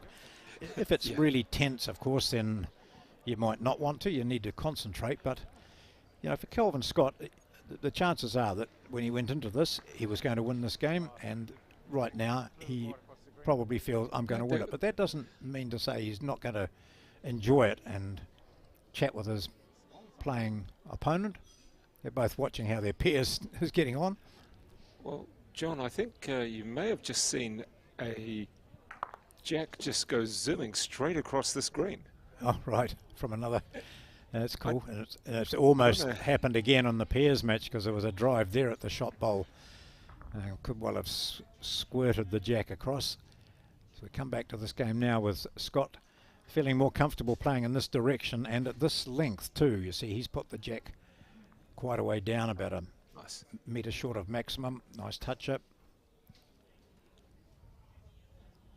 I remember down in Central Otago for the fours and the mixed pairs nationals, the Somerset fours and mixed pairs, and a couple from my club were playing down there, and they just second year bowlers, and they played against Kelvin Scott and his playing partner, and I said to them, look, don't be afraid to talk to him, and he was great. He said, look, I'm quite happy. I've pointed out a couple of things that they might have considered, and so a little bit of advice from such an experienced player, and it was so well received. Very good. Oh, look at that. Look at that. That's it. So Love's coming this way. Indeed. Now, What are you John, going to do the- now, Marshall? You're going to Yeah. got to be What's he at gonna least be up there. You can't afford to be short. John, the jack that did come right across a couple of greens was actually from Shannon McElroy and Jamie Hill. Right. Well, if you wanted to see someone driving, you were talking Yeah. about driving before, then both of those players they're into it just straight.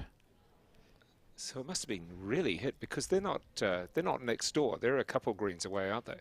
Oh, it's all angles though. It could have, smack it onto a bowl and got the right angle and it shoots across. Yeah.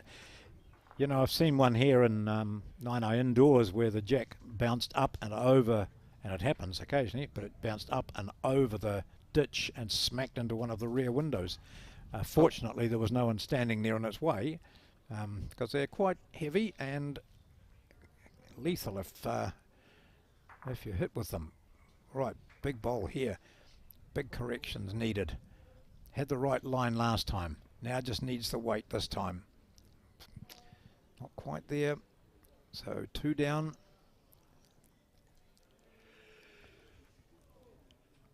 3 it is. In fact, I can just see out the window for Sue Wei. So this is where you don't want to be dropping a 3 or more.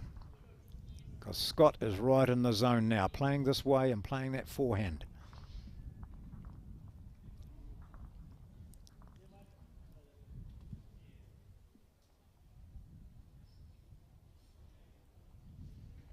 So while you've got your computer out, Dave, I want you to Google Temuka population, please. Is it Okay, I can do that. 8,000 or something? Oh, I'm not sure.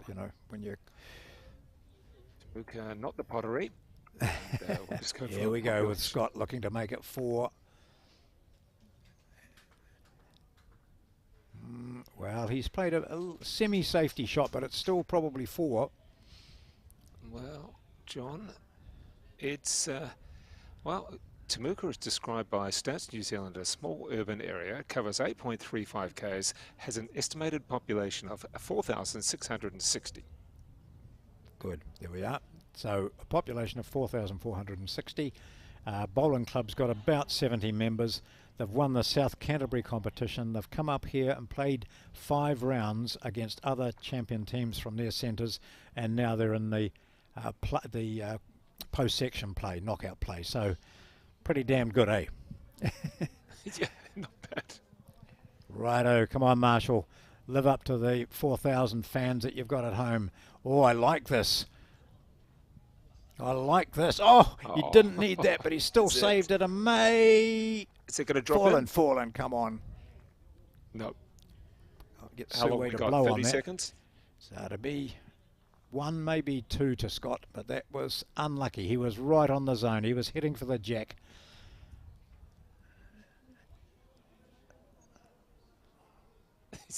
He's standing there Come waiting. On. Come on. Come on. No. So you kick out the Someone's 1, bringing the mat down. and then just, it might be 2, I think. They're going to measure it. Oh, it fell in then. He's putting his foot there trying to... He's taking 1. Yeah. Well, John, no. Yeah, it was... If I put my foot there, will that shift it? John, if we look at the jack watch, as we're going to call it now, apparently the jack of McElroy and Jamie Hill, that their green is playing the other way, so it jumped the spectators and flew across 3, maybe 4 greens. That's how far it went. This is what I've They're been playing told. on I've been another messaged green. this. Yeah, Are they? there's no way. Come on, that's even too far How for those cool two. it Isn't meant it? it jumped the barrier and the walkway in between. I'm just trying to see if I can see them down there. Anyway, good shot. That's a long way. Far better than a streaker. Wow, gosh, that went round the world. I didn't realise it until my mother texted me.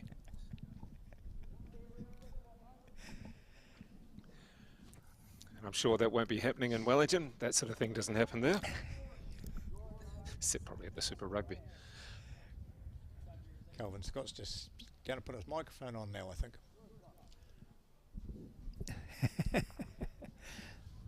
Has he got a microphone on that's working? It is. Yeah.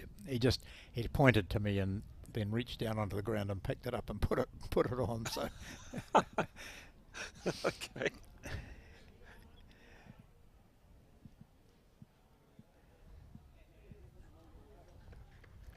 That is a very lovely first couple of bowls. I think the second one's going to be almost as good, John. Yep. The applause is for Gazza Lawson, just putting that blue one on the jack and the pairs match you can see to the top right of your screen.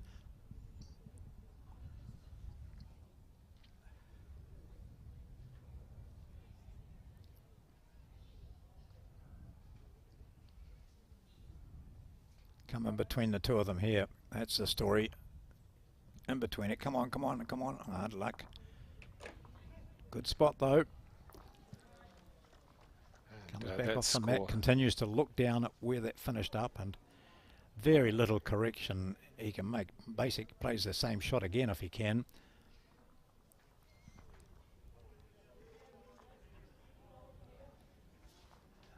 Scott taking pretty much the same line. But his comes inside, so okay, there's no gap there now for Marshall Stoddart.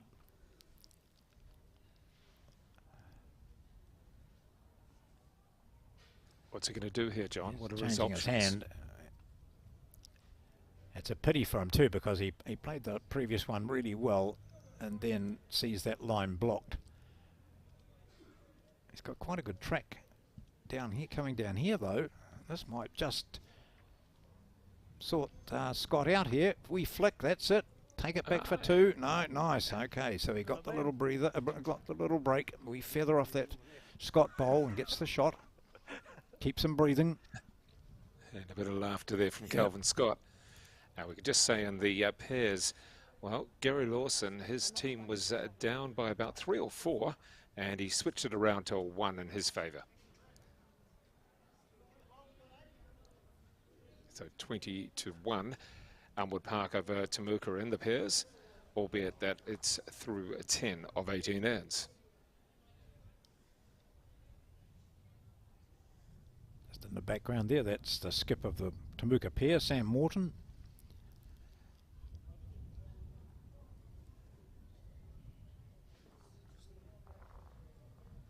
For some teams too, Dave, they've probably almost exceeded expectations. Qualifying in this standard of play is a victory in itself. Well, there wasn't much bitterness from Alex Reid. He said that his Point Chev team, well, they probably didn't deserve to beat the Auckland team. He said, you know, he would have liked to have made it through and be the representative team, but it just didn't happen for his team in the end. It was Auckland who went through, and Point Chev came into the finals. But Alex made up for that, didn't he, with his indoor bowls performance last weekend, was it, with his members of his family? I think so. He's Winning a left a title. blazer here in the office, which has a lot of medals and pins on it. He's an outstanding bowler all round, an indoor bowler in particular. I think that's where he started, and that's where he's continued. A nice bowl. I thought that was going to be right up. He had the same line, and I was watching it from behind him. But he gets one shot, so that's the third end on which he scored. That's 14-5 in favour of Calvin Scott. This is the singles in this first round of post-section play. Temuka, who won the South Canterbury region qualification against Elmwood Park, the Christchurch or Canterbury champions. A star-studded team, as we've mentioned, the likes of Calvin Scott, Gary Lawson, Steve Dipford, Lance Pascoe, just names that always appear on people's lists of the best players in the country at the moment. And John, I have a few other scores from some of the other, well, from the fours in Elmwood Park against Temuka. At the moment, after 7 ends, it is Temuka 6-4 up. I don't know if that's a surprise, albeit early stages. And also West End against Jury Hill. There we go, one of the other games going on. It looks to be in the pairs. West End 12-1 up after 8. And in the singles, it is 9-7 Jury Hill up against West End. The fours, very close through 6. It is 5-4 Jury Hill up against West End. Some interesting results there, and just see a bit of a slight toucher there from Kelvin Scott.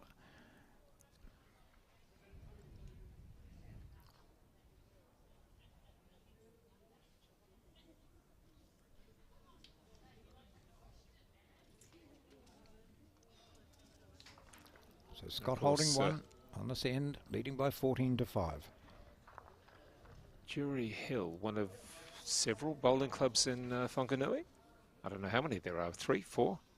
Or more than that. What did you have from Marlborough? About 8, 9, weren't they? Yeah, I guess, yeah. So there's probably about that many just in Whanganui City.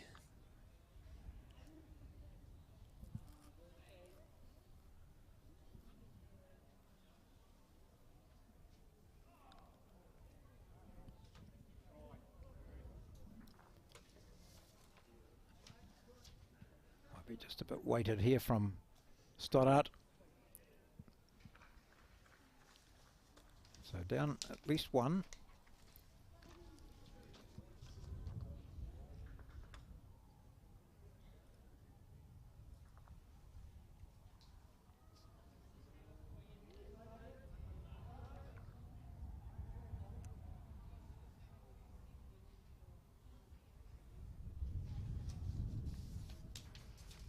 Ooh. One down. That's the way the wind's blowing across as we look at it from right to left. You see the rag and the cloth in Stoddart's hand. When he held it out, it was getting picked up quite a bit. Now he's got a good opportunity here for a couple if he can. Oh, needed to be up there. Doesn't quite get the break this time of pushing it up for shot.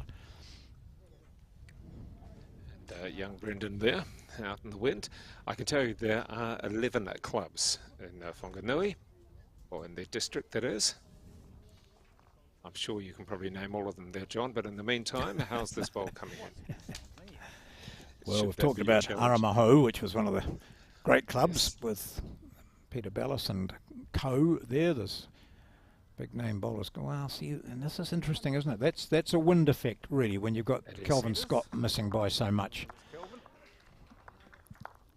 So what is it? Just one shot? It looks to be 15-5. First to 21. Oh, he's just looking at that jack, isn't he? I'm not sure if there was a particular place that he wanted it.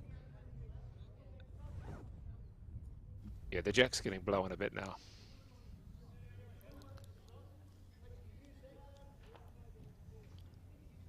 Yeah, but that got blown a different way. Towards the way the wind's exactly. going. Yeah.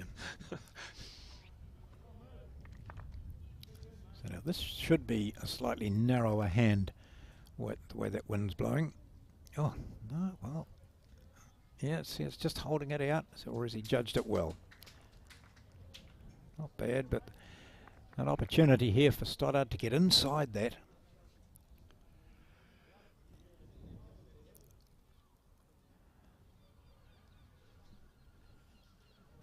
Well, John, tell me there with the pairs, what's going on there? Because I'm seeing one bowl short, one long, and one medium. Yeah, it happens. I don't think anybody's going to be very pleased with it. No. I see they've dragged the mat out quite a bit. I'm not sure whether that's unusual for this game or not. I don't know. But now this is good correction as he's come underneath his own, which is where he wanted to be, but then his weights just let him down. Now Scott, the last time Stoddart played, Scott stood there and watched his line. He's doing it again. He just turns around and has a look at that line of what Stoddart's playing. I don't know whether they're playing the same bowls, and it doesn't really matter, but it's sometimes you just get a little gauge. This looks good, doesn't it? It's much better. Going to get up for shot. So far. Oh, still short, but it'll be in there. One blue. That's the colour that Marshall Stoddart is playing under.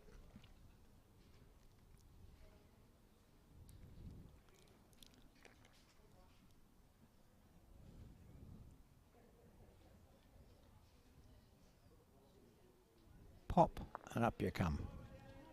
Enough for shot? Probably. Yep, it is.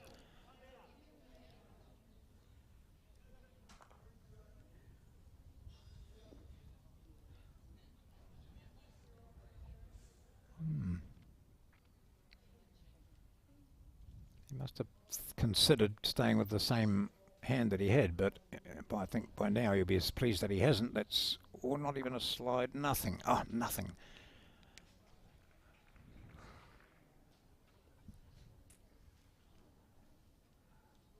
Gee, that's a bit of a blocked view, isn't it? Maybe we can see from the bowler's point of view. Oh, well, it's there you go. pretty good there for Kelvin Scott. He just plays the same shot again, I would imagine. Those couple of Stoddarts that are on the left might just be in his road, though, and it looks like he's going on the forehand. So draw around those bowls, and he's been down there, so he knows that the two from Stoddart are, that's how short they are, whatever that is, half a metre or something. Plenty of room, no danger. Probably wishes he hadn't changed his hand now. Exactly. So Stoddart's had a good look. Yeah, so what does he do here? Does he play on to his own, because playing the backhand again and just pushing his own up, or getting a slide off one of Scott's bowls, or does he go for the open hand as he did last time, where it looks easier to draw the shot? Well, is he going to be safe or a little bit adventurous? Well, he's got he's down by 10 points. He's got to really get on and score something. Here we go. Yeah. Let's see what this produces.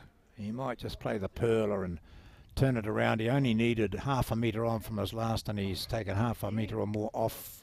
Unfortunately, line was pretty good, but he needed to be around those front bowls of his and into it, and so he's drops another single here. 16-5 in the race to 21. It's Kelvin Scott representing Elmwood in the Canterbury Centre, leading Marshall Stoddart of Temuka from South Canterbury, 16-5.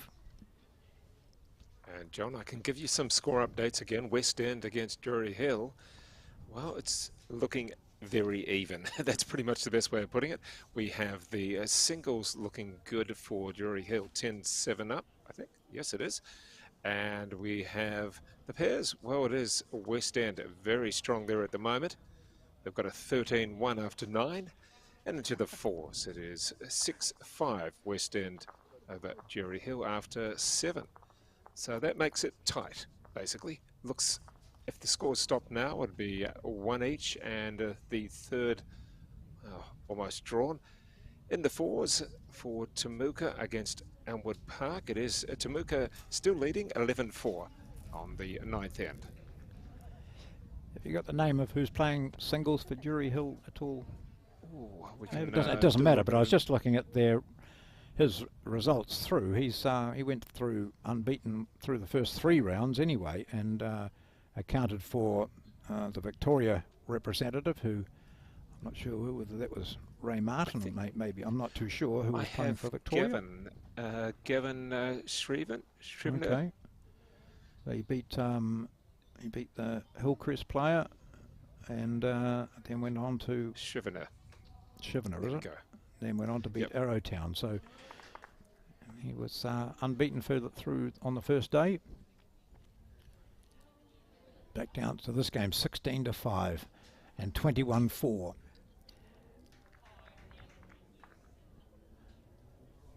Just watching that lead-off bowl for the pair, Merv Davey, and the black bowl coming down now, way short, and he's wandered back, and he just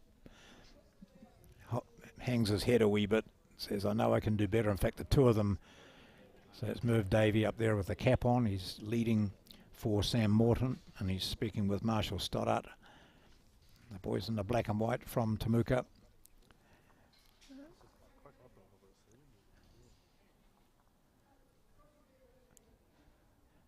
Back here in the singles game though, Stoddart holding a couple here on this end.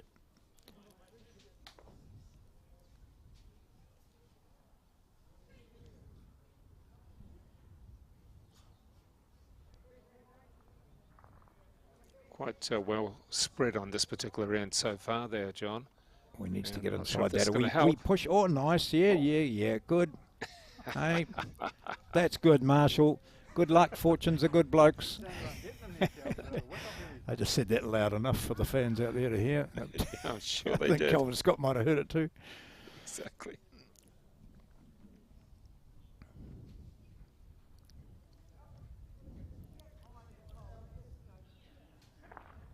Backhand, searching for that shot. You watch. That'll be Scott's aim, is to get up there and just sit out that. But he hasn't managed it. And that's a scattered end for Calvin Scott. Look at those 4 white bowls. The jack It's is unusual. somewhere in the middle. Well, we can see where it is. Right, over 4 here, Marshall, and you'll be high-fiving yourself. What do you think? I think he's going to get this quite nice. I think it might be too. If he's got that weight, he's up there. He's going to sit in there and get a 4. And the crowd goes wild. Wow. Gee. Not over yet.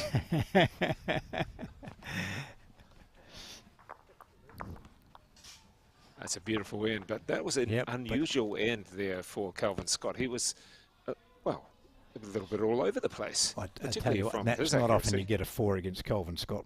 No. Hey, so that's good stuff. He had to earn it. He had the opportunity when Scott was off target.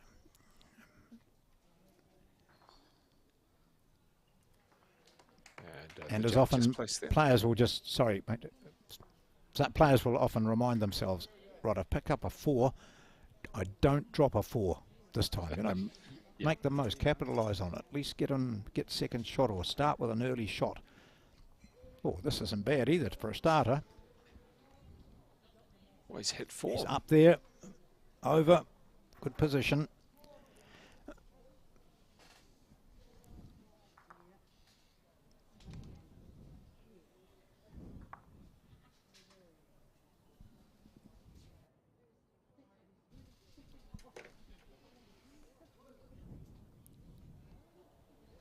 Scott he'll be really angry with himself, annoyed rather than angered. But just doesn't is like better, to though. drop those. That's good.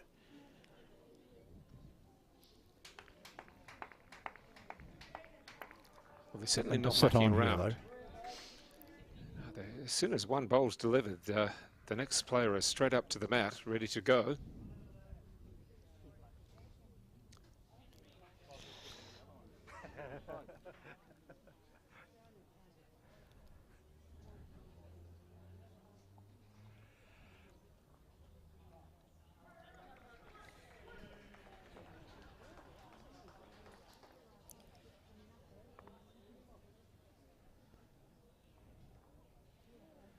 I think in that pairs match, Temuka might be down 3 on the head. Not sure. Here's Scott. Now remember what I said. You give away 4. You want to get them look at back, that. and he's halfway to it.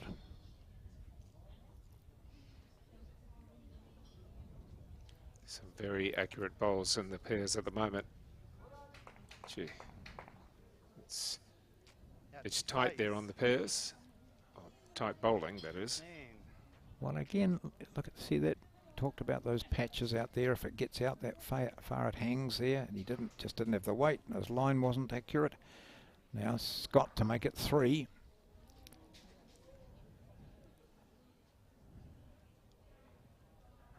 And soon we'll have Stoddart having a wee smack, will he? I'm not sure here, but he doesn't want Wind to. it up. That's it. Don't want to concede a 4 when you've just picked up a 4. He's going to wind it up. Come on. Who would be the fastest driver in New Zealand at the moment? McIlroy? He certainly had his, when he was doing it at his peak, and I'm not saying he's past his peak, even though he's just missed out on the New Zealand team. Well, let's see what he does. Just try and use one of those bowls. Sit on those two, cut it down. So he got a shot in firmly in his mind. That's the main thing when he steps on the mat. He's playing with weight. And it's drifting. yeah. So Started now off looking pretty good. the 4 comes back. So to answer your question, I don't know. If you had asked me when Bellis was playing, you would say there was no one in the world that could match Bellis when he was really winding it up. His arm went back up behind the back of his head almost, and he swung through and he ran down about 5 paces. And others like Nick Ankovic and older players were equally vicious. But now you see even here today, as you've seen McIlroy, we've seen Lawson, all have a go. But then again, I suppose it's more what you do with the drive rather than how fast it is. Oh, is he not got in for 4? He hasn't. He's got out to there where it's hanging a wee bit as well. So just a 3. Just a 3 for Scott. Just a 3. Well, but he's at 19 now. Yep.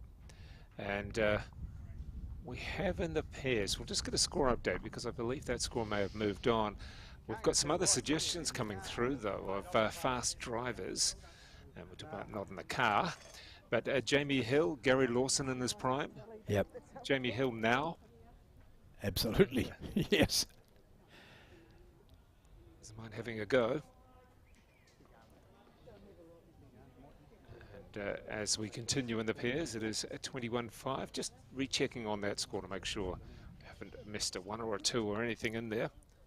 Sure, Brendan will be able to come that's through. the same as on the board, 21-5. Yep, we okay with that? Yeah, just checking the ends after 12, yep.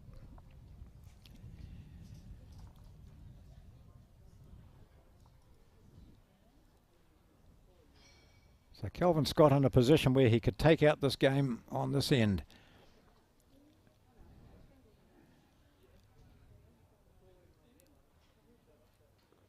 Strange things have happened, and it can take an eternity to get from 19 to 21. So his first bowl has gone out of sight. See Sam Morton there to the side, just having a bit of a chat, bit of a giggle, bit of a laugh.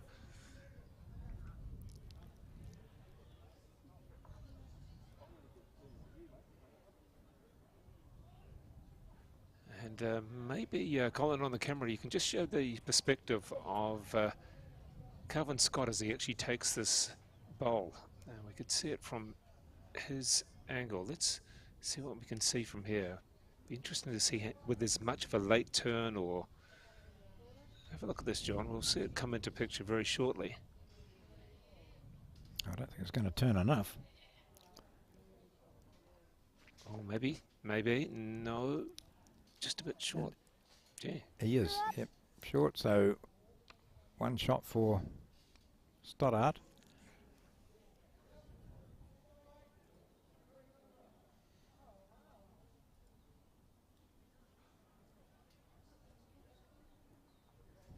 That's gone very wide.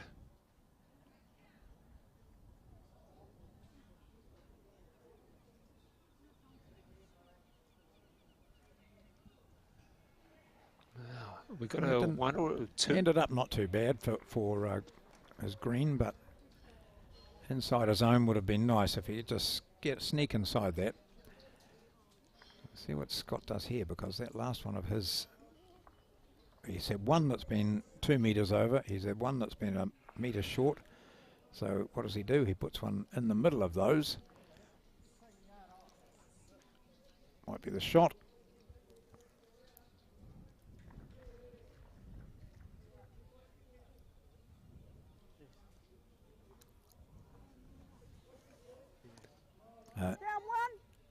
Okay, yeah, there's the shot. Yeah.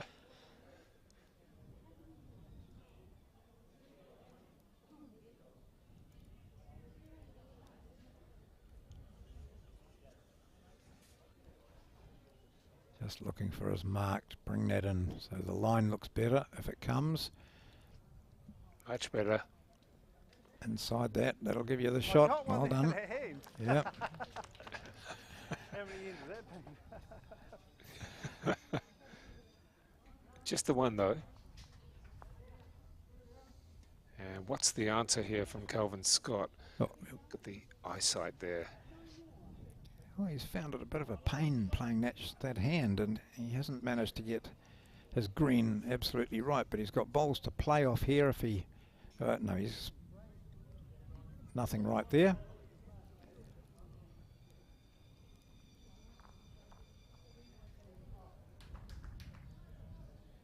Come on, just draw another one, Marshall. It's all right, just another one exactly as you did last time.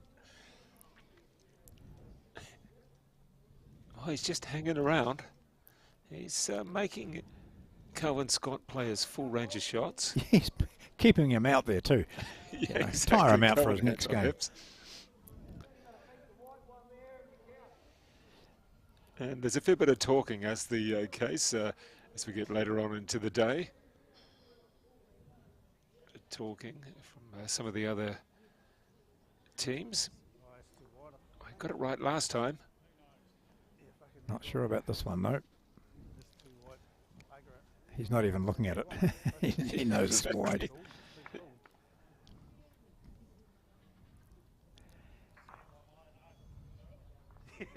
Get in the shade. Oh, okay. It's just measuring for second. Sue Way thought it was in favour of Scott, and it looked it.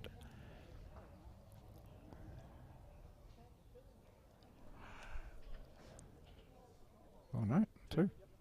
Oh, there you go. We think. Yep, it is two. Absolutely. She's got a lollipop up. Yep. And there we go. Nice little two back. Oh, he's in the double figures. Yeah. Got to be happy with that. In the meantime, we look at the pairs. Oh, we've got some measuring going on there as well, John. What are they up to there?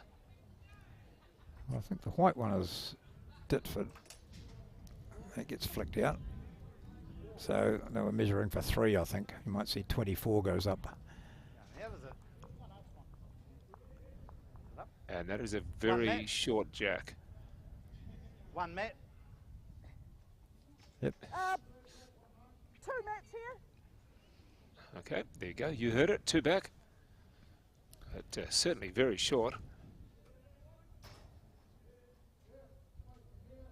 Oh, 25 it is, Elmwood Park 25, so they measured for fourth, 25 to 5.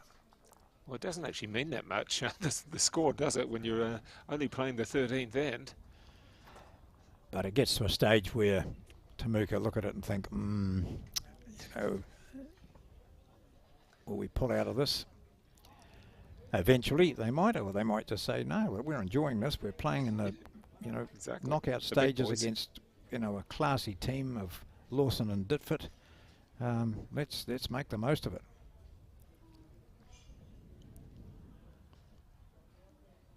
Oh, look at that. Well, it's just sailed on a little bit further. Yeah. And Scott's come back shaking his head, and so clearly there's some wind influence there. I think also the change of tactics of bringing the jack up very close to Yeah, that. I don't think that wasn't a bad idea at all. Oh, that hasn't come off at all. I think he might still have it, but hard to Has tell he? from there. Let's I'd see have to have what a you look think. from the other angle, from the bowler's angle. See if Colin can switch this around in a minute. The players aren't worried about it early in the game. There you go. They can that they doesn't take help us their at own all. indication. Yeah, so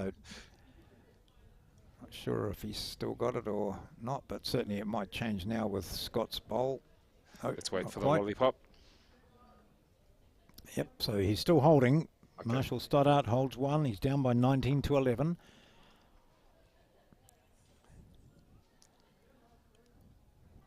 Well aware that if Scott is in a position where he can get two, that'll be the end of the game. And John, let's just assume that he does get two. Not saying it's a certainty at all, but we'll do a few highlights and then we'll bring on the pairs because we've still got a few ends remaining there to decide what happens.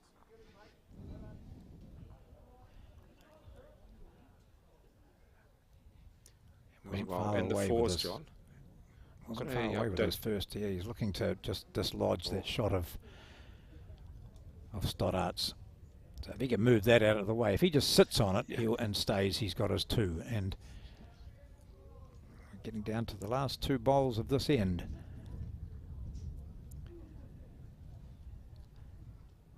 Well, John, Temuka still holding strong in the fours, 12-4 through 9. Wow, great. That's a fabulous situation for them. It doesn't look at this stage. We'll say that Elmwood Park have got the singles. You look across to the pairs, and well, it'd have to be something dramatic for Elmwood Park to lose that, but certainly nice. And, nice effort at the moment. 12-5 it is now in the fours for Temuka over Elmwood Park at the present time through 10. Calvin Scott's gone down to have a look at the head. He's not holding shot, but he could well pick up 2 with this last shot of this end. Last bowl coming up. If he can just displace the shot of Stoddard's, flick it out with a wee inside edge, or sit on it, or tickle the jack, draw it dead, that's an opportunity. But the way they've been going, it's a big ask, it seems, to be able to draw something dead with the conditions. The wind just having a slight influence. Let's see what happens. Plays that forehand. His line looks very good. Now he's going to dip under it again. So 1 more to, well, if we can believe the marker, 1 to Temuka. Yep, it is.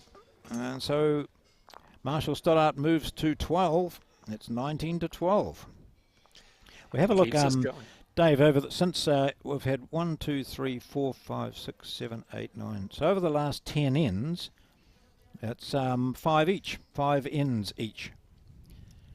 So while the score is big in favour of Elmwood Park, 19-12, haven't had it all. Calvin Scott hasn't had it all his own way in recent ends. We got out to such a good lead. Yep, 6-0. And that really helped him out. And I think there was, he got a 4 in there somewhere?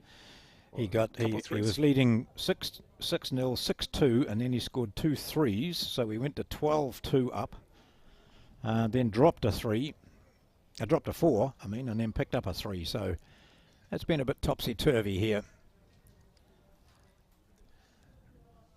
And that's not a bad number 1 bowl, is it? Yep, he would have liked it a foot to the left, sitting on it. But then he probably thought, oh, Scott might have a go at it and knock it off. So Scott, really is the man who is favoured to carry on and win this. But it's good to see that Stoddard has stayed there, kept picking up the odd single, holding shot now.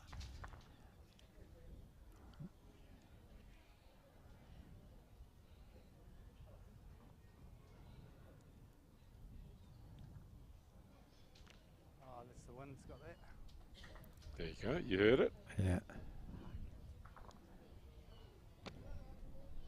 And just looking at the pairs there, John, I think we've had a shake of hands.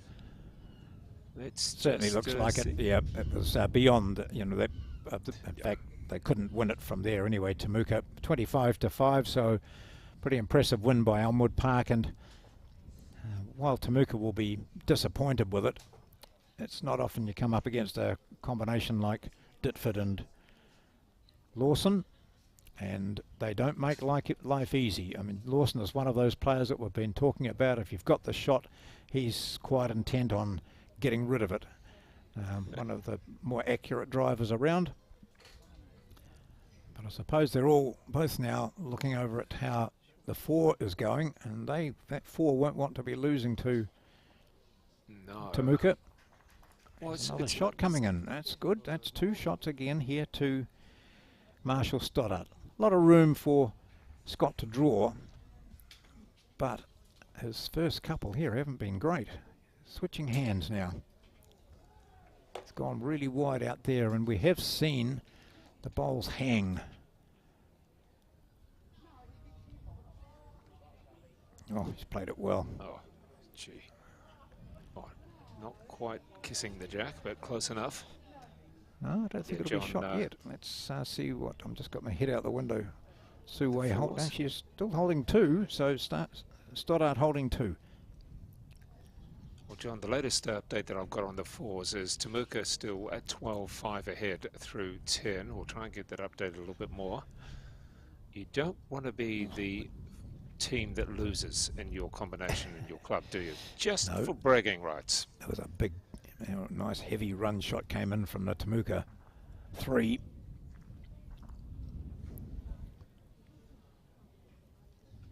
You know, even if you go through, you still don't want to be the team that loses. No. If you win 2-1 overall and you're the team that loses, Yeah. yeah. Drinks are on you. So, picking up the mat is Stoddart. He walks after and watches this last bowl of Scott. Scott getting blown sideways as he watches to see if he's made the necessary correction. And he might well just have done that. Is that enough for the shot? I think it fell is. out. Or is it? Looks like he might have got him for it. No, Stoddart holds the mat. Oh, It is still 2. So, oh gosh, I thought it looked deceptively like Scott had got up for the shot there, but he was short.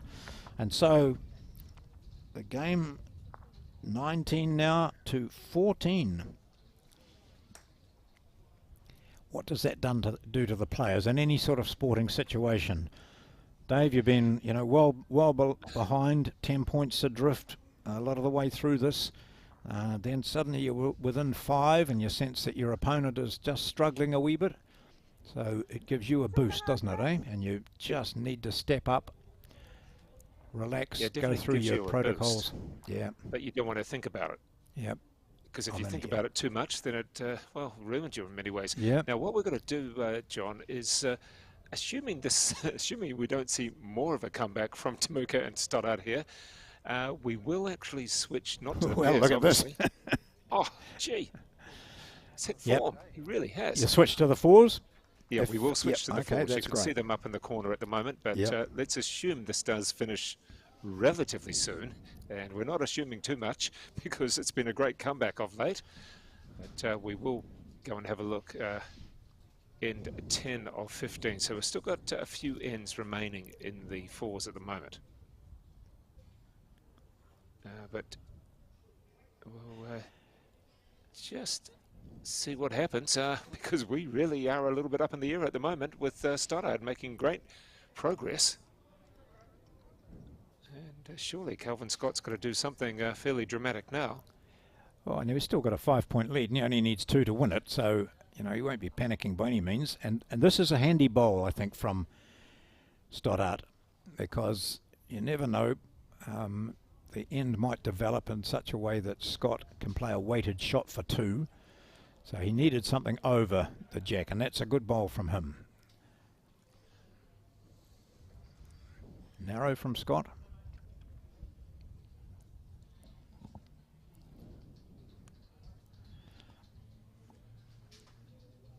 Well, at the moment, we've got the 1 for Stoddart.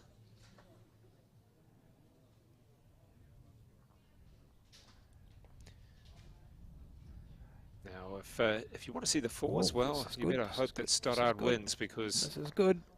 it's good. It is. We've got 2 at the moment, or was it 3? 2.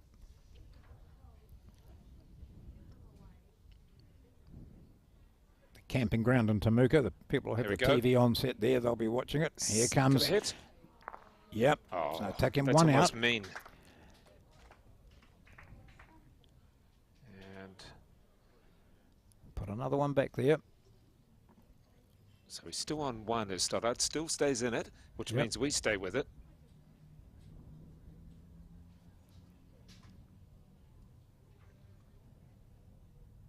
Not going to What run is it this, out, or is John? he? He is running it out. He is.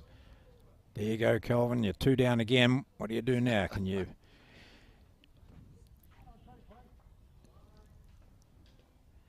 What is he going to do, John? Well, he probably... One and a measure down. One and a measure down. Okay, there we go. Okay. So, not a panic. It's hard to see how he can do anything other than just try and draw a shot. Or make sure that he's got second shot. And doesn't want to move the jack at all. Back to Stoddart.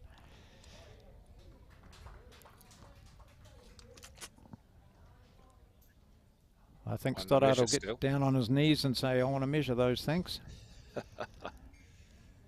Or has he?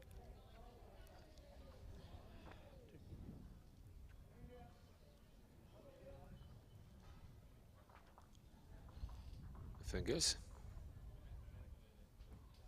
What do you think, John? Oh, I thought it was 2, but it is. I think. Oh, is it? It is 2. Yeah, it is 2. Yeah, good. So this game, it goes on.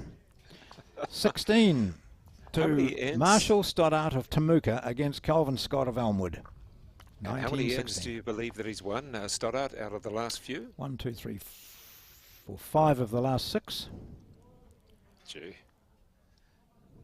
That's quite remarkable, considering that we were saying, well, only one more shot perhaps for Elmwood Park and Calvin Scott to actually take it out and win it. But at the moment, though, it's still up in the air, which means the fours are still up in the air.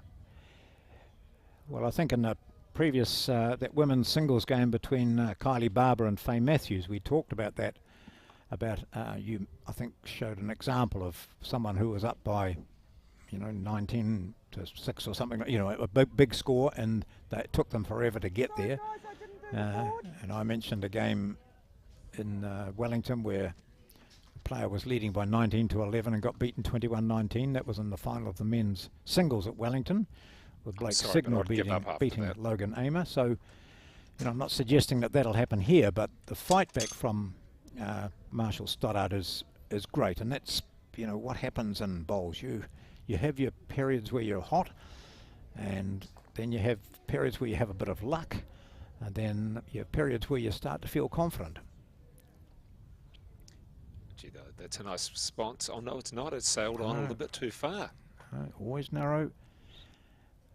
And now the body language has changed a wee bit. Scott was quite relaxed and in control, and now he's just seen those opportunities where he's playing shots that he would normally nail. He's seeing them not get there, and this is where Stoddart really has to be up. He needs to keep the pressure on Scott. He doesn't want to let Scott nab this shot. Oh, look at that breeze coming up. There's one of the both New Zealand. It's just about to keel over. Don't stand near that. And here's Calvin Scott on the backhand. Just while we're waiting for this bowl to come down, West End 15-10 in the singles, and West End 15-3 over Jury Hill in the pairs. And in the fours, though, it is Jury Hill ahead 9-6 after 9. So looking fairly good for West End at the present time in 2 of those encounters. Gosh, and this is, wow, I think there's a bit of pressure on here. Look at Scott's bowls. I mean, he is capable, of course, of nutting it with his last bowl.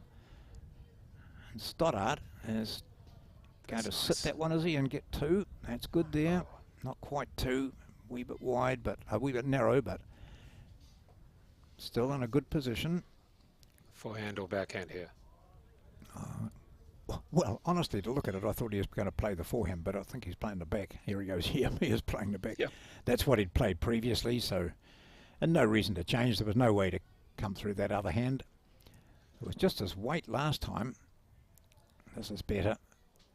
Still not there, though. No, that falling Wow, outward didn't this help. is unusual for Calvin Scott. You're holding one. Look at him. Yep, shake of the head. You're holding 1. Make it 2, Marshall. Come on, in you get. Look at this, starts there, stays down low. Now just a few quick strides. Follows it down the green. Doesn't want to sit that bowl of Scott's. Oh, he's not going to be there. Oh gosh. Geez. Now this was an end in which Marshall honestly had the chance to get a 3. You know, he could have been in here and level with Scott, and now Scott's got one to play. So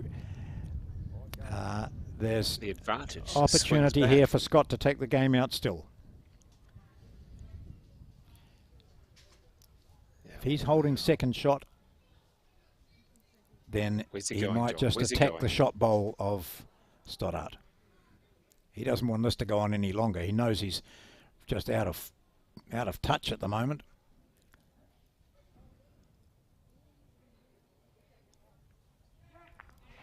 Oh, he's taken it down. It might only be one though.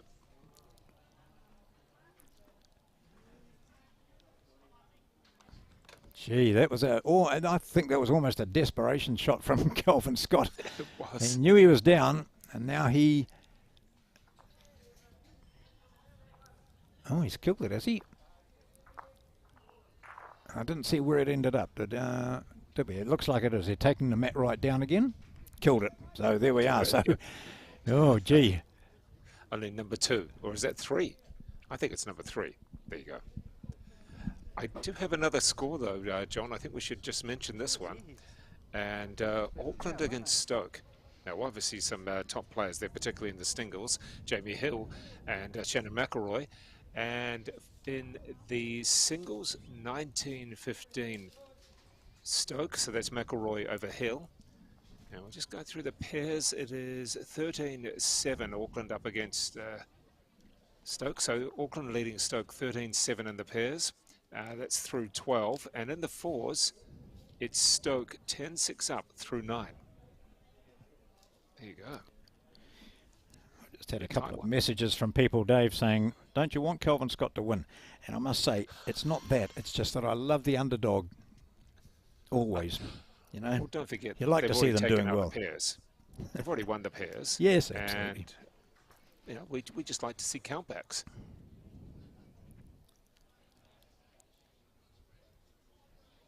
Gore North End. Would you like to hear about that one? Yes, yeah. And we've got North End leading 20-16 in the singles. However, it's Gore 11-9 up in the pairs through 13.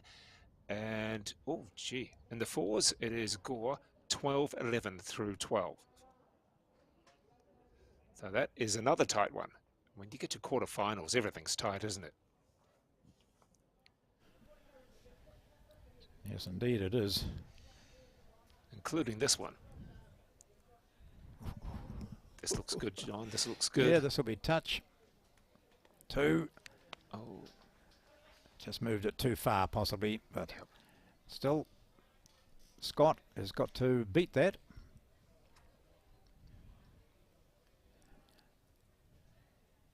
He's a bit annoyed with himself, Marshall Stoddart, and he shouldn't be. He's had a remarkable comeback here.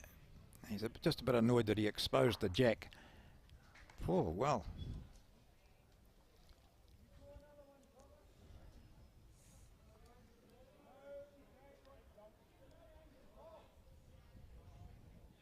bit of noise in the background. What's going on there, John? It's a bit of support No for idea. someone. No, I'm concentrating. Underneath that. Come on, underneath it. Underneath. Whoa. Oh, yep. That's, Oh, it's worked at the okay. moment. So, But the jack is exposed, though. yeah. Those 3 bowls are there too. What's he going to do? Have a smack at those? He should. On any given day, Kelvin Scott would just say, oh, I can draw that. Play it on the forehand and draw it.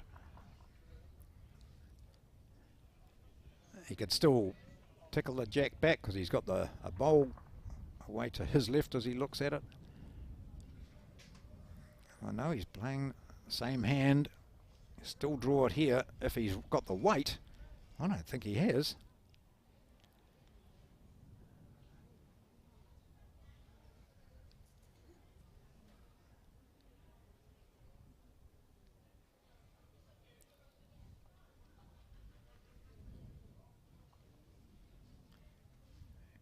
Of course, you realise here, David, that a 4 here for Marshall Stoddart takes him to 20. And did we expect that? No.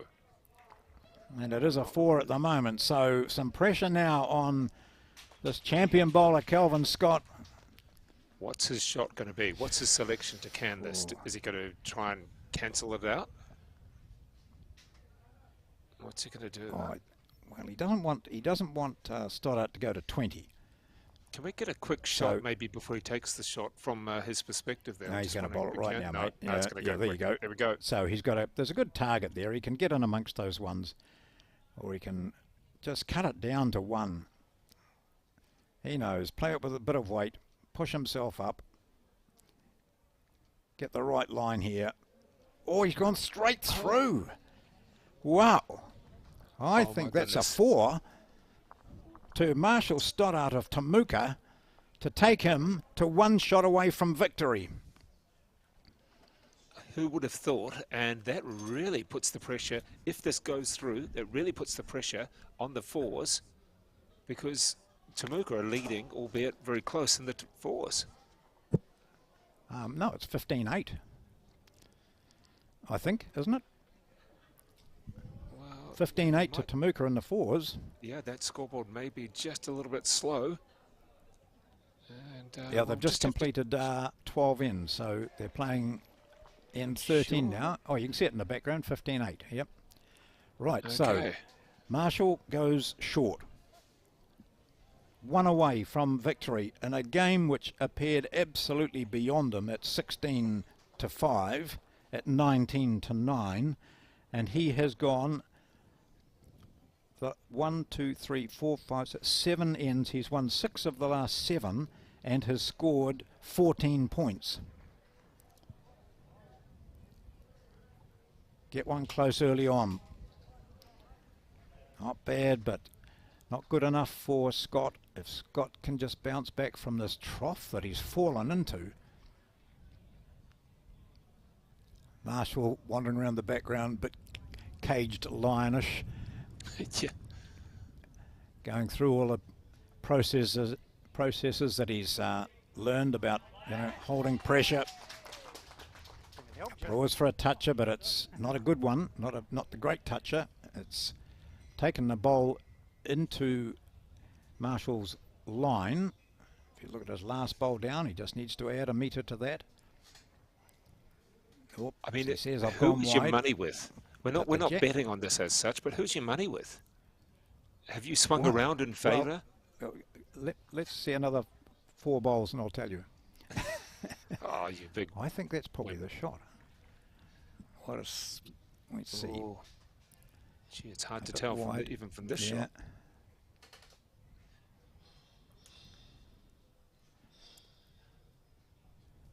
For such a long So- time we were looking at Kelvin Scott as the winner, and now Oh, this is the one, is it? No, not enough. No feather. look at the wind taking it. Is it the wind taking it? What's the Let's take the situation? camera. Here we go. She's Let's going see, to have you- look. Where is she? Checking out for another angle. Must be You're holding close. one? Oh, there we are. So Stoddart's holding 1.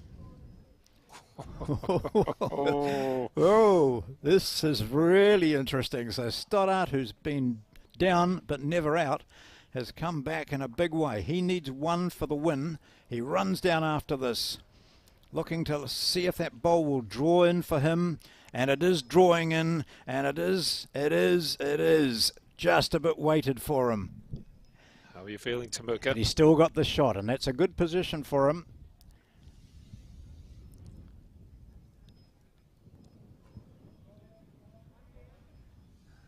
I think he's going to hit the shot bowl and knock it in a bit closer. Well, not quite. It's still 1 shot. They've got 2 bowls. They've got 2 bowls left, 1 each. And I can imagine that Marshall Stoddart's palms are very sweaty at the moment. That rag will Indeed. be getting good use. And obviously, Phew. if Stoddart wins this, we'll then switch to the Well, I mean, fours. this will be huge. Temuka, a small club in South Canterbury area. This man was all over the place. He drove his first 2 of the first 3 ends off because Scott was all over him. He looks to have gone wide here, but we'll see where he ends up. As it not going to come in from out there. I don't think so. Or am I wrong again? Oh, am I wrong Look at the again? arm. I'm wrong Get in. again. Get in. He was willing it to get in, pushing it in. He's got 2 shots there. That doesn't matter. He only needs 1. So Scott has got to produce a perler. And what Scott can do here, he could sit on that shot bowl. He can move the jack slightly. It would still give him the win because it would take him to his other 2 bowls there. But it's a big bowl for Kelvin Scott.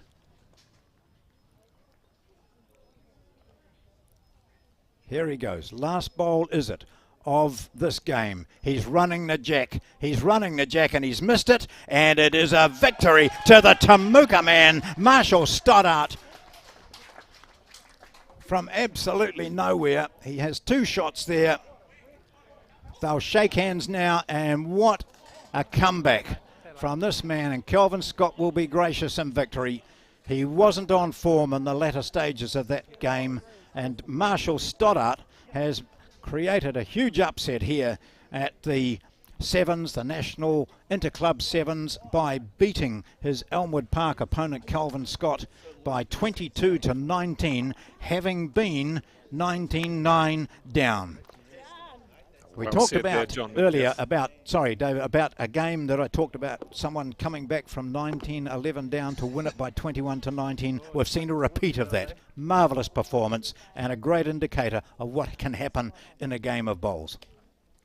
And well said, yeah, John Macbeth. We've already switched to the 4s because we have only just a couple of hands remaining. And this is vital now because, of course, we had the pairs won by Lawson and Ditford. Yes. So that was the one that went to Elmwood Park, and now we've just had the single switch and go to Temuka.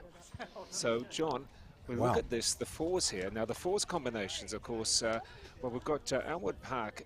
Their combination is Ricky Cook as the lead, Liam Earthworm is the 2, Nathan Glasson 4, and Lance Pascoe is the skip.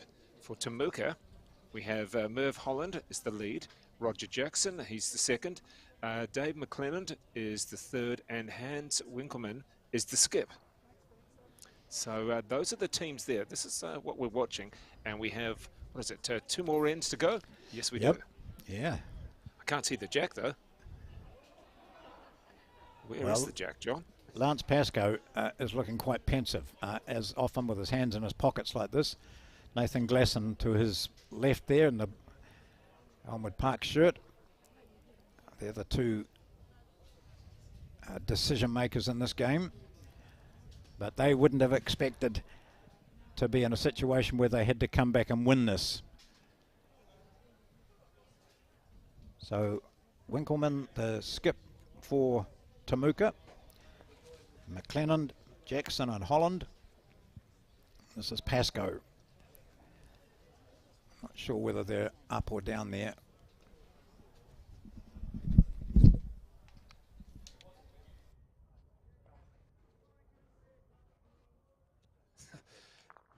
And what has he knocked out?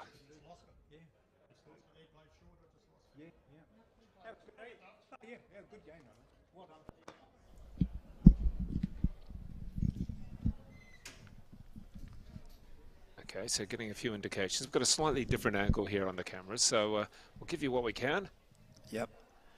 So Winkelmann playing the forehand. It looks to be very wide, so I'm not sure what We he haven't was even seen it on aiming the for screen there. yet. It was Oh. a poor bowl. And he, I'm not sure whether they've got, I think, by the way weight he played, I think that Elmwood Park must be holding down there. But I can't, I'm standing up, looking outside, trying to see where the jack is, but don't know.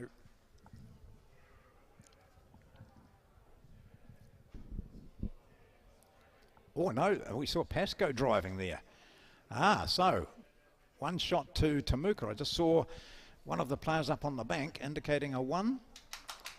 Yep. Yeah, there we go. We just had the 1 then. Are we going to see a massive upset here, John? Oh yes, yeah.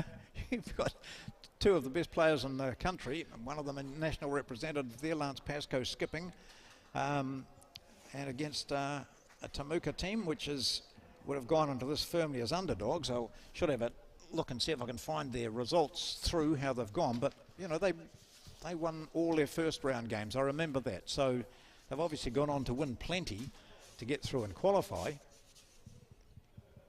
Well, the celebrations would certainly be big over the weekend. Even if they did make it through and lost in the semis, still making it through to the knockout rounds and potentially beating the double defending champions. That's Elmwood Park. Just absolutely laden with current and former New Zealand representatives.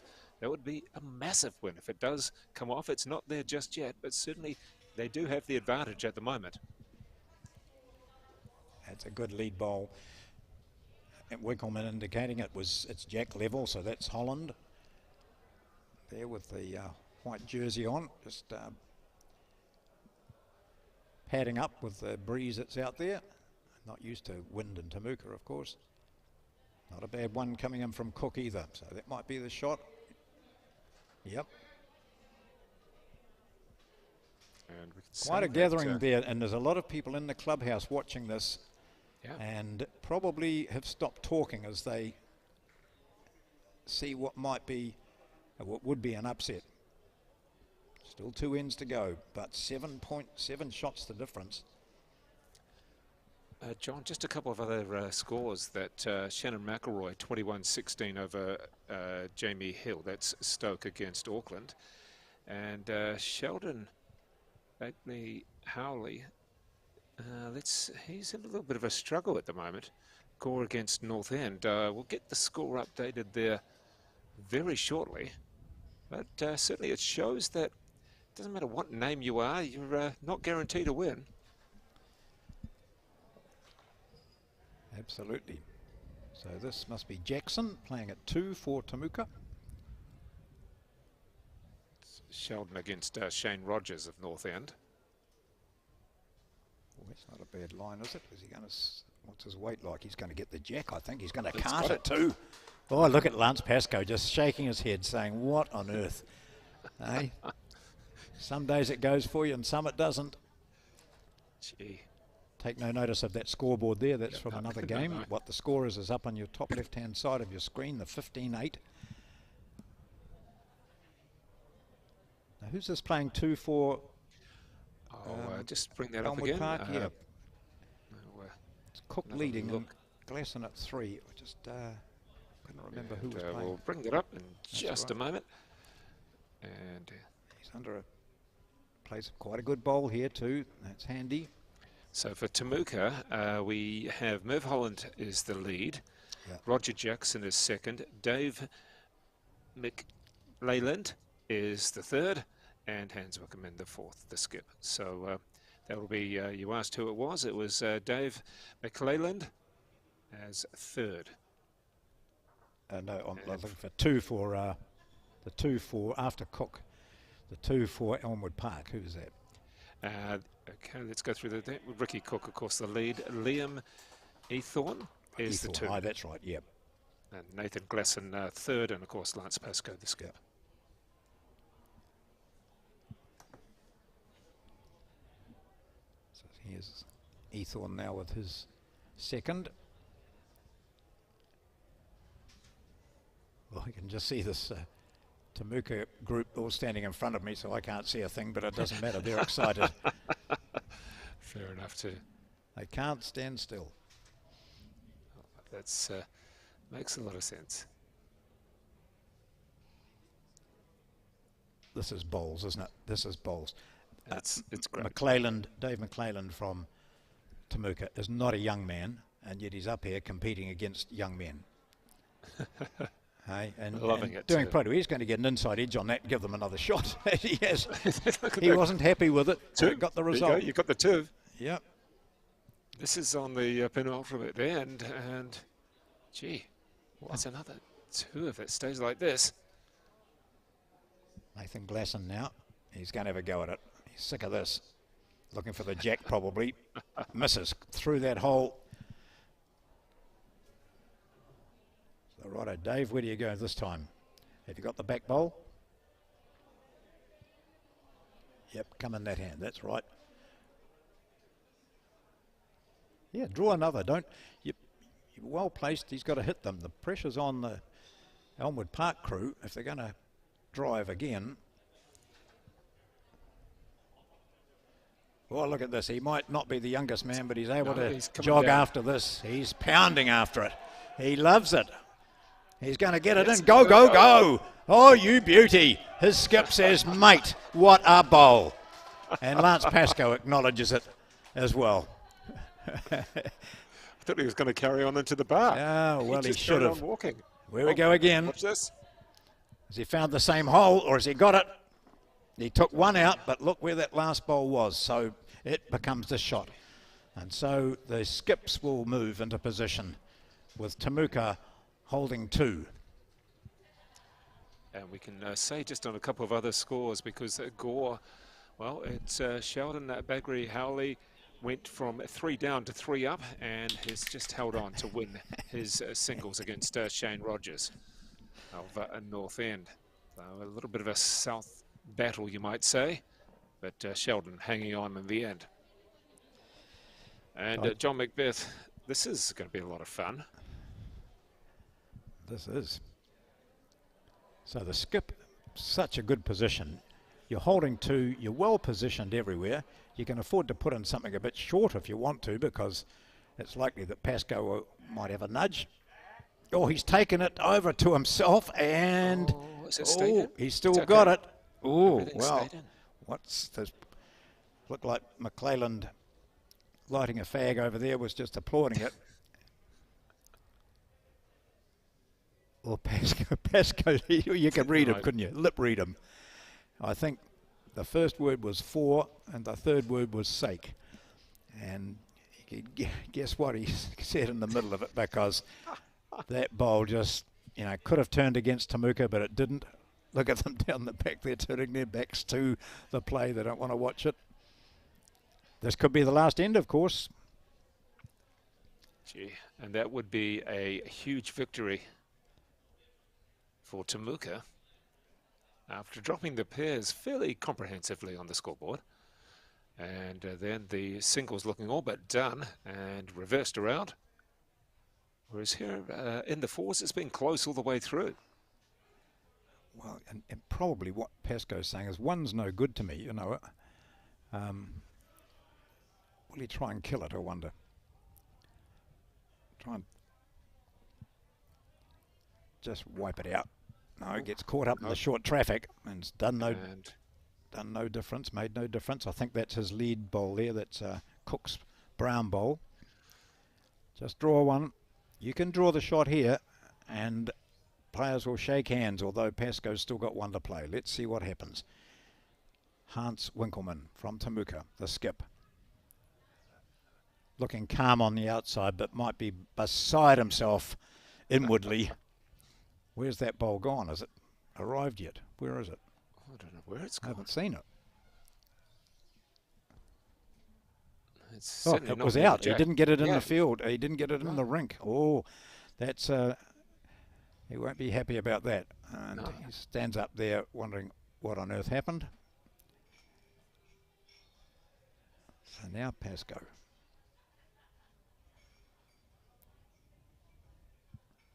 Looking for the jack. Looking to kill this and start again. Give themselves another chance. And he misses it. He misses it. And the hands that's do it. shake. And this Temuka team has created 2 enormous upsets today in the first round of post-section play. They have not only has their singles player Marshall Stoddart got up to beat Kelvin Scott, but their 4 has got up to convincingly beat the Elmwood Park 4. Magnificent performance from there. They shake hands after the 14 ends, and Temuka have won it by, I don't know what the final score was. It says 16-8 I don't think there. it matters. I think they got a single on the last, but a remarkable performance from them. Getting as far as qualifying or post-section would have been a big victory for some of the smaller teams, and Temuka would count themselves as one of those, and now they have gone on. They will play again tomorrow in the National Interclub Sevens. Great performance. Lovely to see a smaller team club do so well in this competition. Well, indeed, there, John. That whole team. Let's go through the whole Temuka team. It is Marshall Stoddart in the singles, and in the in the pairs, it was Merv Davey and Sam Morton. They had a bit of a tough time there, but in the fours, Merv Holland, Roger Jackson, Dave McLennan, and Hans Winkelmann. What a great team coming through and really upsetting the double defending champions of Elmwood Park, who had just all the names you could think of in their team, and certainly put up a big performance, but it was just a great team effort from Temuka. And for you, John, I guess you're going to look forward to watching them play again, Temuka, in the semi-finals tomorrow. Well, you know, you almost think you'd be surprised if they got up again, because the adrenaline that went into that, the emotion that was involved, the excitement of it, how do you bring yourselves down from it? But certainly they deserved that today. We saw in that singles game, and I talked to Kelvin Scott briefly as he handed his microphone into me. He just said, I just lost it. You know, I was going well and then I lost it and I couldn't get it back again. And that happens in sport. And he said, and good luck to him. He played well enough to beat me and deserved it. So that's the way it goes. But then the four found themselves in a situation where possibly going into this competition, they thought that one of the teams could lose, and they saw the pair win convincingly, and they saw that Kelvin Scott was well advanced. Whether they switched off, who knows? But they certainly, if that was the case, it was a fatal mistake. Indeed, and that is John Macbeth, who will be back with you tomorrow at 8:30 with Alex Reid, and plenty of great competition, semi-finals to commentate tomorrow, as well as the finals of the National Club Sevens. And don't forget also, we'll be back on Monday with the Oceanias. But in the meantime, let's take a look at some of the highlights from the Fours.